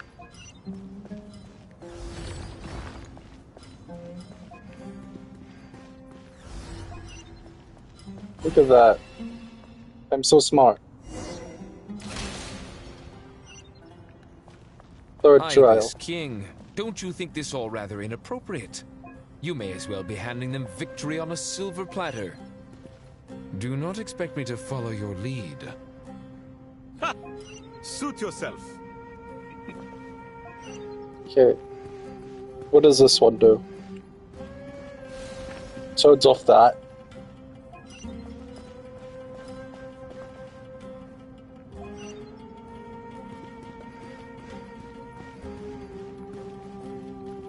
Oh wait, no, that's not a thing.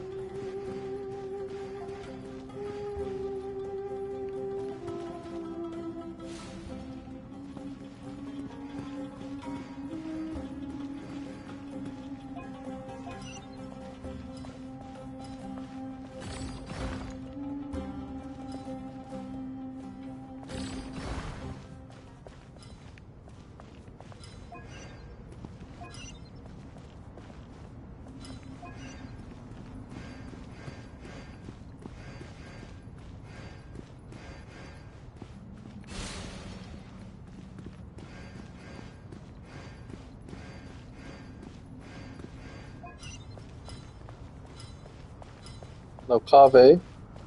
Going to push this. Push it again.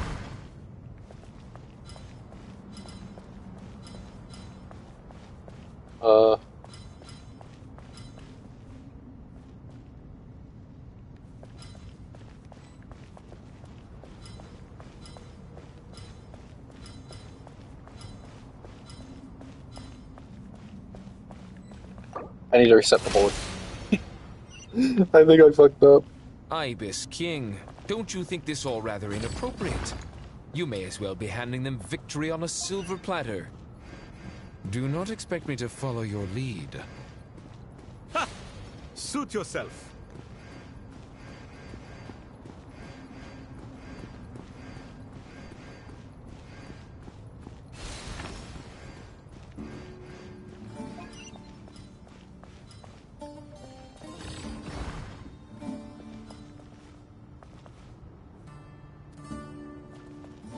If I push this back in, I can't.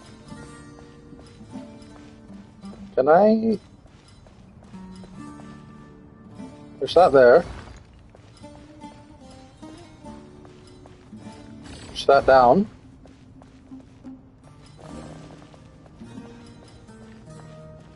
Strange time to catch up on sleep. Okay, oh Hatham. Not sleeping, I'm thinking. It's not that simple, you know.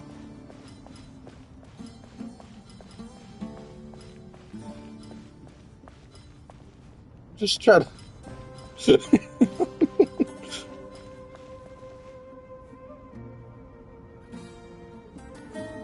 Okay, how do I do this?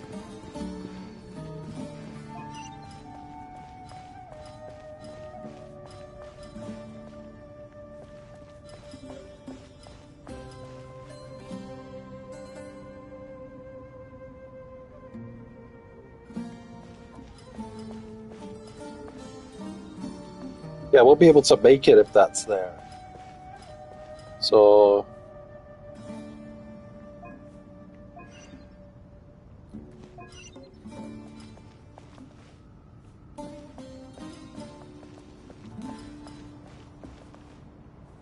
Oh my god, bro.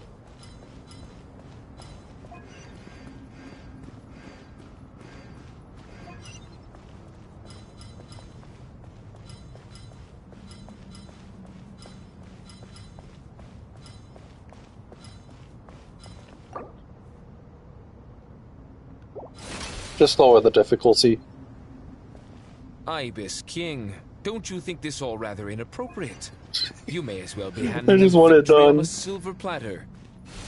Do not expect me to follow your lead. Ha! Suit yourself. Realizing I don't have to do it.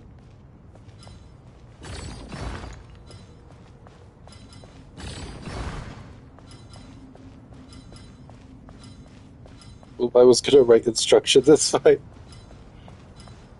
Oh my god.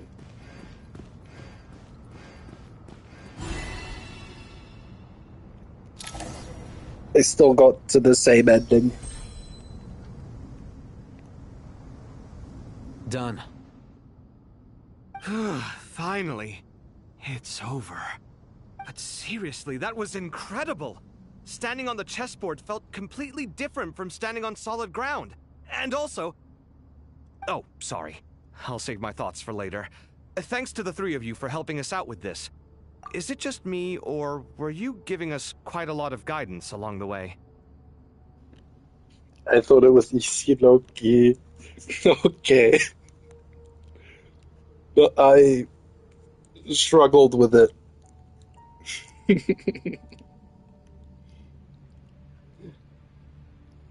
It's fine.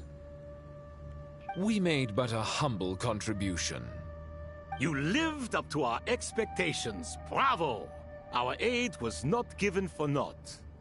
In addition to the existing functions, I'd like to ask you for another favor. I enjoyed watching it. Since Aru's interference shield Watching can me cover the struggling with entirety it. of the mausoleum, it should be possible to extend its range even further. Perhaps you can find a way. So, building upon the existing functions to... Ah! I'm with you! Imagine for a moment. What would the ideal outcome look like if this function were compatible with the devices? I agree. This is the best solution possible. Please, everyone, we beg you to help us. Me oh my. Well, Me oh since my. you ask so very nicely, I suppose... Goti? Croco? What do you say? Naturally. Naturally. Time to go! Let's go find Nahida!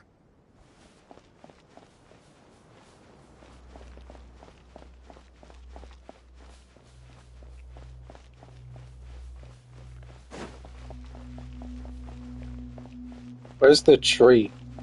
There it is. Are you coming to the tree? There you are. Miss Nicole truly is an angel. She shows great wisdom in guiding others, and she has already sent word to Natlan on our behalf. She said that while the other members of the Hexen Circle are busy with important work, she is quite free, and she is more than willing to accompany the people of Sumeru for the entire journey. Who said that? Nicole. Oh, it's Nicole, all right. Always super patient and loves to help everyone out. She's the best. She is. So kind and enthusiastic. Well, time for us to get going. Let's head out. We're going to Natlan!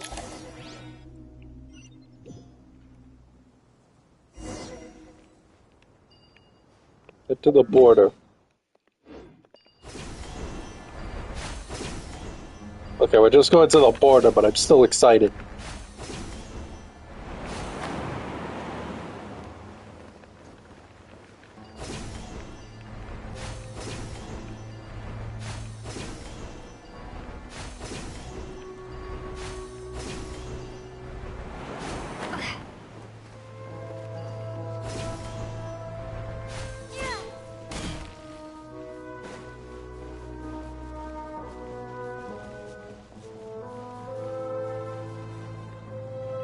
Oh my god.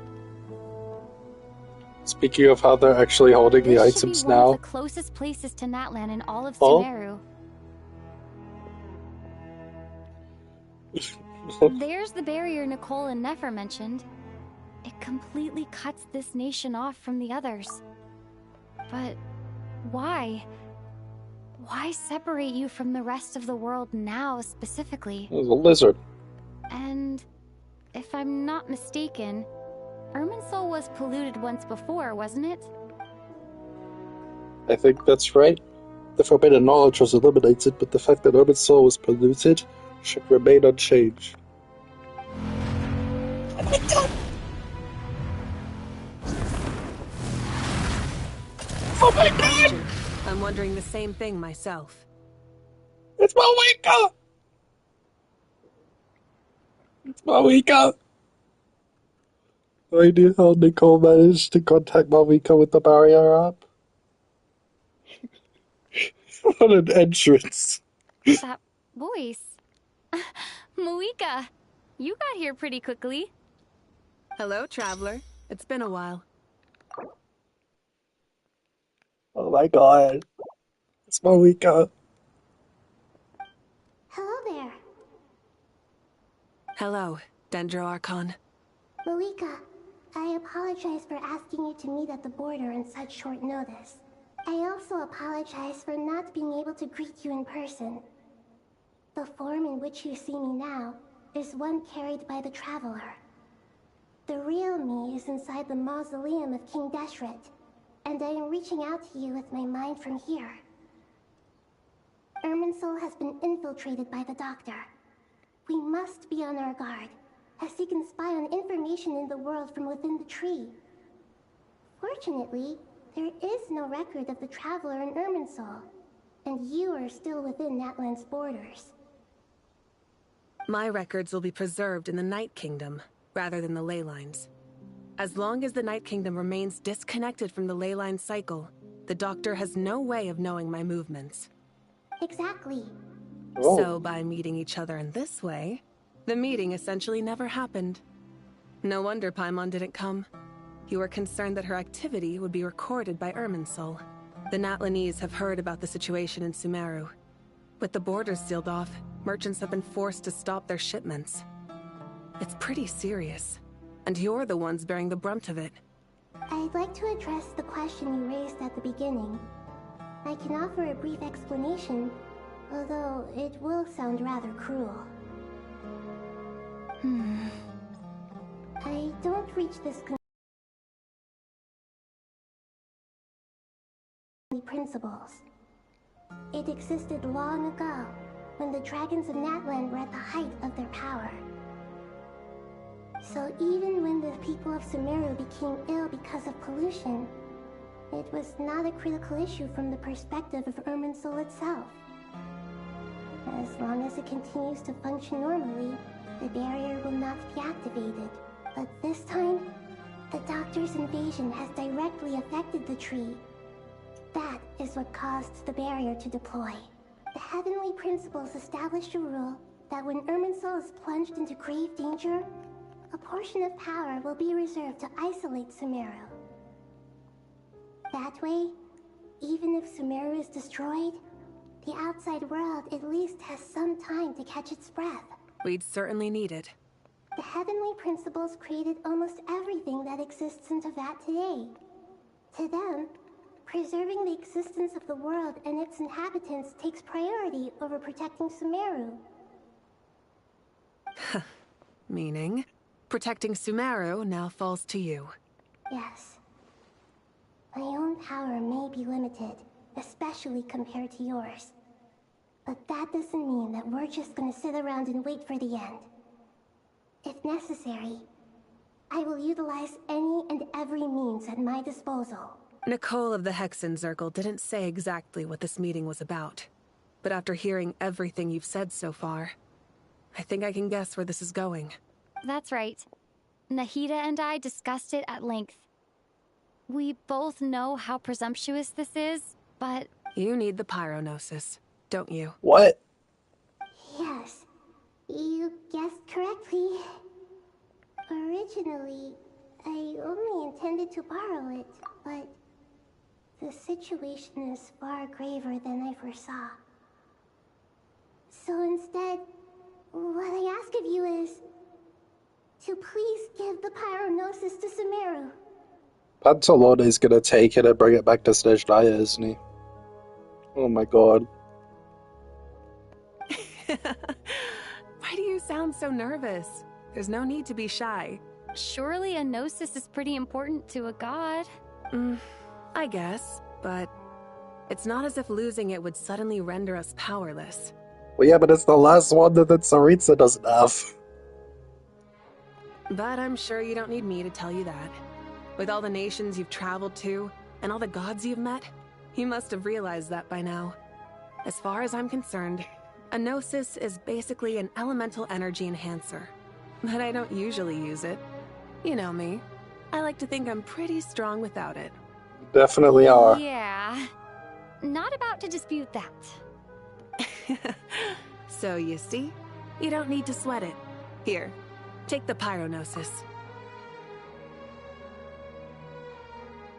Oh my god. Uh-huh. Just like that? Uh-huh. Just like that. To tell the truth, I've always toyed with the idea of giving it to someone who needs it more than I do. That's what Nuvilet did, and Arnakino brought it back to Snezhnaya, so... I know you accompanied Nahida here to try and increase the chance of success. It's a good thing you did, because your involvement is one of the main reasons you've managed to persuade me. Are you sure about this? Handing over your gnosis just because of me? I won't try to quantify it, but trust me. Handing over the gnosis to Tumaini is far from the craziest idea I could think of. Besides, even if you hadn't come here personally, I think I still would have agreed to Nahida's request. Irminsul doesn't just affect Sumeru. It impacts all of Teyvat. I know all too well how difficult it can be to protect the things you care about. So logically, morally, or however you want to cut it, helping you is the right thing to do. You don't need to tell me the specifics of your plan. Where the Gnosis is involved, the tighter the secrecy, the higher your chances of success. Malika, my heartfelt thanks go to you and the people of Napland. Don't mention it. But now, for the hard part. I actually give it to you. The Irminsul barrier is right in the way. I have an idea.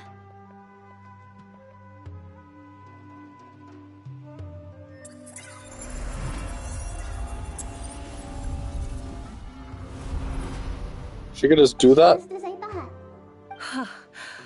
Incredible. What did you do? Just made a lucky guess. This seems to happen quite a lot. Things that apply to everyone else don't seem to apply to me. I figured the same might be true here. Irminsul usually produces effects based on the records it holds. Since the Traveler is a descender, Irminsul contains no records of her, and thus has no way to impede her. Is that right? You really are full of surprises. Catch. Catch! Whoa! Thank you, Moika. Thank you for trusting us with something so important. All right. No need to get so formal. It's not like we're strangers.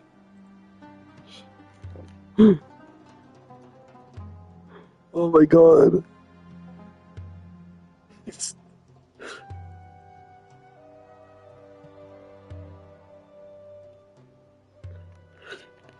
Besides, there's still one problem. You might be able to pass through the barrier, but I don't know about the Gnosis. Any other surprises for us, Traveler? Let me try something. I have the Pyrognosis in my hand. It feels strangely ordinary. Not particularly heavy. And yet, this tiny thing symbolizes the mighty authority of a god. I need to think hard about my memories of Pyro. Oh my god! My memories of journeying through Natlan. All those important experiences I've had. Marissa is on the screen.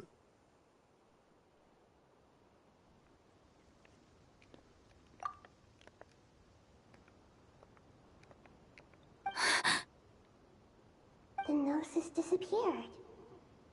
Traveler, are you alright? I'm fine. The Pyrognosis disappeared into my body, just like phlogiston. Oh. Maybe it resonates with you because you've mastered the power of phlogiston. You might not be recorded in the ley lines, but you're still our Tumini. Whew.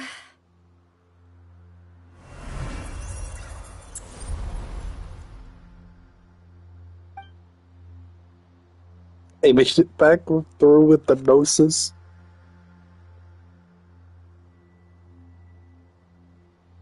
Please allow me to express my gratitude once again, Malika. Pleasure. Well, I've given you all the help I can. The rest is up to you. Good luck. Thank you. Yeah, we aren't about to lose.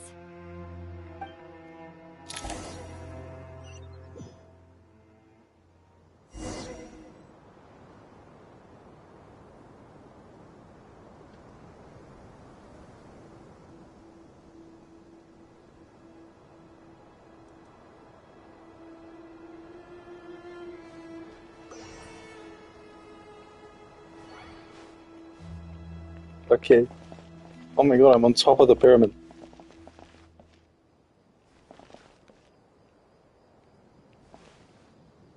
Oh wait, this is where...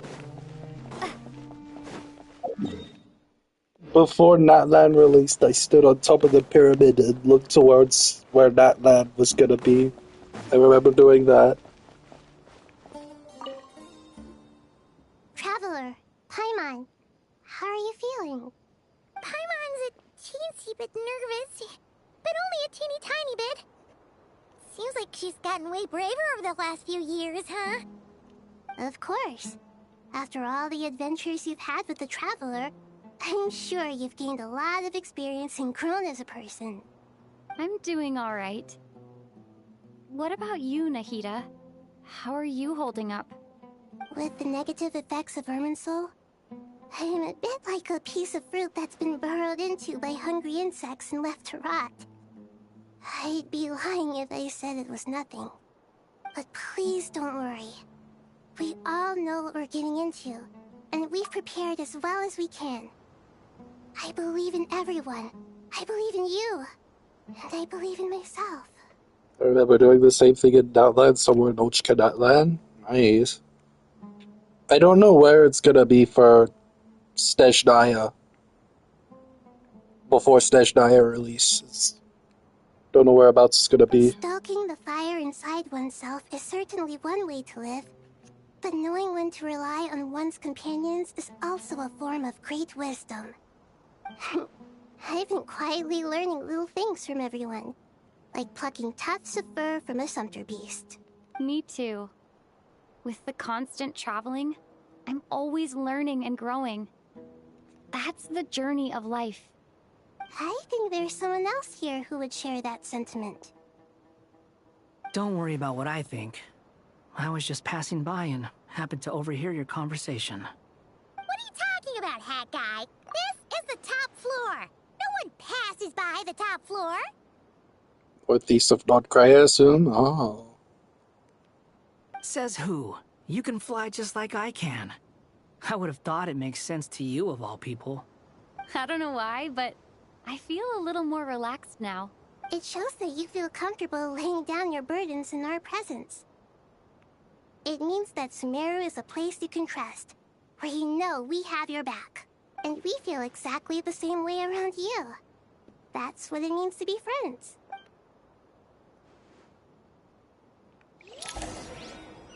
Oh, shoot.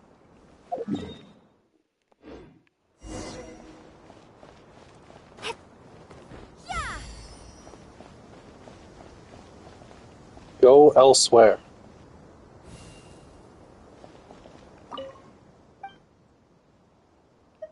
Oh.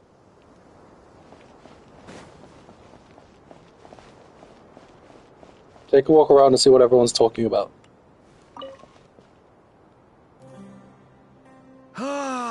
It's finally done. Ugh, but I have a nagging feeling that there's something I've forgotten. Oh, there you are. Everything wrapped up on your end? Okay, fair enough. That was a pointless question. We were working in tandem, after all. You must really be exhausted. Well, it's been a busy day for both of us. When work ends, you clock out. No looking back. Yeah, Time for we're Tunya-san's definitely only due a break. appearance. Probably a little late to start drinking now, though.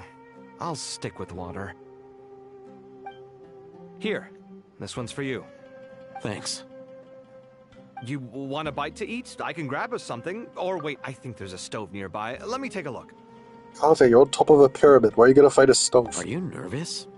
A little, yeah. Unlike you, it seems. How are you not feeling at all nervous? Because everything that happens next is beyond my individual control. I don't worry about things I cannot influence.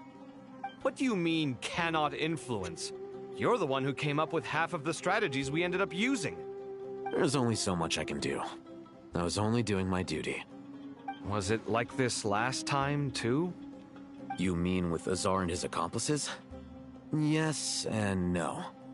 The situation back then was easier to control, but we weren't as prepared as we are this time. So the enemy is stronger, but so are we. Oh god, that's really high up. Looks like they're gonna fall. I still vividly remember the way you interrogated me in the library after the fact. Where were you when Sumeru needed you most? If your memory is so vivid, you might also recall that it was you who came looking for an argument. You're often the one who initiates these things, you know. I came for a conversation! I didn't know it was gonna turn into an argument! Anyway, at least I showed up this time. So, What do you think? What do I think? I think we're certainly better off for it. It's good having me around to help out, huh? Absolutely. As a citizen of Sumeru, you displayed a remarkable sense of responsibility in the face of disaster. Certainly feels that way. I just shudder to think how the world would have ended up if we hadn't gotten control of the situation. So, do you think this is what impending disaster looks like? The sky is so clear, and there isn't a whiff of decay or destruction in the air. It's hard to imagine that the fall of humanity could happen on an ordinary day like this. Awful things happen all the time. Sometimes people can stop them, and sometimes they can't. What you and I have done is increase our chances of stopping this one. Lofty ideals may provide no defense at all against nihilism, but perhaps little decisions can. Oh, nothing. It's nothing. I hope everything works out tomorrow. It will. As long as we stick to the plan, our chances of success are good. It's really strange. You're my junior, yet you always seem to act more like an upperclassman than I do. I think it's mostly a matter of temperament. Ugh. Walked right into that one, didn't I? Okay, who else do I have to talk to? Wait, there was one more on the map. Oh, that's on the bottom.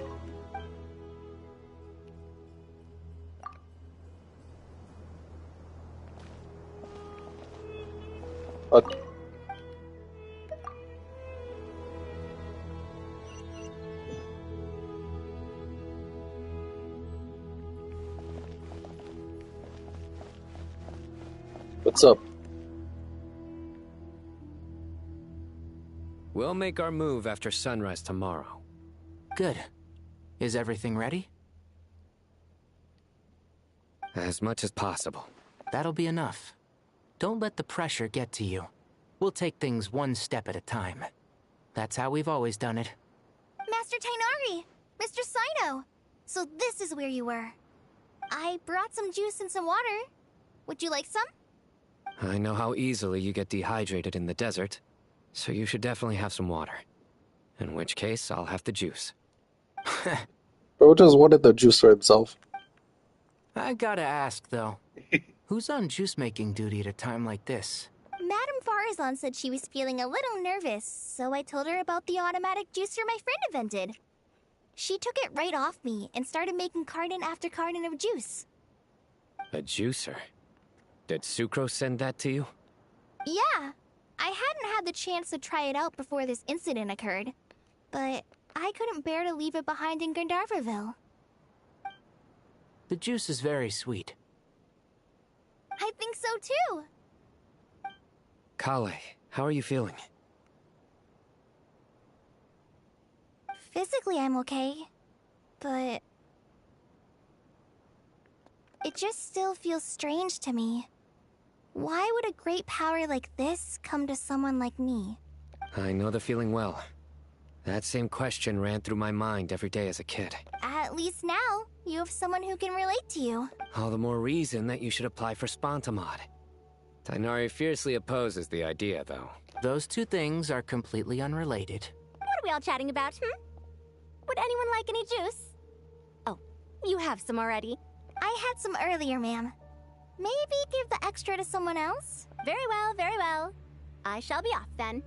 There's this enormous power, and then there's little old you. You feel like there's no connection between the two. Yeah. But after all this time, I can't believe this stuff still gets to me sometimes. Makes me feel a little childish. Kale, just because we normally keep the conversation light doesn't mean we can't discuss deeper issues. I don't think it's childish at all. You were the victim of a terrible crime. It's normal to struggle with the fallout from it. You have absolutely nothing to be ashamed of. My professor once told me that no incident can be considered truly resolved until the victim says it's over. Your rage and your pain are completely justified. Thanks. Miss Nicole said that. The same god remains which were once used to inflict so much pain upon me have now become a weapon with which I can protect everyone. Every innocent person who's been hurt needs time to realize that it wasn't their fault. I was the same. But it's all about to be over. I didn't mean to skip. Tomorrow, it ends for good. I don't know if you've noticed, but you rarely stumble over your words anymore, and your outlook has become much more positive.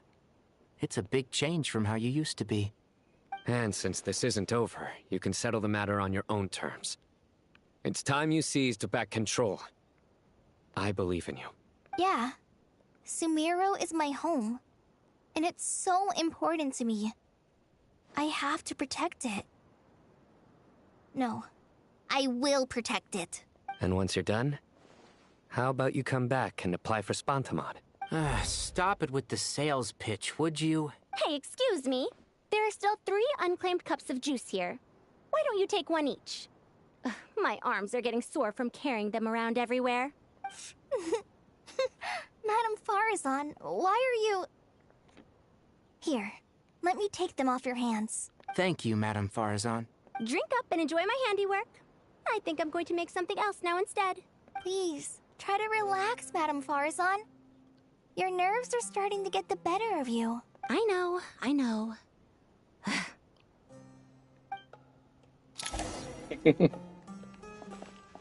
Okay. Who's next?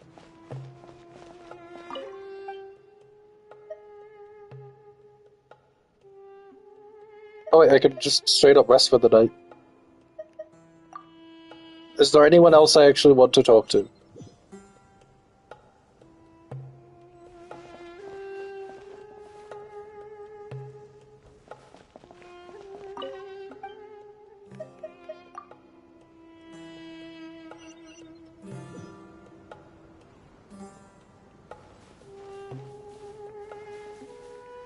No, I think we're good.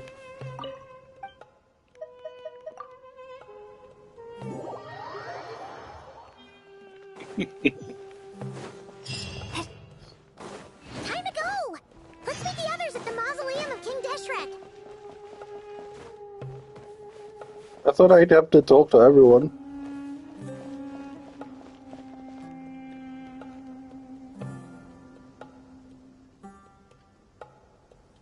I have not felt this way in a long time.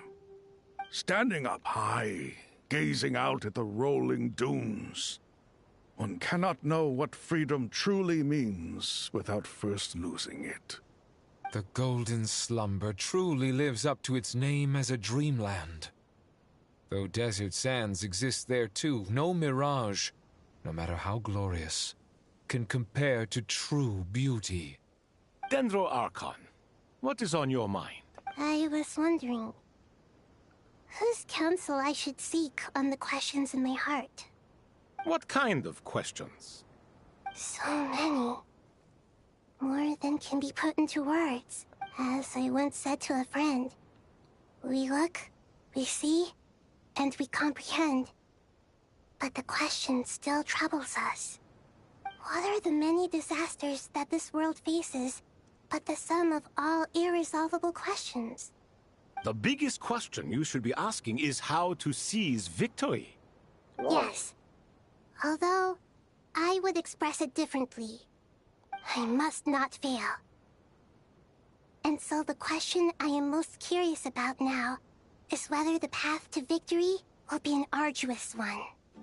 What we declare to be a young sapling, we may, in fact, find to be a towering tree, if we would only cast aside our ignorance and look beyond the veil of time to see her true form. Nahida! We're here! Just in time. My preparations are almost complete. Ready when you are. We're here too. Miss Nicole! Miss Nicole! You run so fast! I thought I'd get a lot of exercise as a forest ranger, but I can barely keep up with you. Sorry, I got a little carried away. Lesser Lord Kusanali, the equipment is ready. and the modifications to Aru are all complete. As discussed during our meeting. Accessing Irminsul via the Akasha is no longer feasible at this stage. There are other options, it's just... they're a little more extreme, and more technologically demanding to implement. Maybe you should take it from here. The architecture and functionality of the Akasha terminals overlap considerably with Aru. There is reasonable evidence to suggest that one was developed based on the other, or that they both utilize technology of the same origin. As long as the transplant and merge operation succeeds, Aru should theoretically work on a scale greater than the Akasha and approximately equal to Irminsul. It will become the largest active computing device in all of Teyvat. Interesting. A system this powerful is capable of a lot of different things. In the past, the Akasha was primarily used for one-way information transmission, but I suspect it could also serve as a central bridging hub. In the pursuit of greater knowledge, some scholars have attempted to connect their consciousness to Irminsul through the use of terminals, incense, and meditation. Correct. In academic language, scholars who reach that stage are said to have entered Satyavata life. Hypatia has performed this practice many times in the past, and she was once under my care for a period of time. Right. And this at least proves that there is a zone within Irminsul that can be connected to. That's right. Providing wisdom to the people is one of the very reasons for Irminsul's existence. I think I understand where you're going. Please, continue. In that case, I'll skip to the conclusion then. We need to further modify Aru, merge it with the Akasha, manufacture terminals, and distribute them to every single person we can reach. Every person? Even the desert folk? Yes, everyone.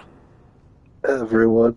I've already calculated the amount of raw materials we need. So you mean we're going to get new Akasha terminals? Yes, but this time the people of Sumeru won't be using them to acquire knowledge, just to connect to Irminsul. That's the key. When we evacuated the city, we brought all the important assets from the House of Dana, in case we ended up needing them. Fortunately, this included the Akasha system's main terminal. We've checked all the relevant records, and one thing is certain. Nothing like this has ever been done on this scale before, so... Everyone in Sumeru is part of the plan. Whoever controls the people controls the situation. Since this function of Irminsul was introduced, it has only ever been made available to scholars, who don't constitute a particularly large group of people. I'll be right back. Gotta do something real quick.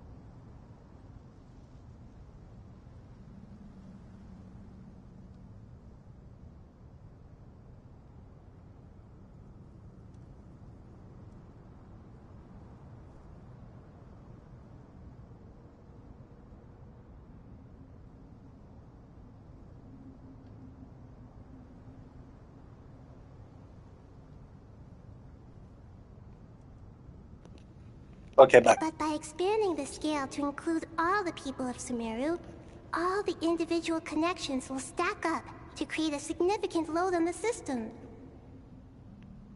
Under normal circumstances, Irminsul would be able to cope with the additional load.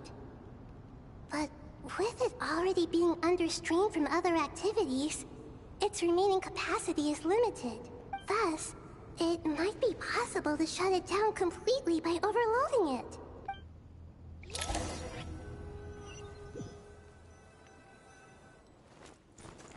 Oh, a cutscene.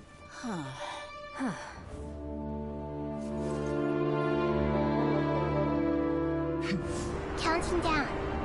3, 2, 1. Are you ready?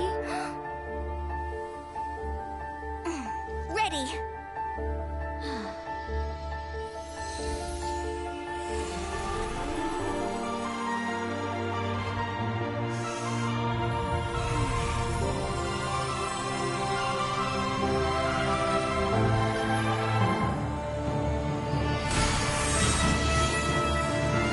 Whoa.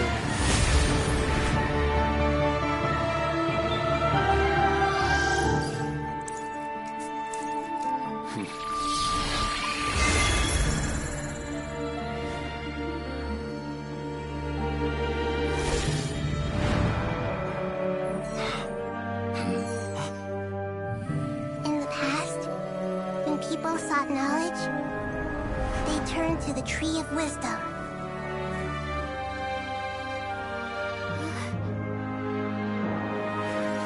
Today, we use it to save Sumeru and the whole world. These boughs that nurtured learning must not become tools for destroying the world.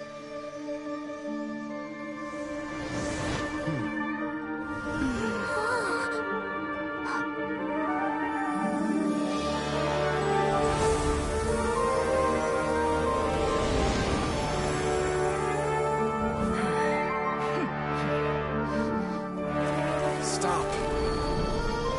Please stop. End this transformation.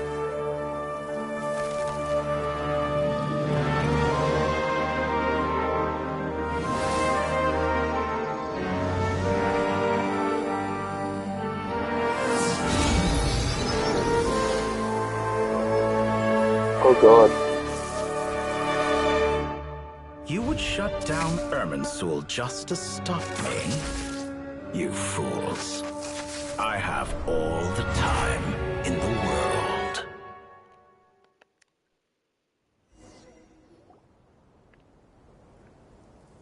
Success!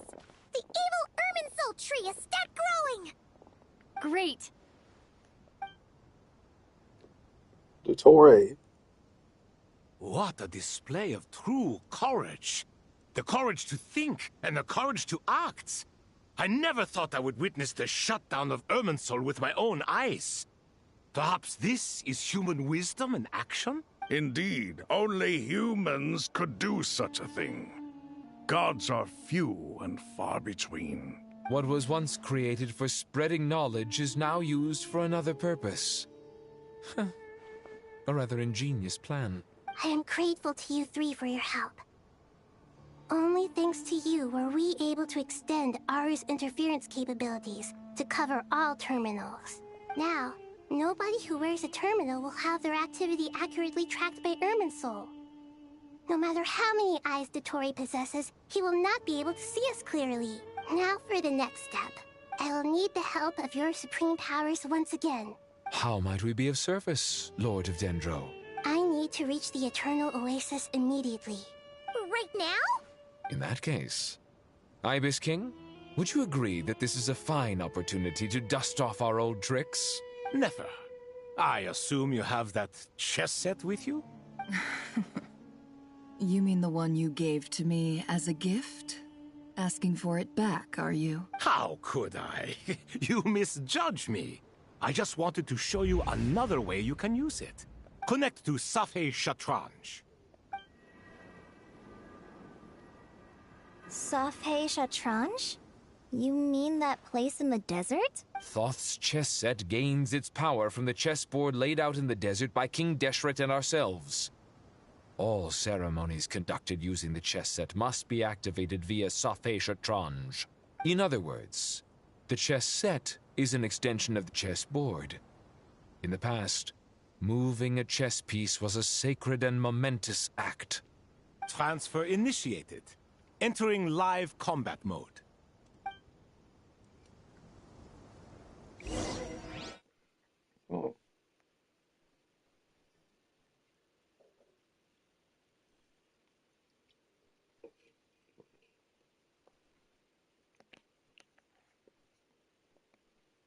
Oh. Oh.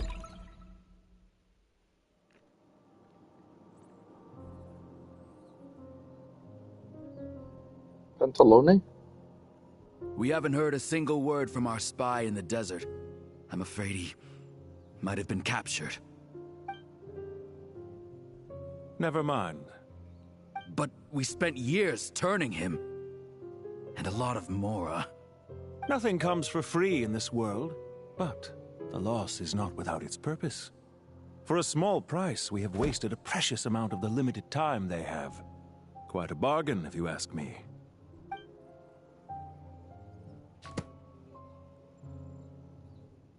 Understood.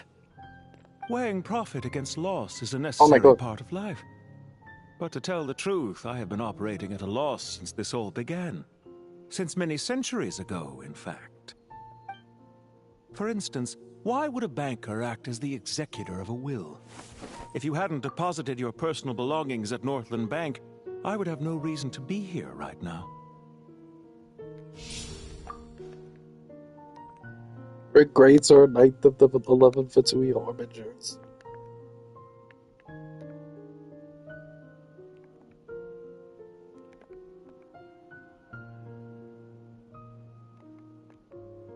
Dottore, I've placed your final data backup into the ley lines as per our contract. I trust we are now square for the safe deposit fees you paid. Is it not a little petty to split hairs like this, given our amicable relationship? I consider sound bookkeeping a matter of principle. Do not forget that you only live to see this day thanks to me. In fact, every day of your life since you met me, you've been living on borrowed time. Why, that's hardly a fair assessment. I will concede that my survival was perhaps at your whim, but I became a harbinger on my own merits. Managing money is not like other professions. Mine is not a role I could have acquired based on your recommendation alone, and certainly not one I could have lasted so long in without genuine ability. The information stored in the ley lines is quite comprehensive. Rest assured, I have not forgotten how strong your pride is.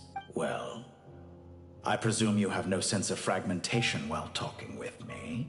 How could anything possibly go wrong with such strict measures in place? The remainder of your soul was split in two, with one half sent to Nodcry and the other stored in the most secure vault of the Northland Bank. Though I must say, your disdain for the other segments is quite amusing. Zandik is you, and you are Zandik. Zandik created the segments, yet you, a segment yourself, reject him.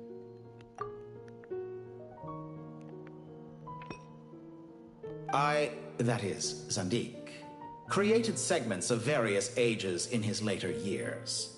To achieve this, he had to freeze time and part with a portion of his soul. But as constructive as it sounds, it erases my uniqueness. If each segment is equally me, then by the same token, none of them are truly me. A soul living forever in the past inevitably holds different views than he did in his later years. The same thing that completes me also restricts me. You too might ask yourself which stage of your life you want to be preserved at. The day your business failed? Or the day you were framed by a gang and sold off to a medical lab as a test subject? We needn't dredge up the past. This undesirable plan was eventually scrapped. Lesser Lord Kusanali was quite right. I needed an opportunity to eliminate myself. And after that, I concluded that there was no more effective plan than directly splitting the soul. Once the soul is transferred out, you will find that creating a physical body is far simpler than creating a puppet. The other half of your soul suffered a crushing defeat in Nodcry, you know. And yet in the process, I obtained the information I always wanted, did I not? Because now we finally know where the best testing ground truly lies. I once thought your ultimate goal was to ascend to godhood. But as it turns out, that was merely one of your experiments. Experiments take many forms. Most people are too eager for success, too fixated on the end goal. They forget that the experimental process itself is just as important. A suspiciously vacant seat, a new face. I trust you can put two and two together. The reason it doesn't exist is because someone tampered with the record. What can I say? After all your efforts, you really did uncover the world's secrets. So, is the new world you promised a lie? No, it never was. Oh, I am glad to be able to control Irmin's soul from within. Now I shall attempt to create a new world inside the existing one. Almost everyone faces the prospect of death, but not a single person has ever been able to experiment unrestrained in the afterlife through sheer force of will. I am the only one to have overcome this enormous challenge. Would I not be letting the world down if I didn't make the most of the opportunity to experiment? Clearly, the dividing of your soul did not affect the magnitude of your ego. Out of all the versions of you that have ever existed, this you is the most insane and the most radical. Is that why you chose to work with me? Which was it then?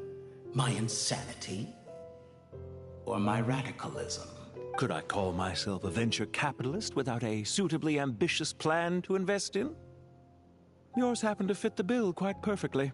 Well then, I must say, while I am surprised enough that you showed up at all, what surprises me more is that you chose to present yourself as my former subordinate, and not as the banker Pantalone. Why make things harder than they need to be? Exposing my true identity in a situation like this would only serve to destroy diplomatic relations between Snezhnaya and Sumeru. I daren't imagine the consequences. Showing up in the name of the original antagonist gives you the recognition you rightly deserve, while also being sensitive to Snezhnaya's predicament. It was an easy win. As for why I'm here, if you're suggesting that your credit is in the negative, I won't argue with that. Many people say that about you. I'd argue that a significant factor in your willingness to cooperate is the fact that you have but a few years of life left after my death. Living and dying together has a way of binding two parties together rather closely. Is it not true that a relationship should be judged by both the positive and negative returns it yields? So some of what I said actually made it into your head after all. It's true that I hope you don't die too soon, but don't you find that a strange thing for me to say? After all, you've already had quite a long life, especially for a human being. Let's not pretend that you're any more innocent than I am. Are we not the same in this regard? We both despise the existing laws of this world, and neither of us enjoy being under anyone else's control. Oh. Is it really so greedy to want the world to operate by a new set of rules? Of course not, my dear friend. And as I've said before, mutual interest is the foundation for the most reliable of relationships. You can attest to that. I just hope there never comes a day when I have to work too hard to prove that. Regrader, sir. People have been spotted approaching Sumeru City. How strange.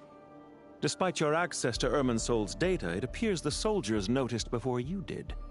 They must have found a workaround. Well, Dottore, I trust you know what this means. The fact is... They're coming. They'll breach the city gates any moment now. But even so, I would say Irminsol is a wonderfully convenient thing on the whole.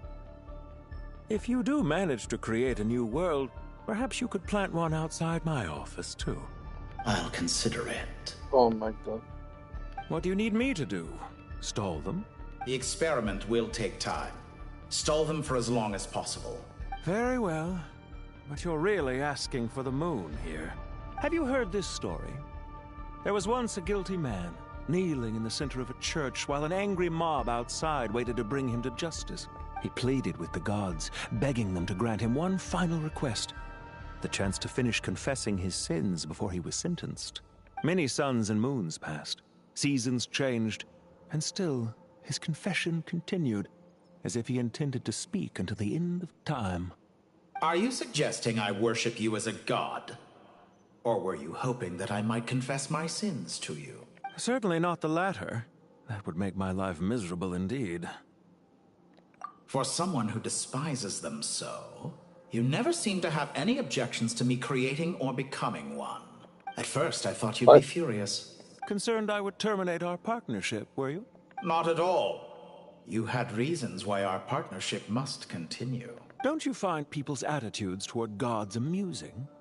A god descends from the heavens and people worship it unreservedly, blindly following whatever rules are given to them. And yet, when they see an ordinary person gain godlike levels of power by virtue of their own hard work, they treat him with nothing but suspicion, even if he is a compatriot. Is that supposed to be a compliment? No. I was just thinking. I pity the man who would call you a compatriot. There's no need to be so self-critical.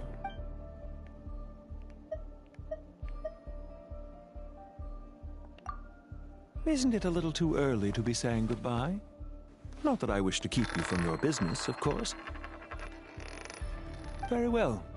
Let's leave the conversation there for now. I didn't know what to do.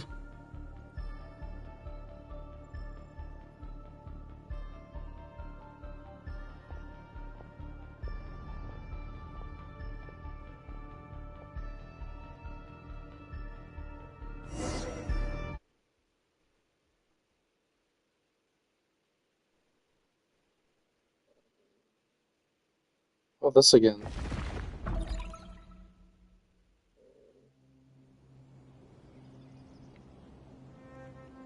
The power of King Deshret's 7 pillars is truly remarkable. With just a chessboard, you can move an entire unit across the material plane. Yeah, sets us up for a much easier fight. Really makes my day. The last time we stormed the city, it involved a lot more running around. I wonder how many people can say they stormed a city twice in their lifetime. I was just thinking that. I've definitely had more than my fair share of unusual experiences in my life. This is my first time here, actually. We never usually leave Gandharvaville. Rana? Who's Rana? I don't know. I hope this will be my last time. Does everyone have to chime in? Can't we just fight? What an amusing comment, my dear lady. Yet humans often alleviate tension via small talk, do they not? Whoa! Why is Candace's shield talking? Because the image on her shield is one of me. And I, of course, can appear wherever I wish to. Huh. Well, la-dee-da. Isn't that fancy? Could I get in on this? You wish for your gauntlet to speak? Why, certainly. Ahem. I think you'll find that it is I whose image is carved hereupon. Thanks. Definitely feel stronger now. You're welcome, my lady. Oh my god. I am glad to lend you my power. Sino, what's the situation? There are troops stationed at every entrance. As we expected. A frontal assault will suffice. Everyone, stick to the plan. We'll take the main entrance. You head for the House of Dana's side door. Move out.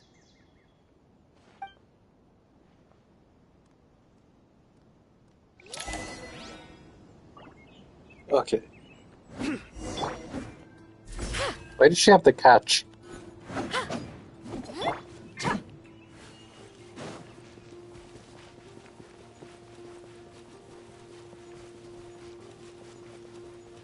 Out of my way!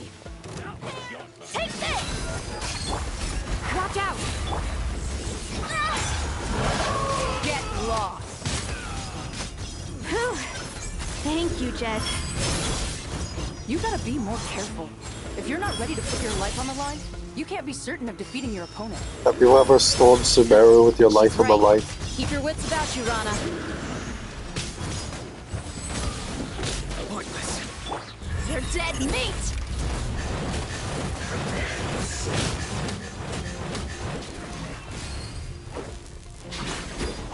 Buckle up! Ha! Futile! Can't run from Take them out and secure the harbor. Reinforcements will arrive by water. Have a look at this. Consider it done. Show no mercy. You stand condemned! Got you. Guilty! Power flows through me.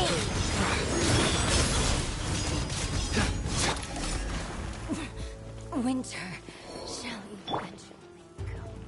Where am I going? Oh, this way. Yeah. Looks like we're in a fight. Ha! You're exposed! We shall Nowhere to run! gloves off!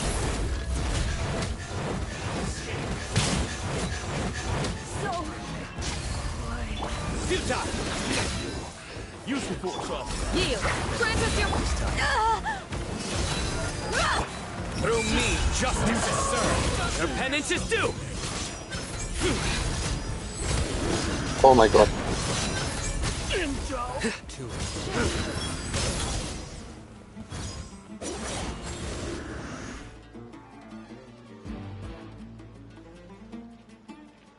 Waterway secured.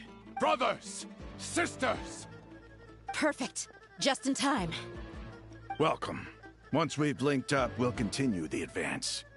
The team has arrived at the north entrance, as planned. Good. Press on.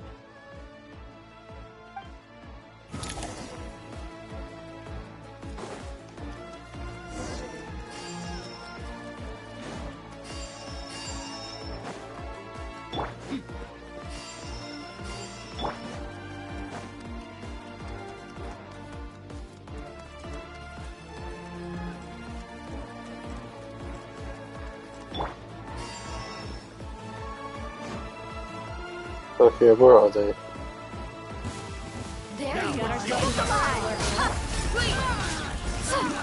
We shall... You're dead meat!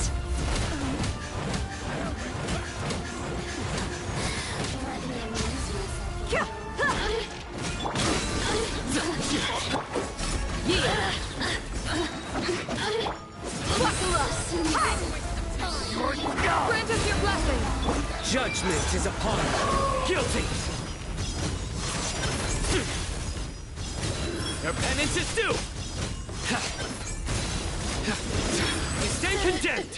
Take too long. Your penance is due!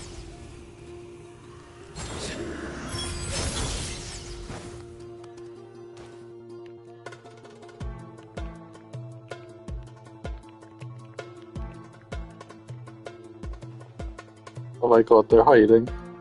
Look out! It's an ambush! Finally. We need to hurry. Take the middle road now. Mahamacha Sino, area clear. Don't relax just yet. More Fatui approaching from the right. Oh. Irminsul cannot track our movements.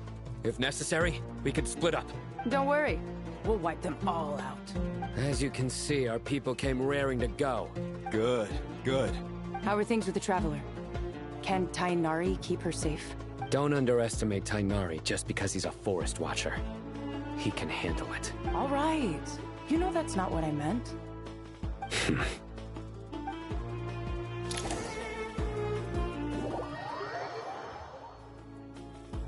Sino and the reinforcements have drawn the Fatui's fire away. It's our turn. By using a cluster leaf of cultivation, we can pass through certain terrain silently. Good luck with that. We'll just fly up there. Huh? Oh, yeah. Paimon forgot she could fly. Ready? Ready. Ready.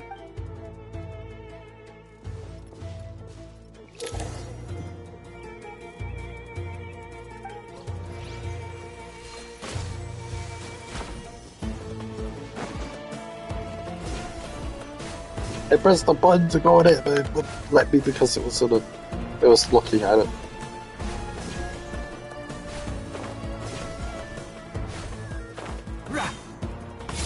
One with the force.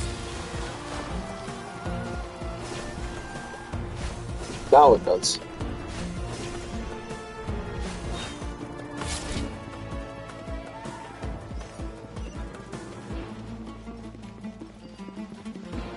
There's supposed to be more of these.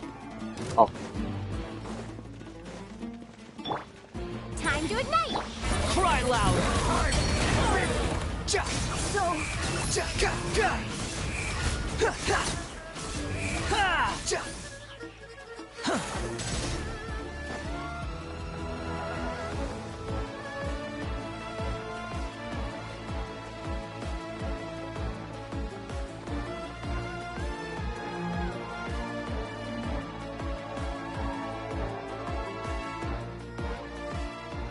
Fatui soldiers up ahead.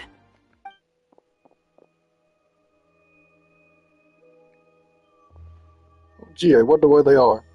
Careful. Prepare for battle. Hey! There's people over there. You have some nerve showing your faces here in the center of Sumeru City. Oh my god, it's Pantalone.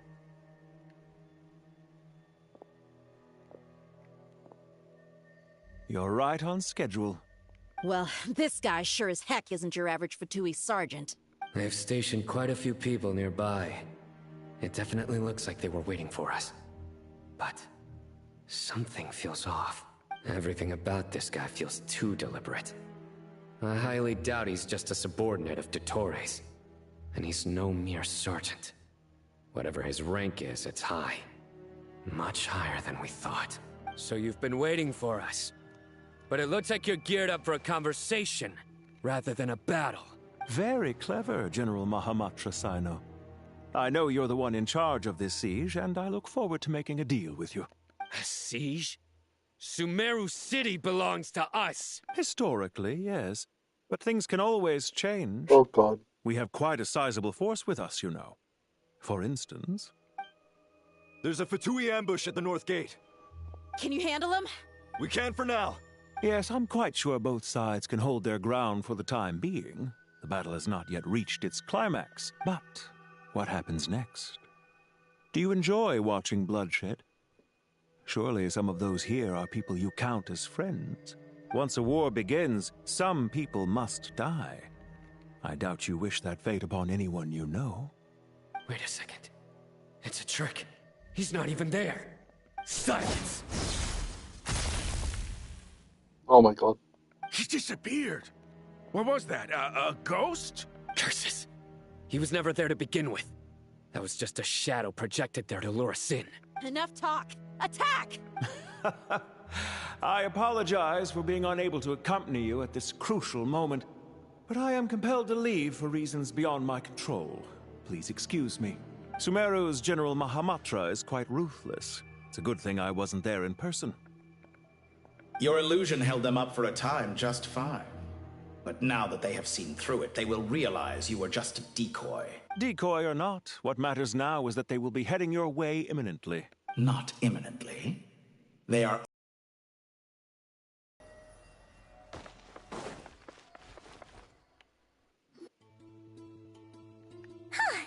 We made it! This is far enough. Tainari, you go help Sino. Don't worry about us. We'll manage from here. Are you sure you don't need me to stand guard? No need. Once the connection is established, we'll disappear from the sanctuary of Surasthana. Go help the others. All right. Goodbye for now, then. Please tread carefully. Oh my god, Wonder is going in to fight Dottore. Dun, dun, dun. Now where's the interface Nahida mentioned? Come on! Where's it hiding? Found it. It's over here. We can connect to the inside of Irminsul through the Sanctuary of Surasthana's built-in security system. You should be pretty familiar with the process. Is it the same route as last time? For the most part. We don't need to adjust any of the parameters. Then I should be fine. And Paimon? Once you're both ready, we'll set off. Wait! The stakes are way higher this time, right? Maybe Paimon should stay outside and help the others. Then, you can focus on the fight without having to worry about Paimon. Huh? Why are you staring at me like that?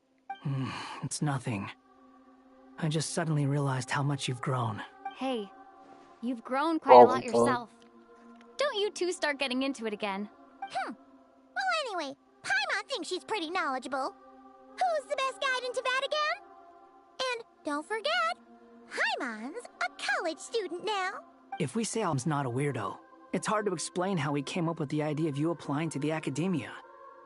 But for all that he counts, you're doing surprisingly well in your studies. Just goes to show how important it is to have someone supporting you.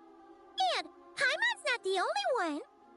Let's not forget that you only became a student because of Nahida's personal recommendation. That's fair. I have learned a lot in Sumeru. Oh yeah. Did you ever come up with that ugly nickname you promised me? What? Oh my god. Hey, we're friends now. Paimon gave up on giving you one ages ago. Anyway, isn't Hat Guy enough of a nickname for you? Fine. Suit yourself. We need to go. Paimon, if you're staying, look after yourself. Will do. Paimon's gonna link up with Tainari and Sino. You guys are the ones who need to be careful. We will be. Bye for now.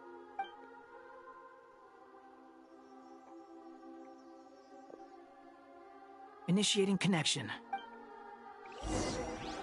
Let's go.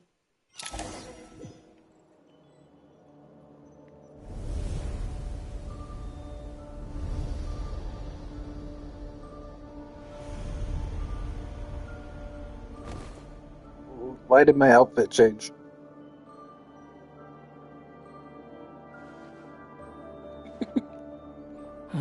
Well, here we are again. Come to think of it, I still don't even know where we're going. Thanks to our terminals, it should be impossible for Irminsul to read. I can... Don't tell me. Only you need to know. That way, whatever happens to me next, it won't affect your progress. Listen to me. Your safety is just as important as mine. Don't even think about sacrificing yourself for the greater good. We came here together, and we're leaving together. All right, if you insist. I won't argue with you. Okay.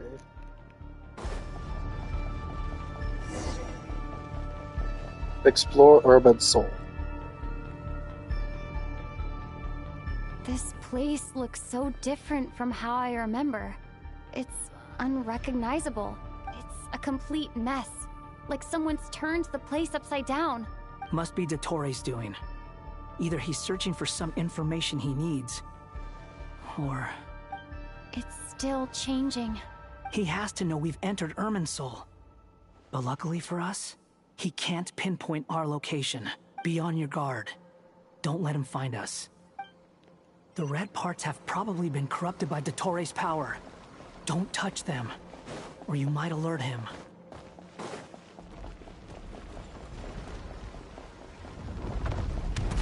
He's looking for us. Tread carefully. Oh god. That wall could be a problem. Fortunately, it looks breakable. Give it a shot. Use Wanderer's elemental skill to float and fly a certain distance. Storm Fury.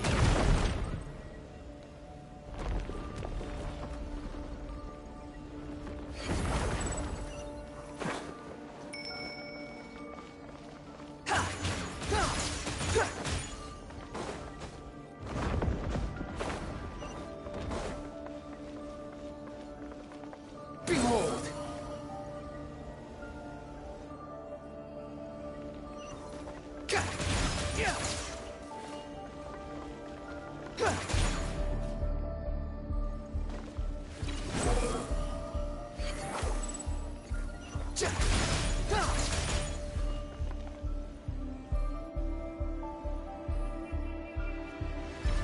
The wind rises.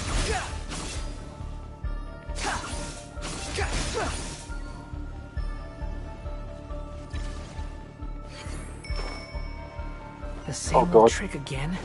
Are you kidding me? Let's handle it just like we did before.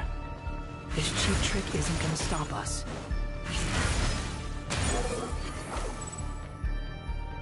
Oh no, it's... A trap! Is that why he was using the same trick over and over again? To get us to lower our guard? I flew over it.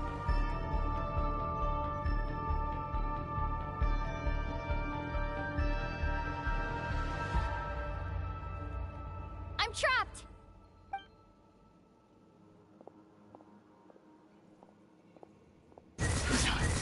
Why won't this thing budge? Hello? Hello? Nicole. Can you hear me? Nicole? Is that you? Yes, it's me. I'm monitoring your progress from inside the Eternal Oasis. And I have to say, this terminal is simply marvelous. It makes tracking you so much easier. I couldn't see anything at first, but now that you two are inside, I can use your location with support from the terminals to get a partial view of the situation inside Irminsul. It's not the clearest image, but it's better than not being able to help at all. So, here I am. I can't intervene directly, but I can help to guide you out of the jam you're currently in. So please, just follow my lead. Dottore in his current form is a blight upon both Irminsul and the ley lines. Pay attention to your surroundings. There must be sources of his contamination nearby. The corrupted Is that one of them? Precisely. Good work.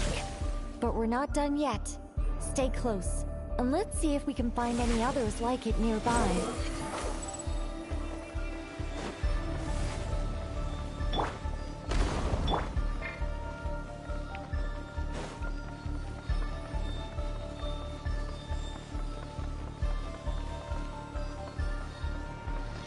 Behold! This must be another one. Agreed. Now... Wait! Watch out! It's Dottore. I think he's found us. The seal is broken. Quick! Get out of there!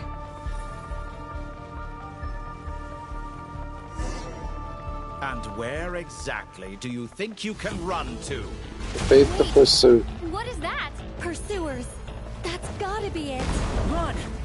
Don't let that thing touch you. Dodge that attack.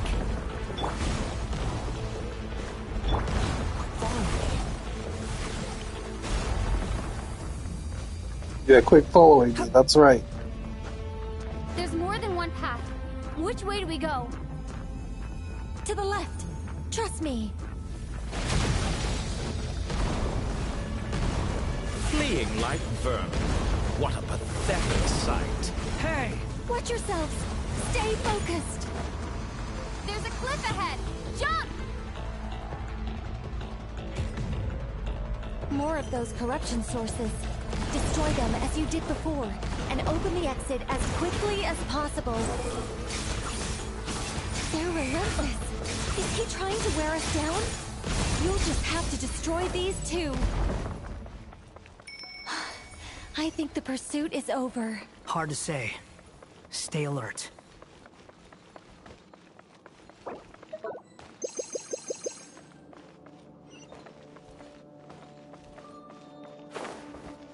Squall Fury.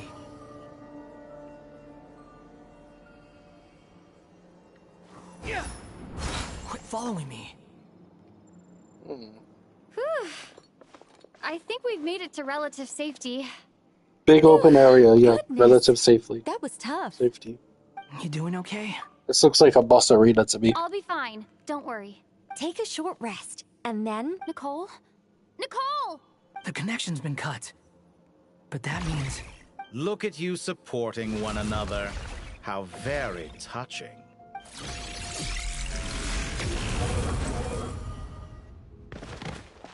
Oh, God. Dottore!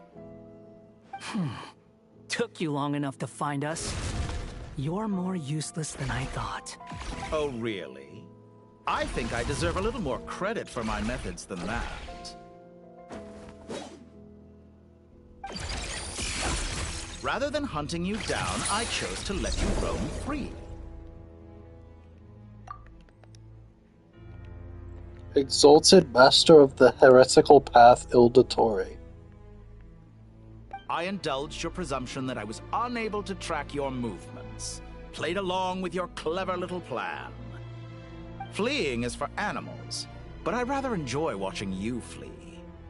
Some things lose the will to run altogether as soon as you put them in a cage.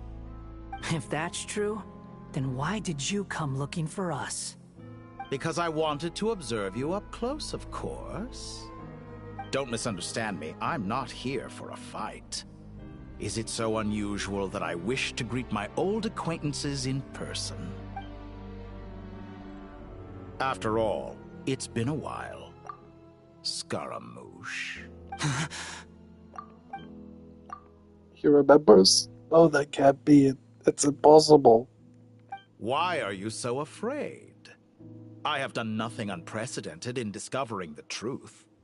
Nor did I go to any great lengths to uncover your story. Oh God. You made a bold series of moves in deciding to erase yourself. And with the power of this great chronicling device called Irmin's Soul, you were able to achieve something quite remarkable. Once most people form an opinion about someone, it tends to imprison their mind. Yet you managed to erase every trace of your existence. A novel take on death indeed. However, this meant that you stood out to me all the more when I saw you in Nodcry. I didn't even have to go looking for you. Just the sight of you was enough for me to intuit the truth. For someone in my position, connecting the dots was a trivial affair. It would have been more surprising if I hadn't managed to piece it together. You seem very pleased with yourself for figuring it out. I'm sure you'd even be more delighted to learn the full extent of your crimes. That would hardly be necessary. Besides, isn't there something that concerns you more right now? Something that fills you with dread?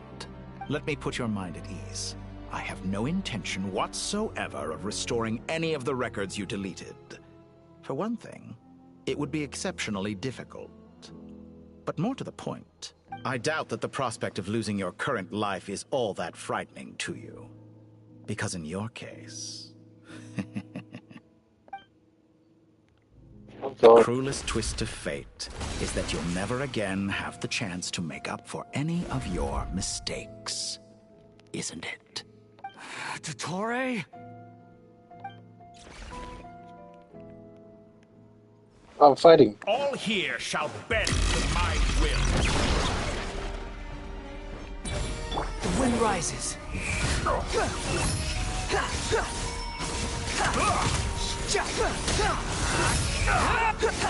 I'm afraid you'll need to do better than that to take me down. I expected you to have grown stronger. Ah, how foolish of me. I forgot that you lack any means to increase your power. You will pay for everything you've done. Oh, will I now?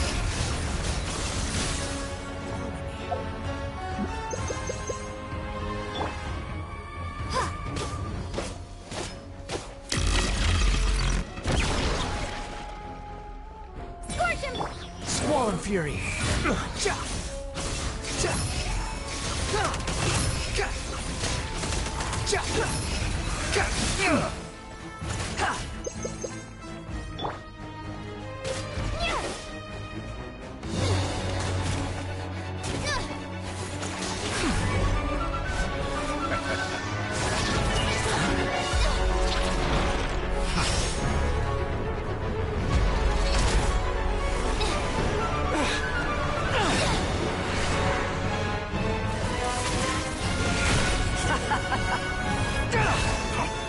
Does the prospect of death amuse you? I could ask you the same question! I'll distract Dottore. You focus on the mission. Got it. Oh my.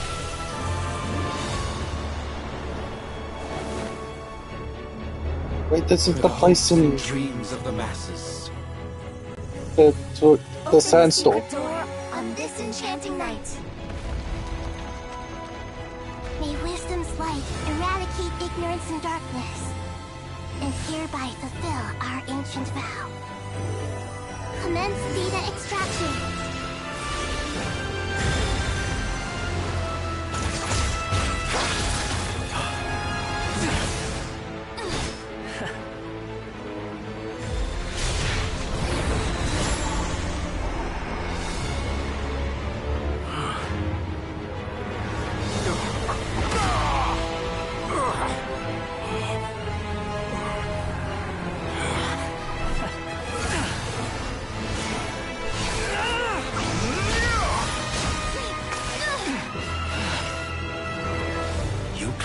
Outdated ideals and stand in the way of progress.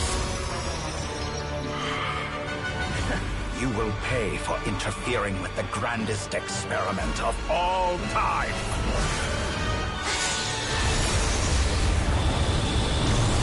Oh my god.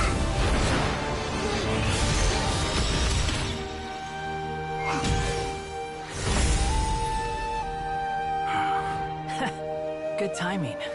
Dottore, as clever as you are, you fail to understand wisdom. Wisdom takes many forms, but the path you have chosen eschews them all. Huh.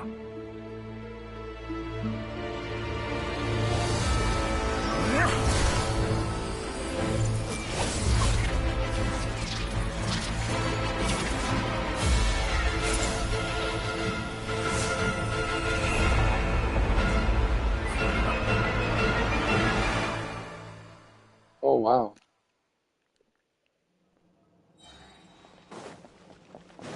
Burning Wanderer, let's go. My strength is fading. Since we're within Irminsul, it stands to reason that any power you wield comes from it. You're extracting the information from Irminsul just to strip me of my power. I will find his weakness.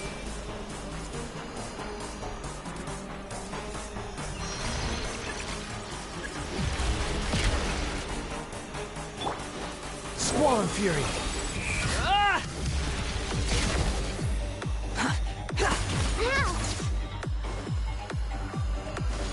I admire your attempt to introduce a new variant, but it's nowhere near enough!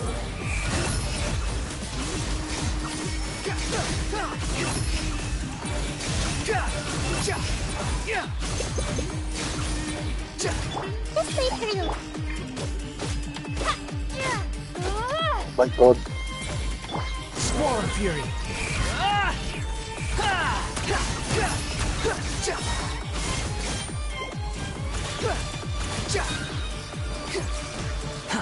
Committed to memory, the Temple of Wisdom.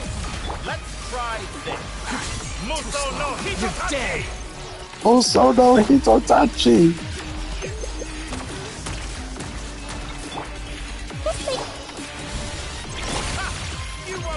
You're so close.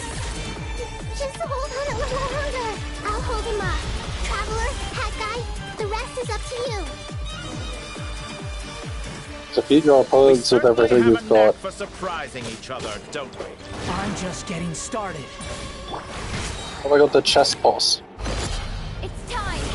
Say your prayers. The enemy offensive. But watch your back.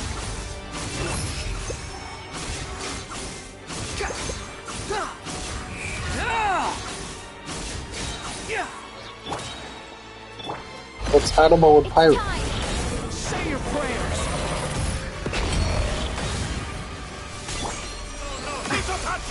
Also no Hitotachi!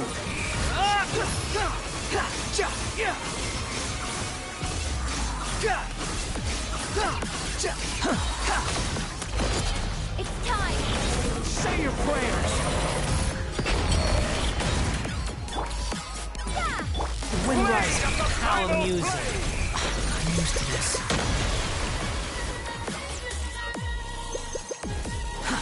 Too slow. Oh god.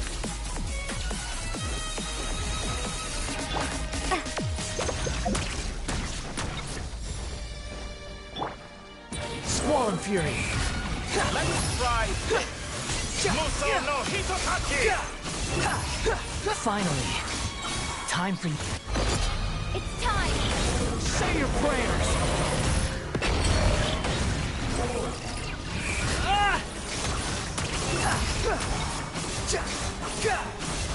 Burn all before you! Flame! It's time! Say your prayers!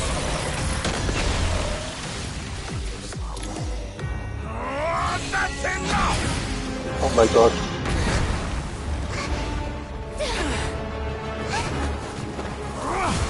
Muso no Hitodachi!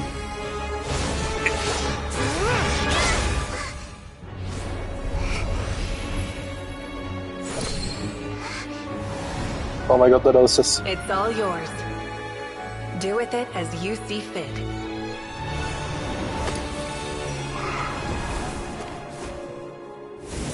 Just as you say, this world is home to some archaic things. And as you suppose, you are a formidable opponent. You have long coveted the secrets of wisdom. So now, I will demonstrate true wisdom in action. I invoke my supreme authority as the keeper of Irminsul. Command me or condemn me. But give your verdict now!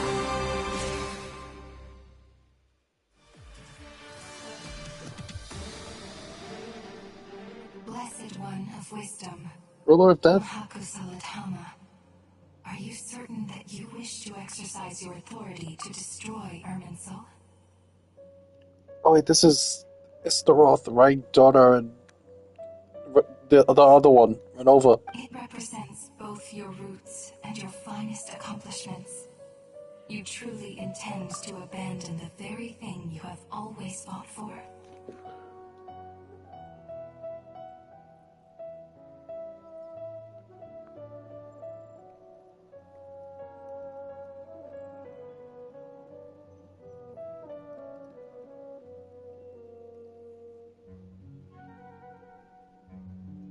Hold on.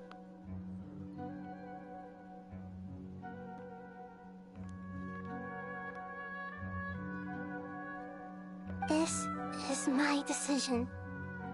Irminsul has been corrupted beyond redemption.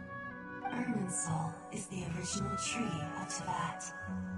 It is the means by which the heavenly principles maintains fate itself. The 7 Archons should honor and revere it, for their authority was bestowed upon them by the heavenly principles. It is precisely because I honor and revere it that I fight for the humanity it exists to protect. Wisdom is knowing how to weigh the options and make the right decision. If you truly care about the fortunes of this world, then it is me you should seek to preserve. Planting a seed begins the chain Ruler of life. cause and effect. Since you have become a great tree yourself, why should the loss of another tree be anything to fear? Till we meet again, Lord of Dendro.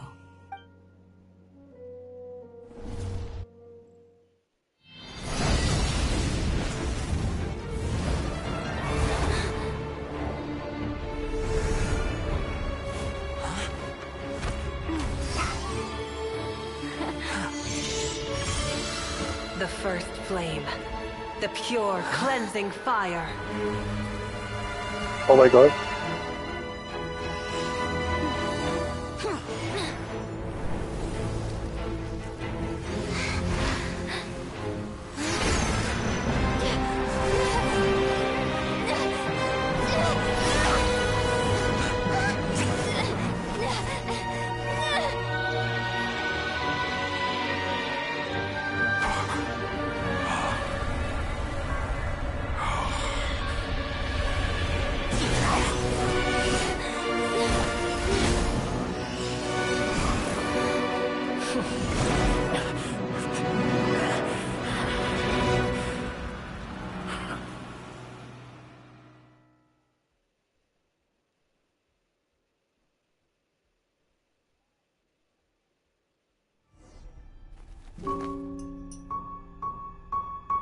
Pantalone. Shall we? Where were we? I was suggesting that you needn't perform when signing a contract. You're only sitting here because your bank demanded an evaluation of the trustee.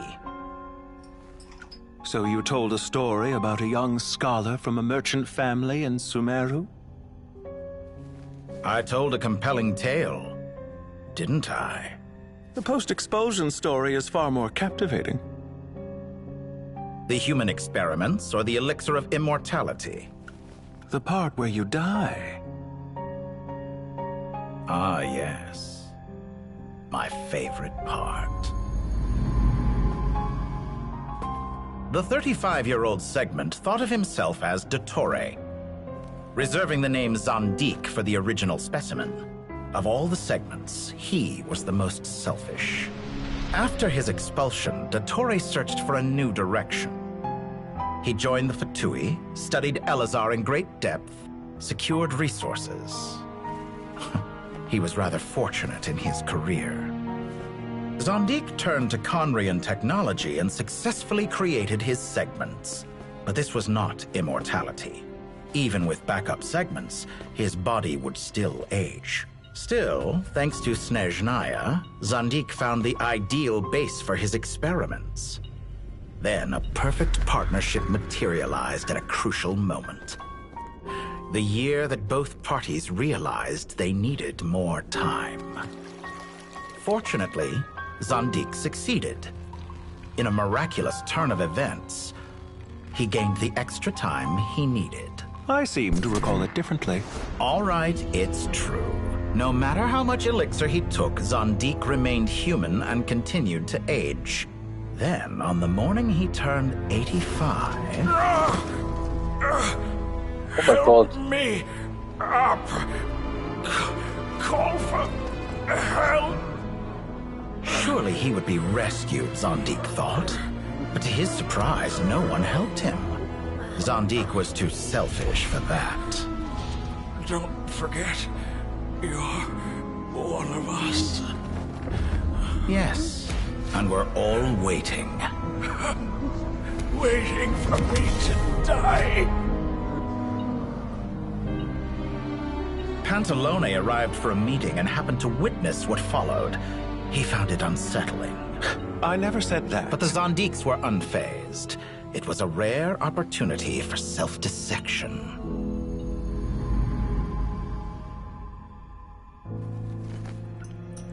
What does all that have to do with you depositing your data at Northland Bank? It has made me cherish my time in this world all the more. Fair enough. So you do have a sense of self-preservation.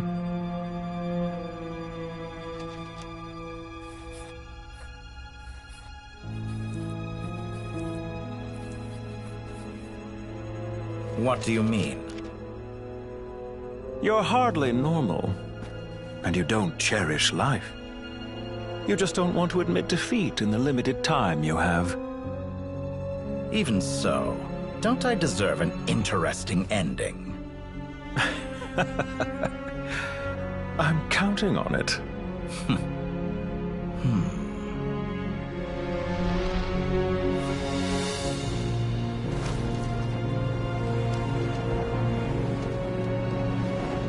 Oh god. If nothing else, I expect my funeral will be a grand affair indeed.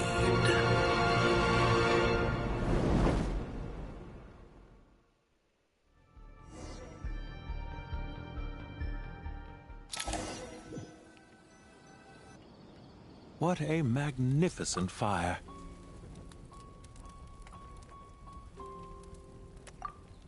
Oh my god, it's the thing from the Harbinger trailer. Was it the Harbinger trailer? In Snezhnaya, we light somewhat. fires to ward off the cold. Fire, it seems, is antithetical to ideas such as cold, frozen, and unchanging. So is this a different segment? Perhaps it has always been that way. From the beginning, fire has been used to drive away wild beasts and warm the body and mind. You could say it's a form of treatment. One that cures the human heart of mortal fear. Mortal fear? Something you haven't been acquainted with in a long time, by the sounds of it. Whereas you, I'm sure, must know the feeling quite well indeed. I remember when we first discussed the elixir of immortality. You claimed that extending your lifespan was about buying more time. But was that really the truth? You fear the prospect of dying a wretched end in this world, don't you? Of course I do. I'm only human, after all. And while you may have forgotten it, you cannot deny that you too were once human, Dottore. I do not believe that there is no such fear in your heart. Perhaps you are right. But I abandoned it long ago and devoted myself to my experiments. I have felt no fear since. From the very beginning, I never thought you could win this game. But still you came. Contract in hand, to honor our agreement. Because I am a reputable partner. And as we have discussed, experiments are about more than results alone. The process is equally important. I have come here and completed my creation, and I do not regret my decision. I'm afraid your journey ends here. After I die, there will be no one to make the elixir of immortality, and your remaining stock will only last a few more years. How then will you prove that you didn't perish in this incident alongside everyone else? When I feel optimistic about market environments, I never forcibly adjust them. They have their own direction. And I myself am one such environment. I have been quite particular about many things in my life. But where the manner of my death is concerned, I choose not to be. You make yourself sound so magnanimous. Oh, but I am. And I hope you will be too. It may have been a long time since anyone told you this, Dottore, but I recognize that you are a truly rare talent. Ha! I can see it. The experiment in blasphemy that I've been performing all this time. It has been a long process, and I do not care about the results as much as people might imagine. This screenshot may be better. If the very goal of your experiment was to explore infinite possibilities, then there was never any reason for it to end. Indeed. Yet now, the experiment has officially drawn to a close. What should I call you? Zondik? Or do you prefer Dottore? Suit yourself. Goodbye, Feofan. Feofan? This time, that's what it truly is. And don't I know it? Goodbye, Zondik. Oh god, it's Dottore dead.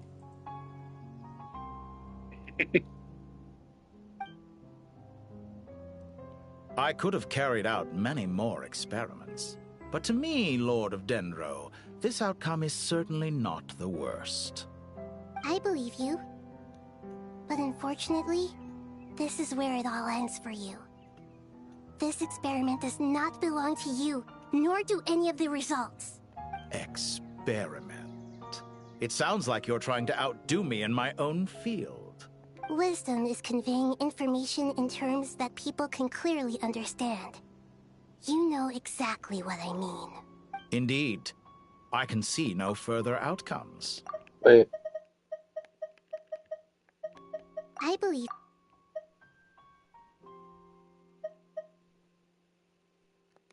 Ha.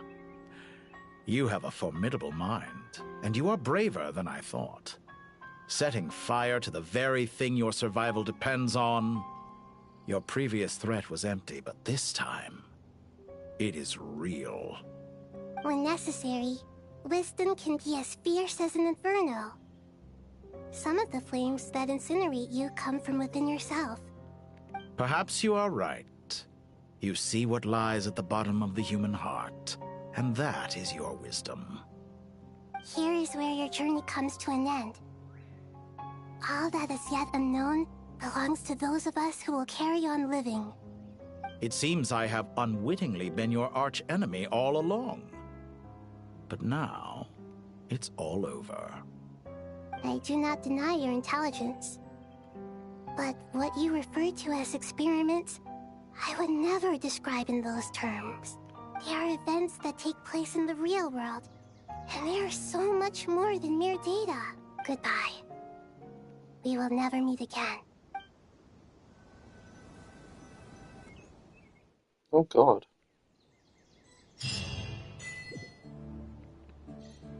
I'm free! But I didn't mean to open that. I'll just claim this all later. What's in the mail? Oh. Hurry up, Brassa! Well, that's the last of them. Everyone on the list is already back where they should be. It was a long, hard road, but we finally finished escorting everyone back. I just pray that we'll never need to leave again. I hope we can stay here forever in this peaceful paradise of our own choosing. Paradise. In the annals of the Temple of Silence, that word carries great significance. It represents the hopes and desires of the gods. Their longing for a place to rest. I wouldn't think gods need such a place.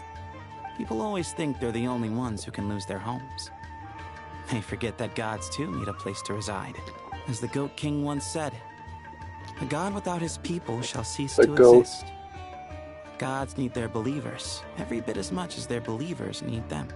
Only we can truly understand how much the desert faith has faded over the centuries. But we still talk about the gods as though they're part of our lives. Given the myriad ways in which gods and humans interact, I'd say they really are. How else could Dunyarzad consider the Dendro Archon a friend? Well, that sounds about right to me.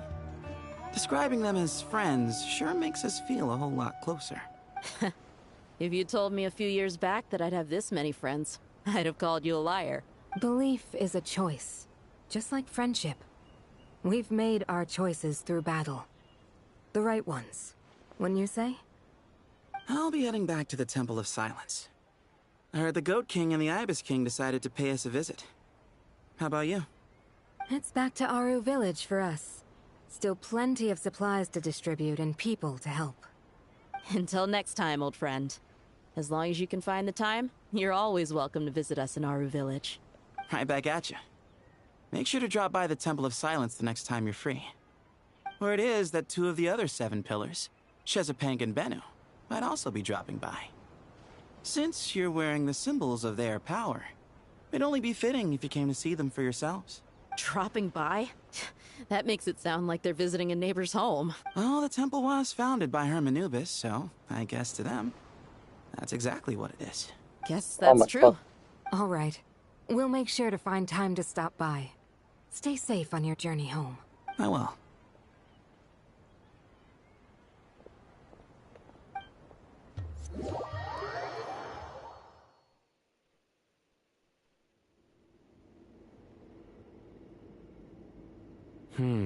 You do have a point.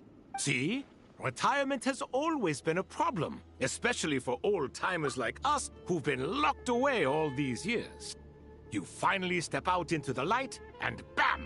You're face to face with a whole different world. Oh my god, it's Layla. Naturally. What do you think, Layla?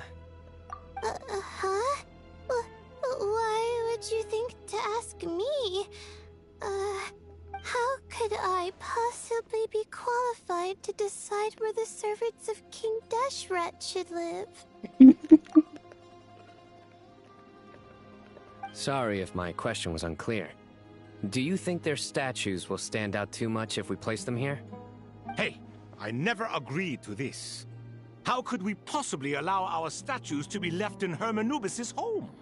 That would be like breaking into someone's house, then pretending it belonged to you in the first place. Different beliefs can coexist. We still need to respect one another. By which you mean, you two plan to stay at the Temple of Silence, for a while at least, but you have no intention of relocating your statues here. So, you see this as sort of a family visit? Is that correct? Family. You could say that. In a sense, Hermanubis would view this as his home. Oh, Okay, I guess we know what he looks like.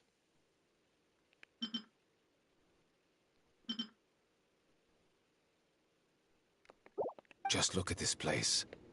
Magnificent, is it not? The sad truth is, in the past, all three of us invested so much into misguided ventures. We failed to build what we should have, and wasted so much time instead. And what do you mean by that? I mean that for the most part, time spent associating with the likes of Sobek, and, let's say, Thoth, might reasonably be considered wasted. Why does that not surprise me? Go on. Anyway, given how much time we'll all be spending together, I'd say that the bonds we built will end up proving to have been a sound investment. Once Sethos, the current leader of the Temple of Silence, returns, you can discuss the matter of staying here with him. But judging by the expressions of everyone here, I imagine you'll receive a very warm welcome. This sacred ground houses untold knowledge, after all.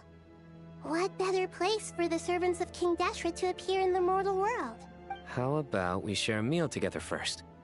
I imagine it's been many years since you last tasted fresh food. Oh, that sounds wonderful. After so many hundreds of years, I can only surmise that desert cuisine has become a lot more varied. Are we having a get-together?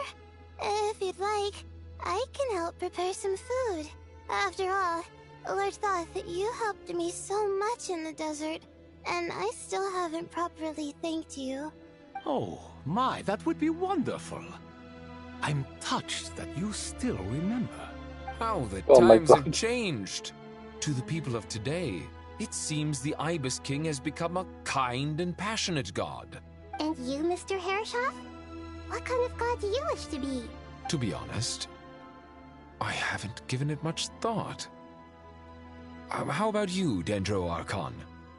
Do you have any hopes for your future? Me? I'm very happy with my current life. Forgive my bluntness, but you do not seem to derive your authority from majesty and might, like Lord Al-Ahmar.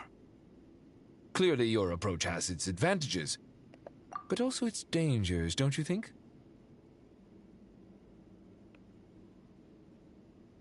Oh god, I think on the stream there's no outlines of the characters.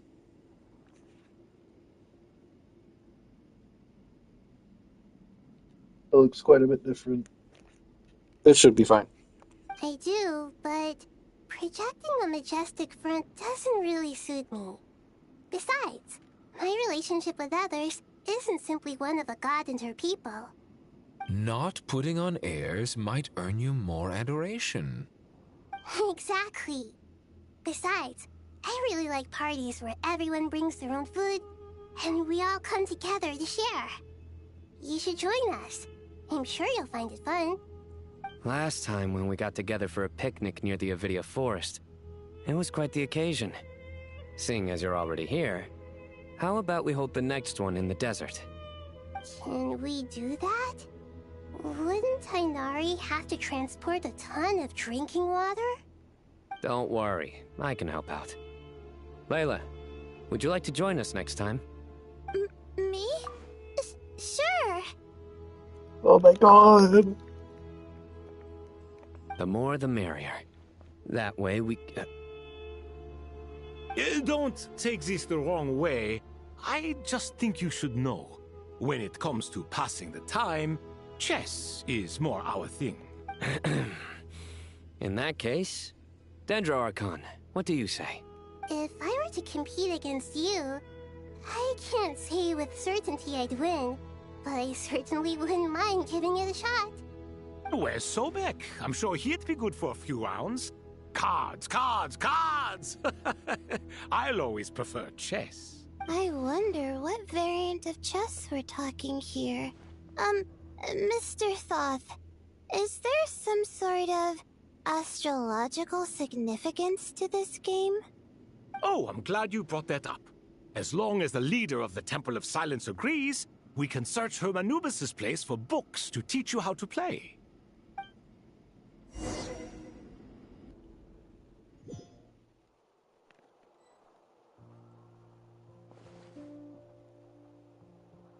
Such devastation visited on Sumeru City. So many houses destroyed or damaged in the fighting. Who could have foreseen this?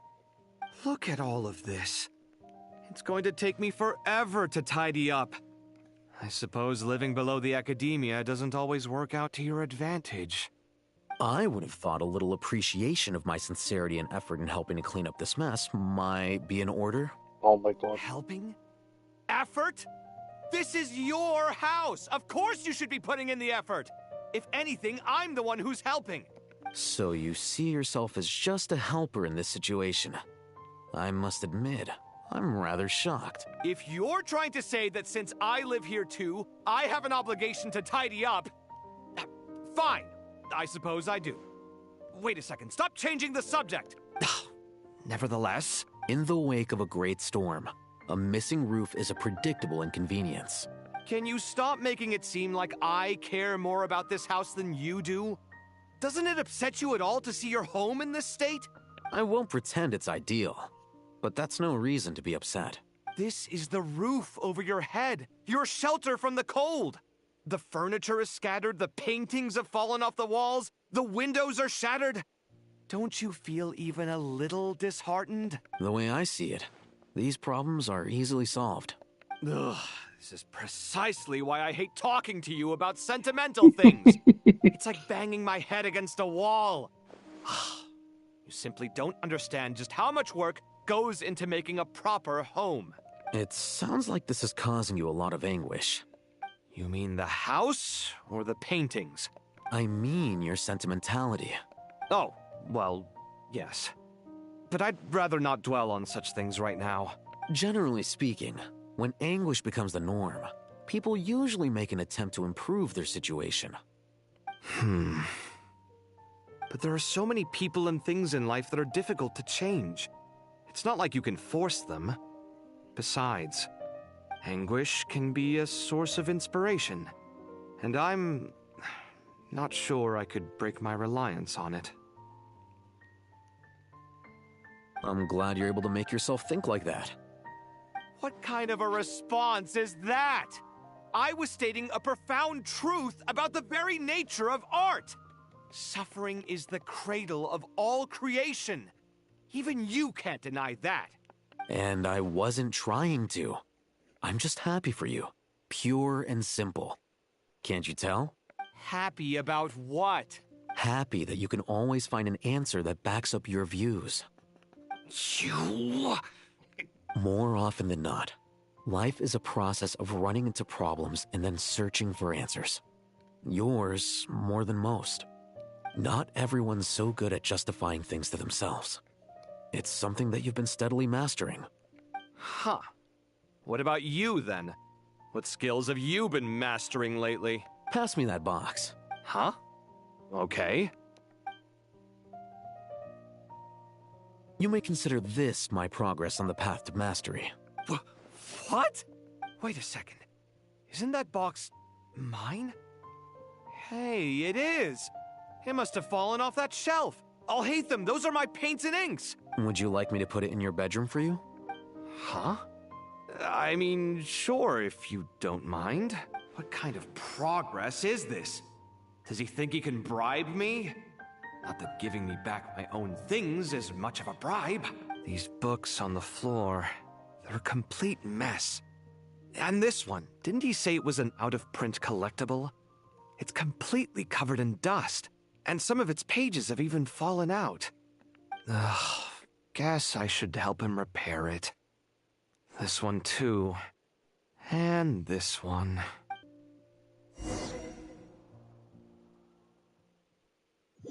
Nice. Okay, what do I do now?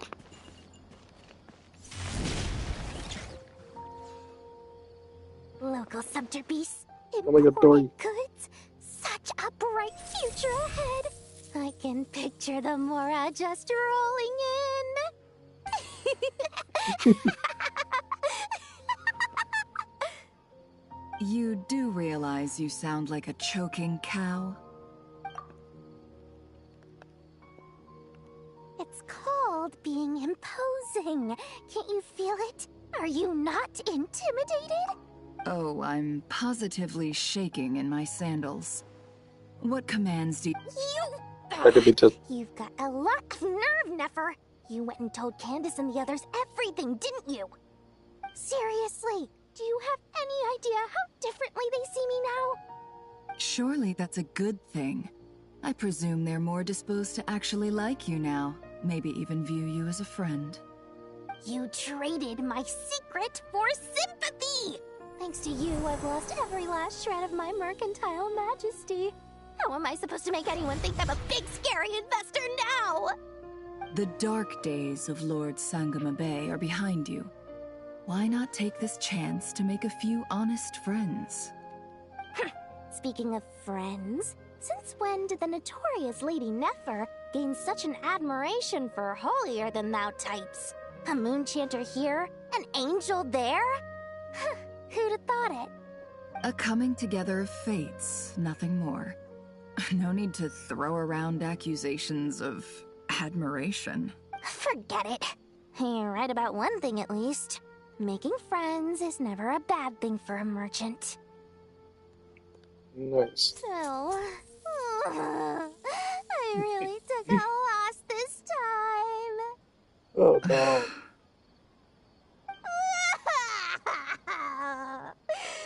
What are you looking at? I'm trying to see if you're really crying or if those are just crocodile tears. A little birdie told me that when Lord Sangama Bay makes money, the tears flow from the center of her eyes. But when she loses it, they flow from the corners. Which is it this time? Ugh, you are so annoying. I'm not talking to you anymore. Nefer, thank goodness you're here. I've been looking everywhere for you. Huh? Well. If it isn't the House of Dana's very own librarian. Oh my god. What can I offer you today, Miss Katayun? Oh, no. I'm not here to buy. I'm here to bring Lady Nefer a book, and a fascinating one at that.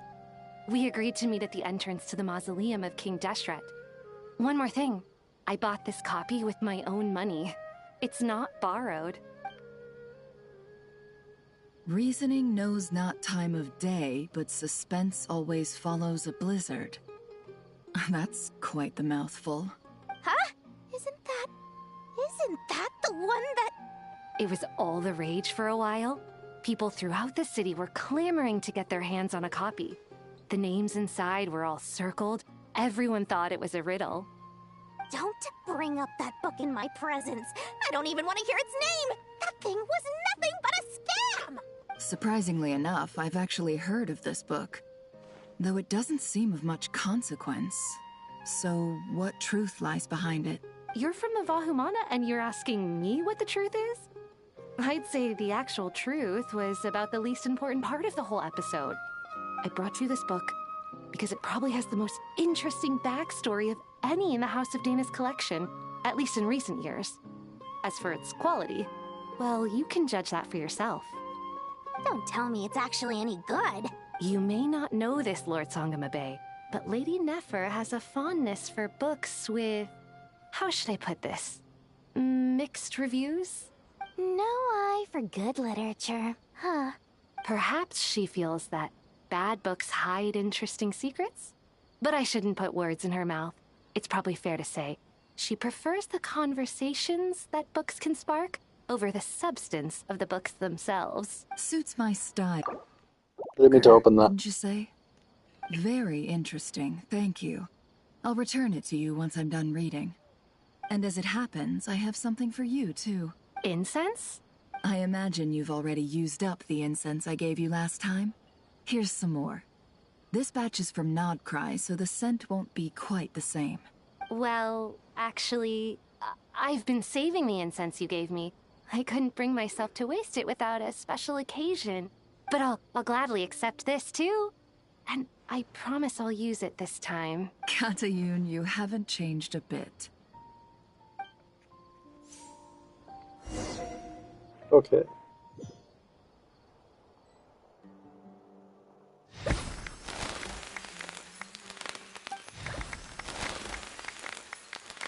Congratulations, Kale.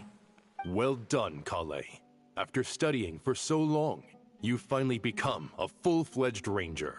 Sure hasn't been easy for you, huh? Oh my this god. really is fantastic news. She's a ranger now. No longer a trainee, but an official forest ranger. Oh, the next step is to secure tenure in the academia. Thanks, everyone. It's true. I'm an official forest ranger now. Master Tainari, thank you for your guidance and support. I wish Mr. Sino were here so I could thank him too. Sino had a matter to attend to at the Temple of Silence. I don't imagine he'll be back for some time. But don't worry, we can celebrate together once he's finished. I'm afraid the party will have to wait. Kale still has some matters to attend to first. Kale? Is everything all right? No, it's not what you think. There's nothing wrong with my health. I just have a few things I need to deal with. I've made plans with the Traveler and Paimon to visit Mondstadt. Master Tainari and Mr. Sino will be accompanying us too. Well, that's a relief. Let's get together when everyone's back. I'm sure you'll be doing even better by then. Of course. I have a feeling you're right. Oh my god. A few days later. Phew. After all that catching up on sleep and food, Paimon's feeling full of vim and vigor again. For someone who spends so much time resting, your recovery routine is surprisingly simple. Hey! Paimon's been working her butt off too, you know. She flew all over the city helping everyone out. Don't worry. I saw how hard you worked. Alright, we all know you're the most hardworking person in Teyvat. As long as you're rested and full, that's what really matters. Paimon's been looking around the place, and it seems like the city's already on the mend. But Paimon's been wondering how Nahida's doing. We should check in on her. Okay.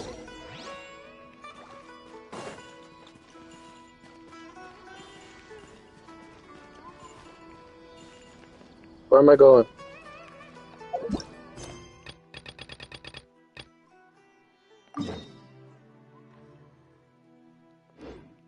Wait, this is the right quest, right?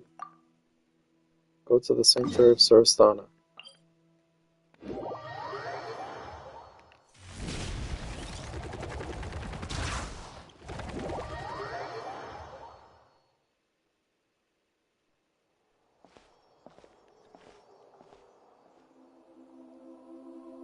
Hey, Nahida! And Hat Guy's here too! Traveler, Paimon! What's going on here?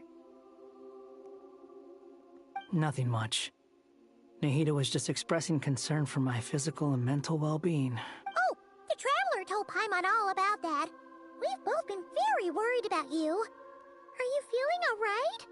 You make it sound like I'm on the brink of some kind of breakdown.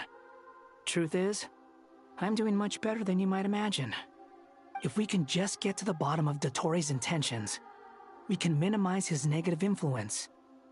That's the sort of thing I excel at. Just listen to that newfound optimism. It seems like having you enroll in the Bahumana was a truly inspired move. I can really see the positive influence. Yeah. Observe, a classic Sumeru specialty.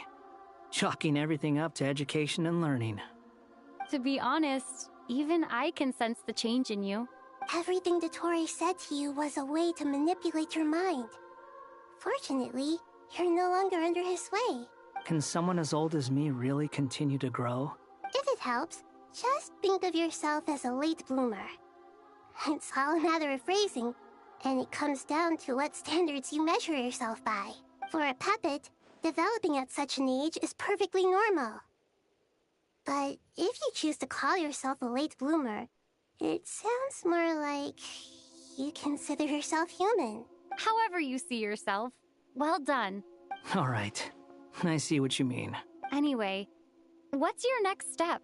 What else can I do but complete my current courses? Everything else can wait. Anyway, that's enough chit-chat. There are still things in the city I need to help out with. I'll be heading there now. Okay. The wave. I'm so happy that Hat Guy is doing better than we thought. But Nahida. How are you holding up? The pyronosis burned down the corrupted Irminsul.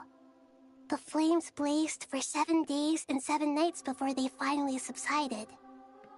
All that was left were the parts underground. Now, Aru shoulders the responsibilities that once belonged to Irminsul.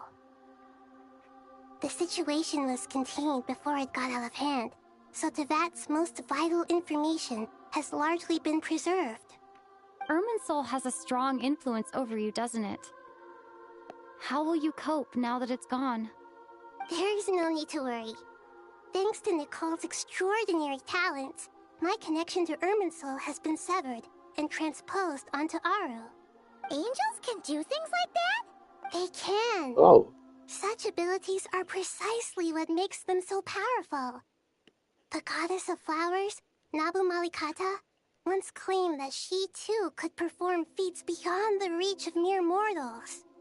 In my eyes, much of what she went on to achieve reached such transcendent levels.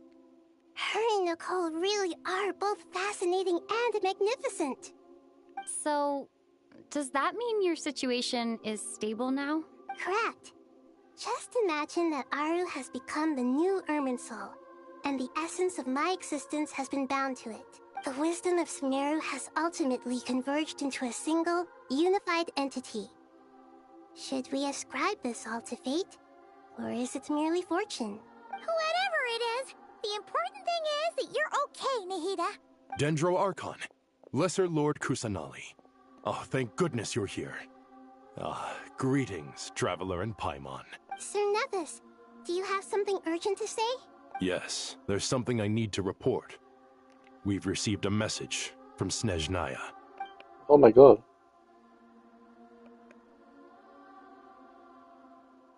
The Fatui Harbinger, the Rooster, sends us his sympathies, along with all the usual pleasantries.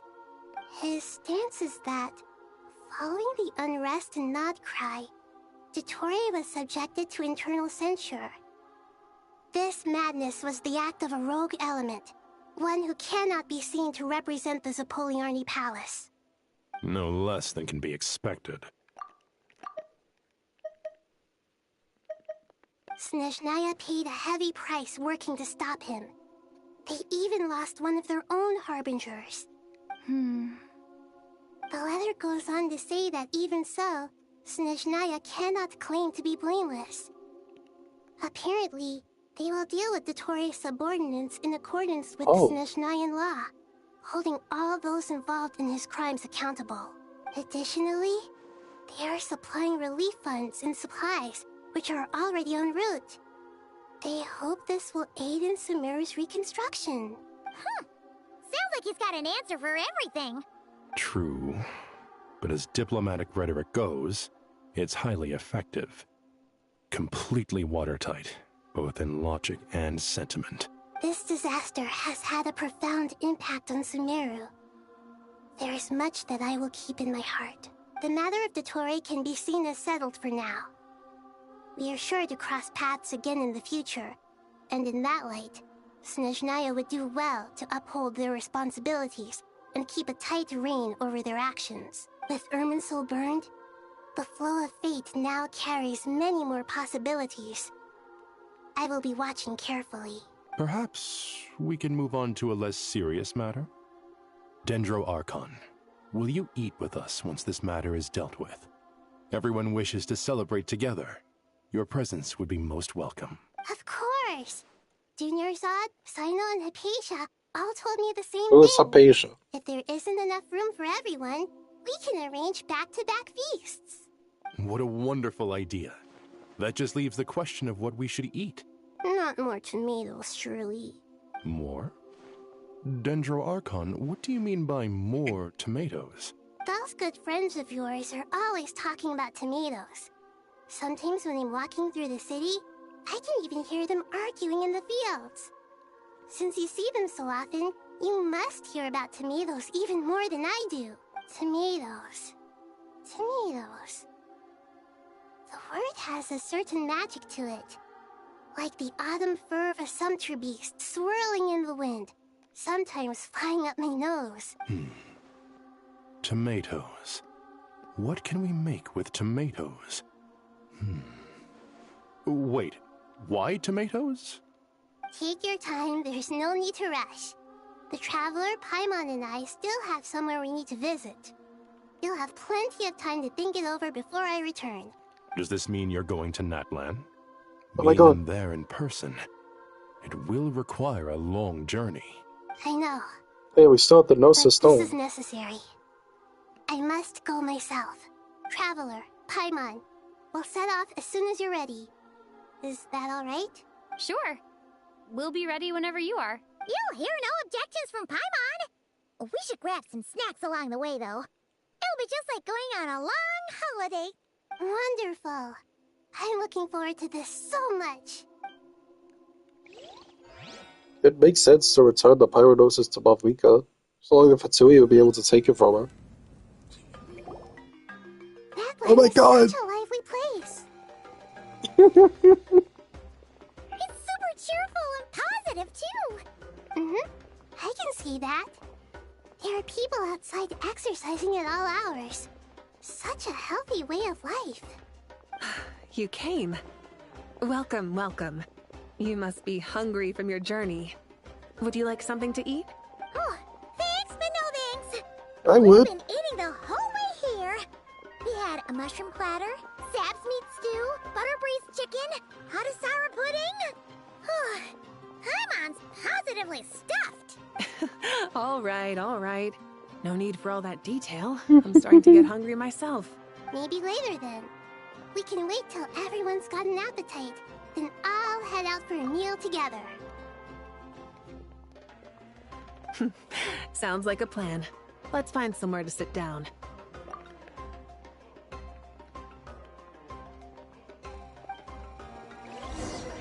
Oh my god. I should tell you, I already have some sense of why you've come. Why's that, Malika? To say thank you. Your senses are spot on. But on top of that, we also feel guilty. Because the Pyronosis has vanished? I sensed its loss. If it's vanished. Despite scouring through the remnants of Irminsul, we couldn't find any sign of the Pyronosis. Not even any trace of it burning to ash. Oh my god, Pantalone didn't steal it, did he? That's certainly unusual. Still, the potential fallout from Irminsul's loss is significant, to say the least. Perhaps the Pyronosis's disappearance is simply a knock-on effect of the impact it's had on a certain strand of fate. There's no need to feel guilty. We were clear that this time, there was to be no returning, only giving. Pure and simple. Thank you really is a fascinating phrase. We use it to express gratitude for the smallest of things. Yet, when faced with a kindness too immense to describe, we use exactly the same words. It's not that we lack other means of expression. It's that when we truly need to express our feelings, the simplest and purest words are always the most powerful. You're right.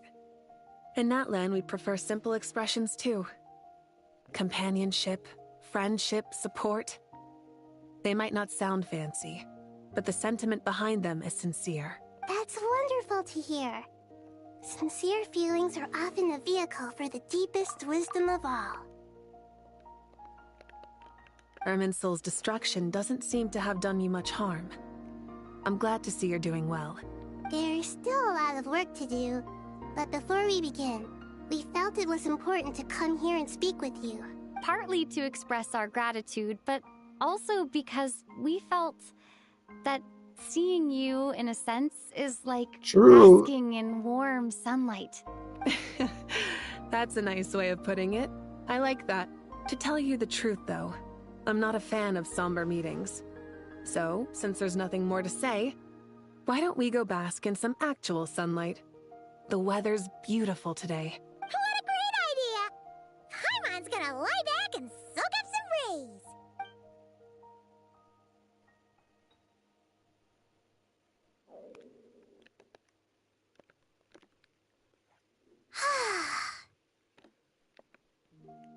In that case, I think I'll lie down for a bit too before we head to our next stop.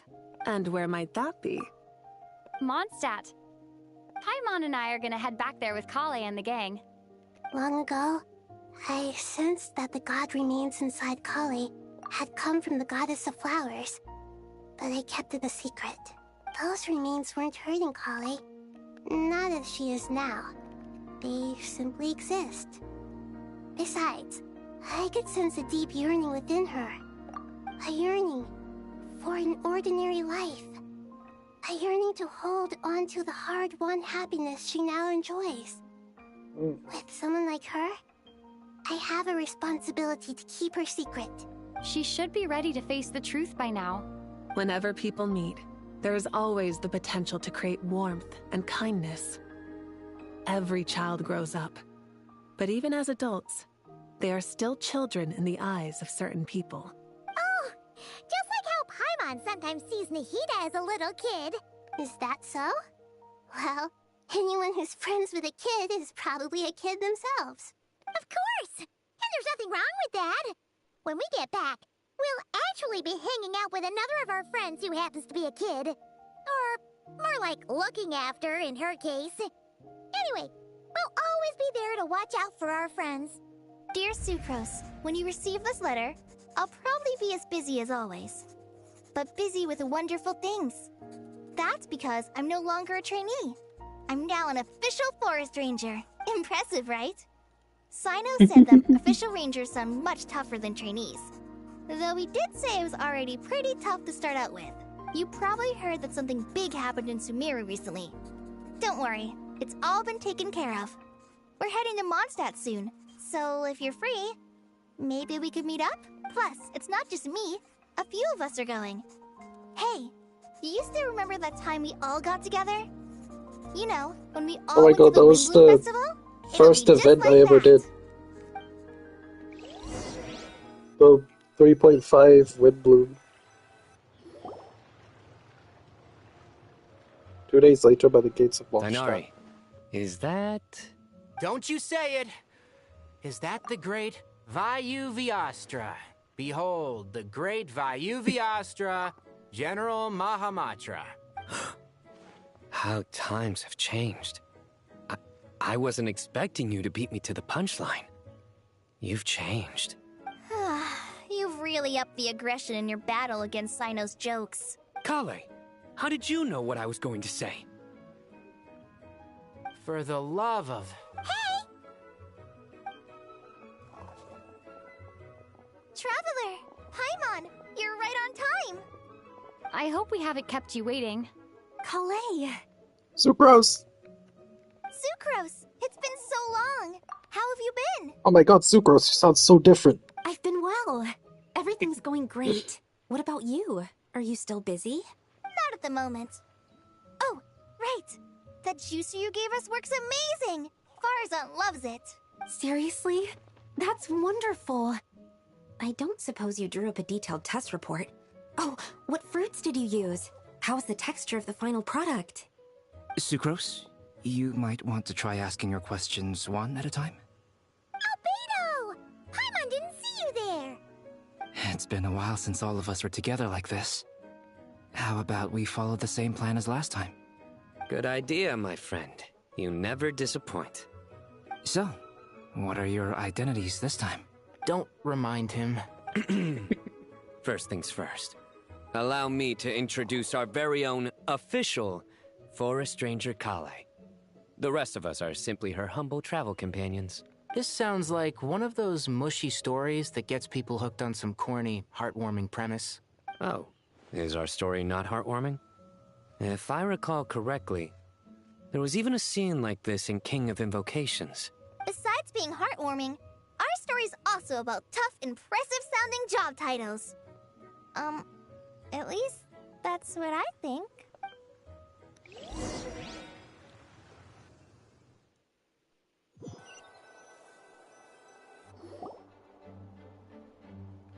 You, Kale, and the others meet with the Knights of Favonius. You're here already? I'm still giving Dodiko a little trim. I won't be a moment. A trim? Does Dodoko need haircuts too? Of course. It's important to know how to take loving care of the apples of your eye.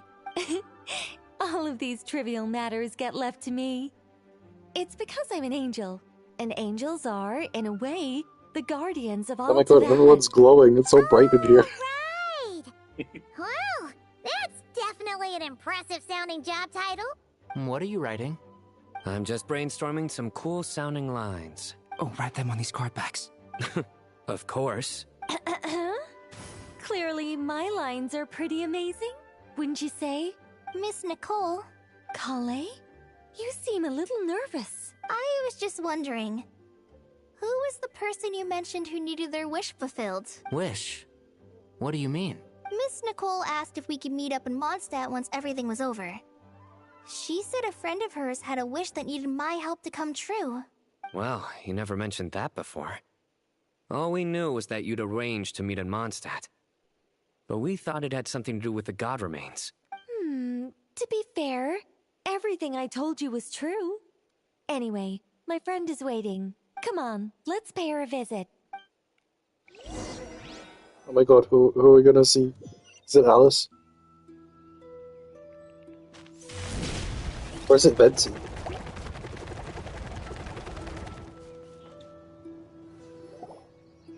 Huh? You're... Surprised? I bet you weren't expecting to meet a woman like me beneath this beautiful tree in a faraway land. An oasis will spring from the place where a djinn resides. That saying falls somewhat flat here in Mondstadt, given that everywhere is already so lush and green. Lilupar, what are you doing here? I made friends with Miss Nicole.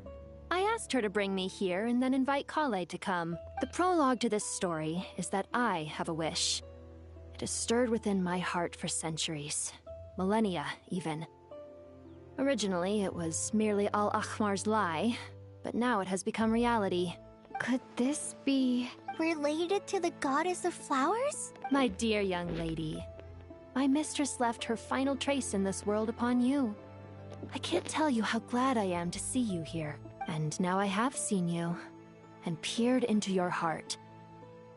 You have experienced hardships and suffered setbacks. The torment an ordinary person might expect to face has befallen you threefold. This is the source of your resilience. But, beneath all this, I have witnessed the seeds of desire.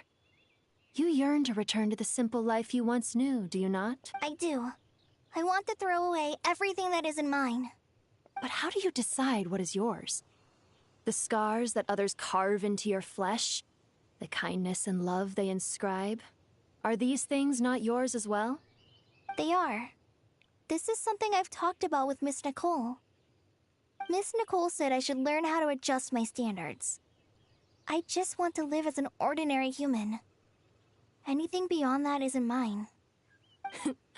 Don't you want anything from the remains of the goddess of flowers? She gave me a revelation once. I think that's already more than enough. In the past, you would not have possessed such a rich heart. Your brief life has taught you to hold on to everything good, to home in on kindness. How fascinating. You're nothing like Nabu Malikata, and you're certainly not her. Of course not.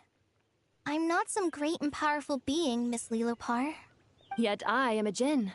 We exist because of the Lord of Flowers. We revere and love her. My wish is to see her one last time. To give everything for her. Kale, can you do this for me? But her remains won't be easy to remove. Are you sure this is what you want? That's beside the point. First, I need to know. Are you willing to do something for the soul of this lonely, wandering woman? I'm willing. But look, you know nothing about me. Even if you have heard the stories about me, all you would know is that I was rightly punished for the many evil deeds I committed. Ah, so you do know.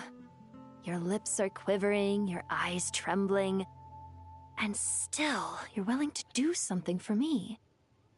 Life has been cruel to you, and yet you've learned to be kind. My dear young lady, to repay your kindness, I too must play my part. Are you sure about this, Lilupar? I yearn to see my mistress. For this moment, The world can burn to ashes, the universe be engulfed in flame. I care about nothing else. And you, Kale, I can give you a gift.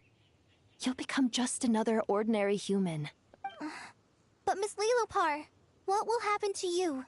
My wish will be fulfilled, and I can die happy. Why would you wish for that? A long, unending life might seem desirable for one who has never possessed it, yet it brings torment to one who has. My remains are scattered across the yellow sands, but my soul can find no peace. Since you've promised to grant my wish, give me that release. Allow the dying to die, and let the dead rest in peace. You have my thanks. Kale, there's no pressure on you. What she said, it's all true. A wish is a genuine desire, after all. It's as if you want to use the last of your life to give me a better future. Nothing so selfless. We'll be using our futures to fulfill each other's wishes. This is a noble act. A beautiful and secret transaction between two women. I understand. Miss Lilopar, I'm ready. Close your eyes, Kale. Then open your soul. From there, I will embrace my mistress. The downpour of flowers is your touch. Like returning to the very beginning. Like surrendering to your grace, my mistress. People say that devotion is beautiful, yet filled with pain. How foolish of them. For me, devotion is beautiful, pure and painless. Devotion is my love. Thank you. Oh, the light went out. Is it just an empty bottle now?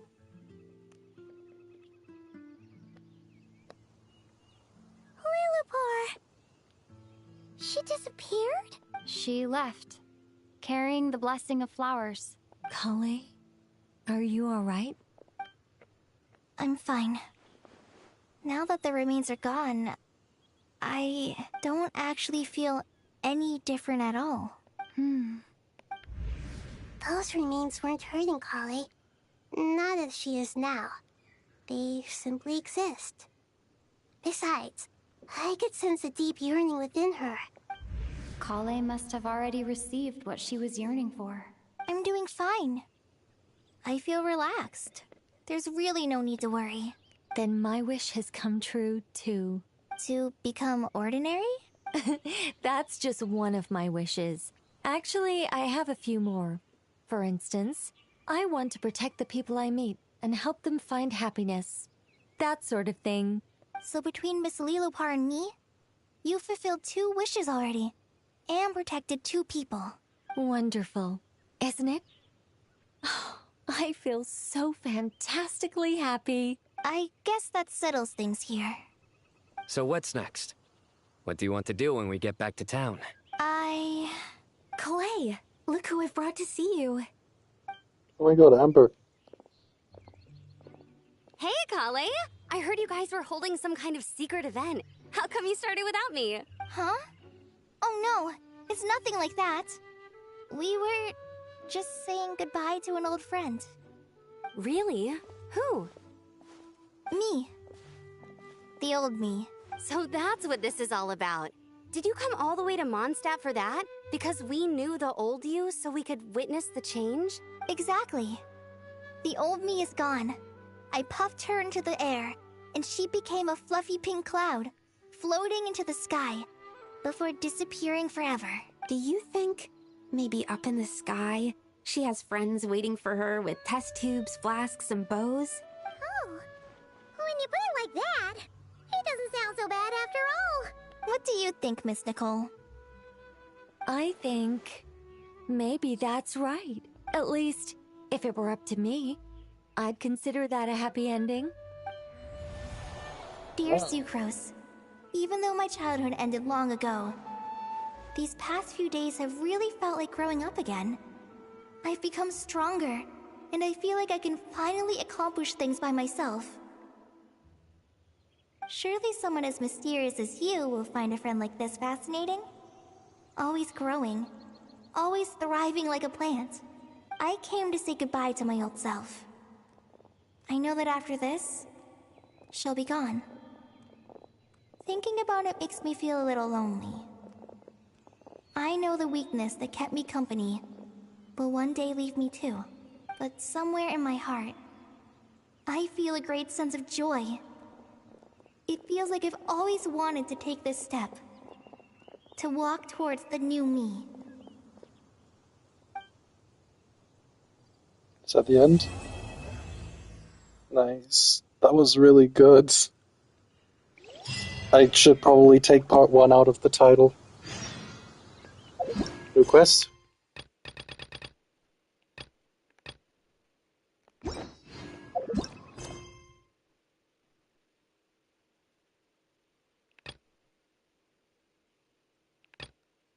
Oh, it doesn't matter.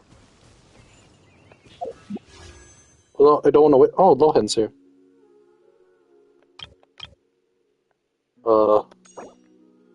Guess I'll just pick that. I'm not gonna wish.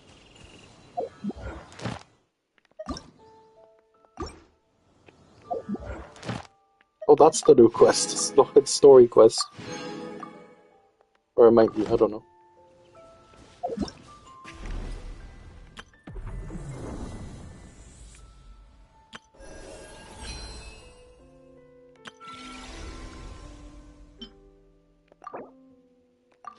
$500 primos.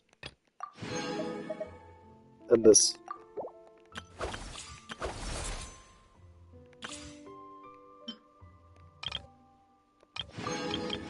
I guess I'll do the trials and then I'll end stream. Because why not? Might as well.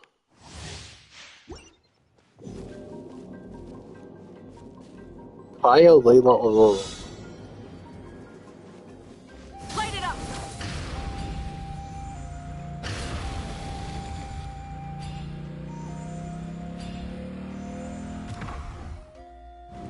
Whoa.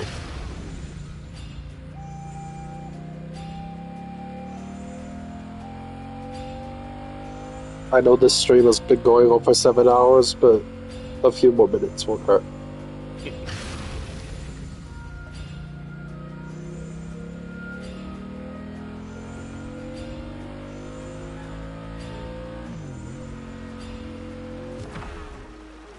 Let's go!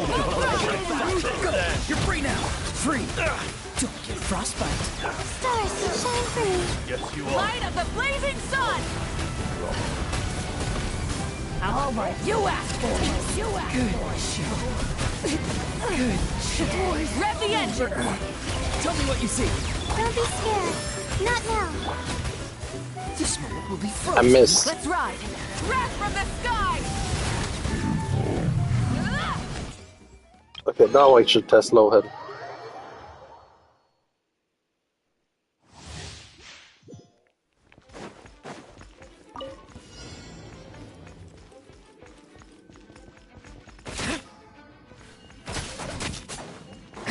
Wait.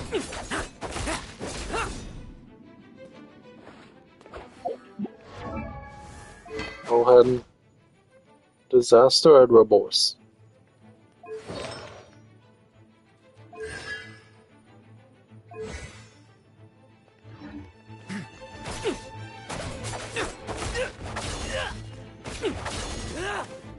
Oh god.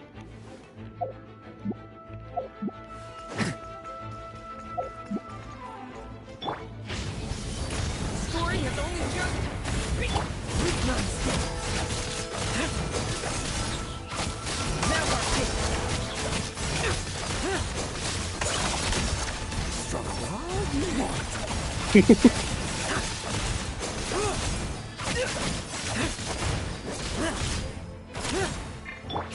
Watch out!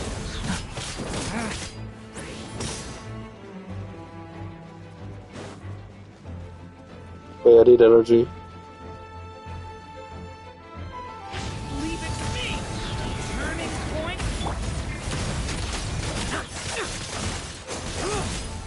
Bet you weren't ready for this!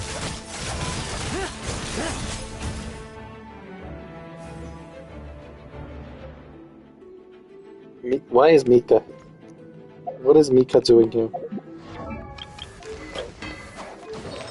What does he even do?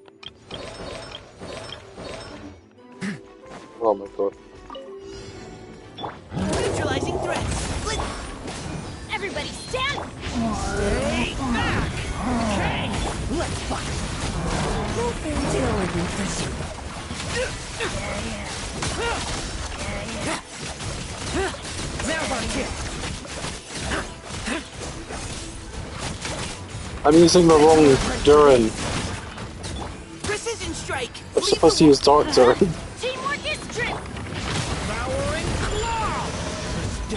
Leave none standing. Like lambs to the slaughter.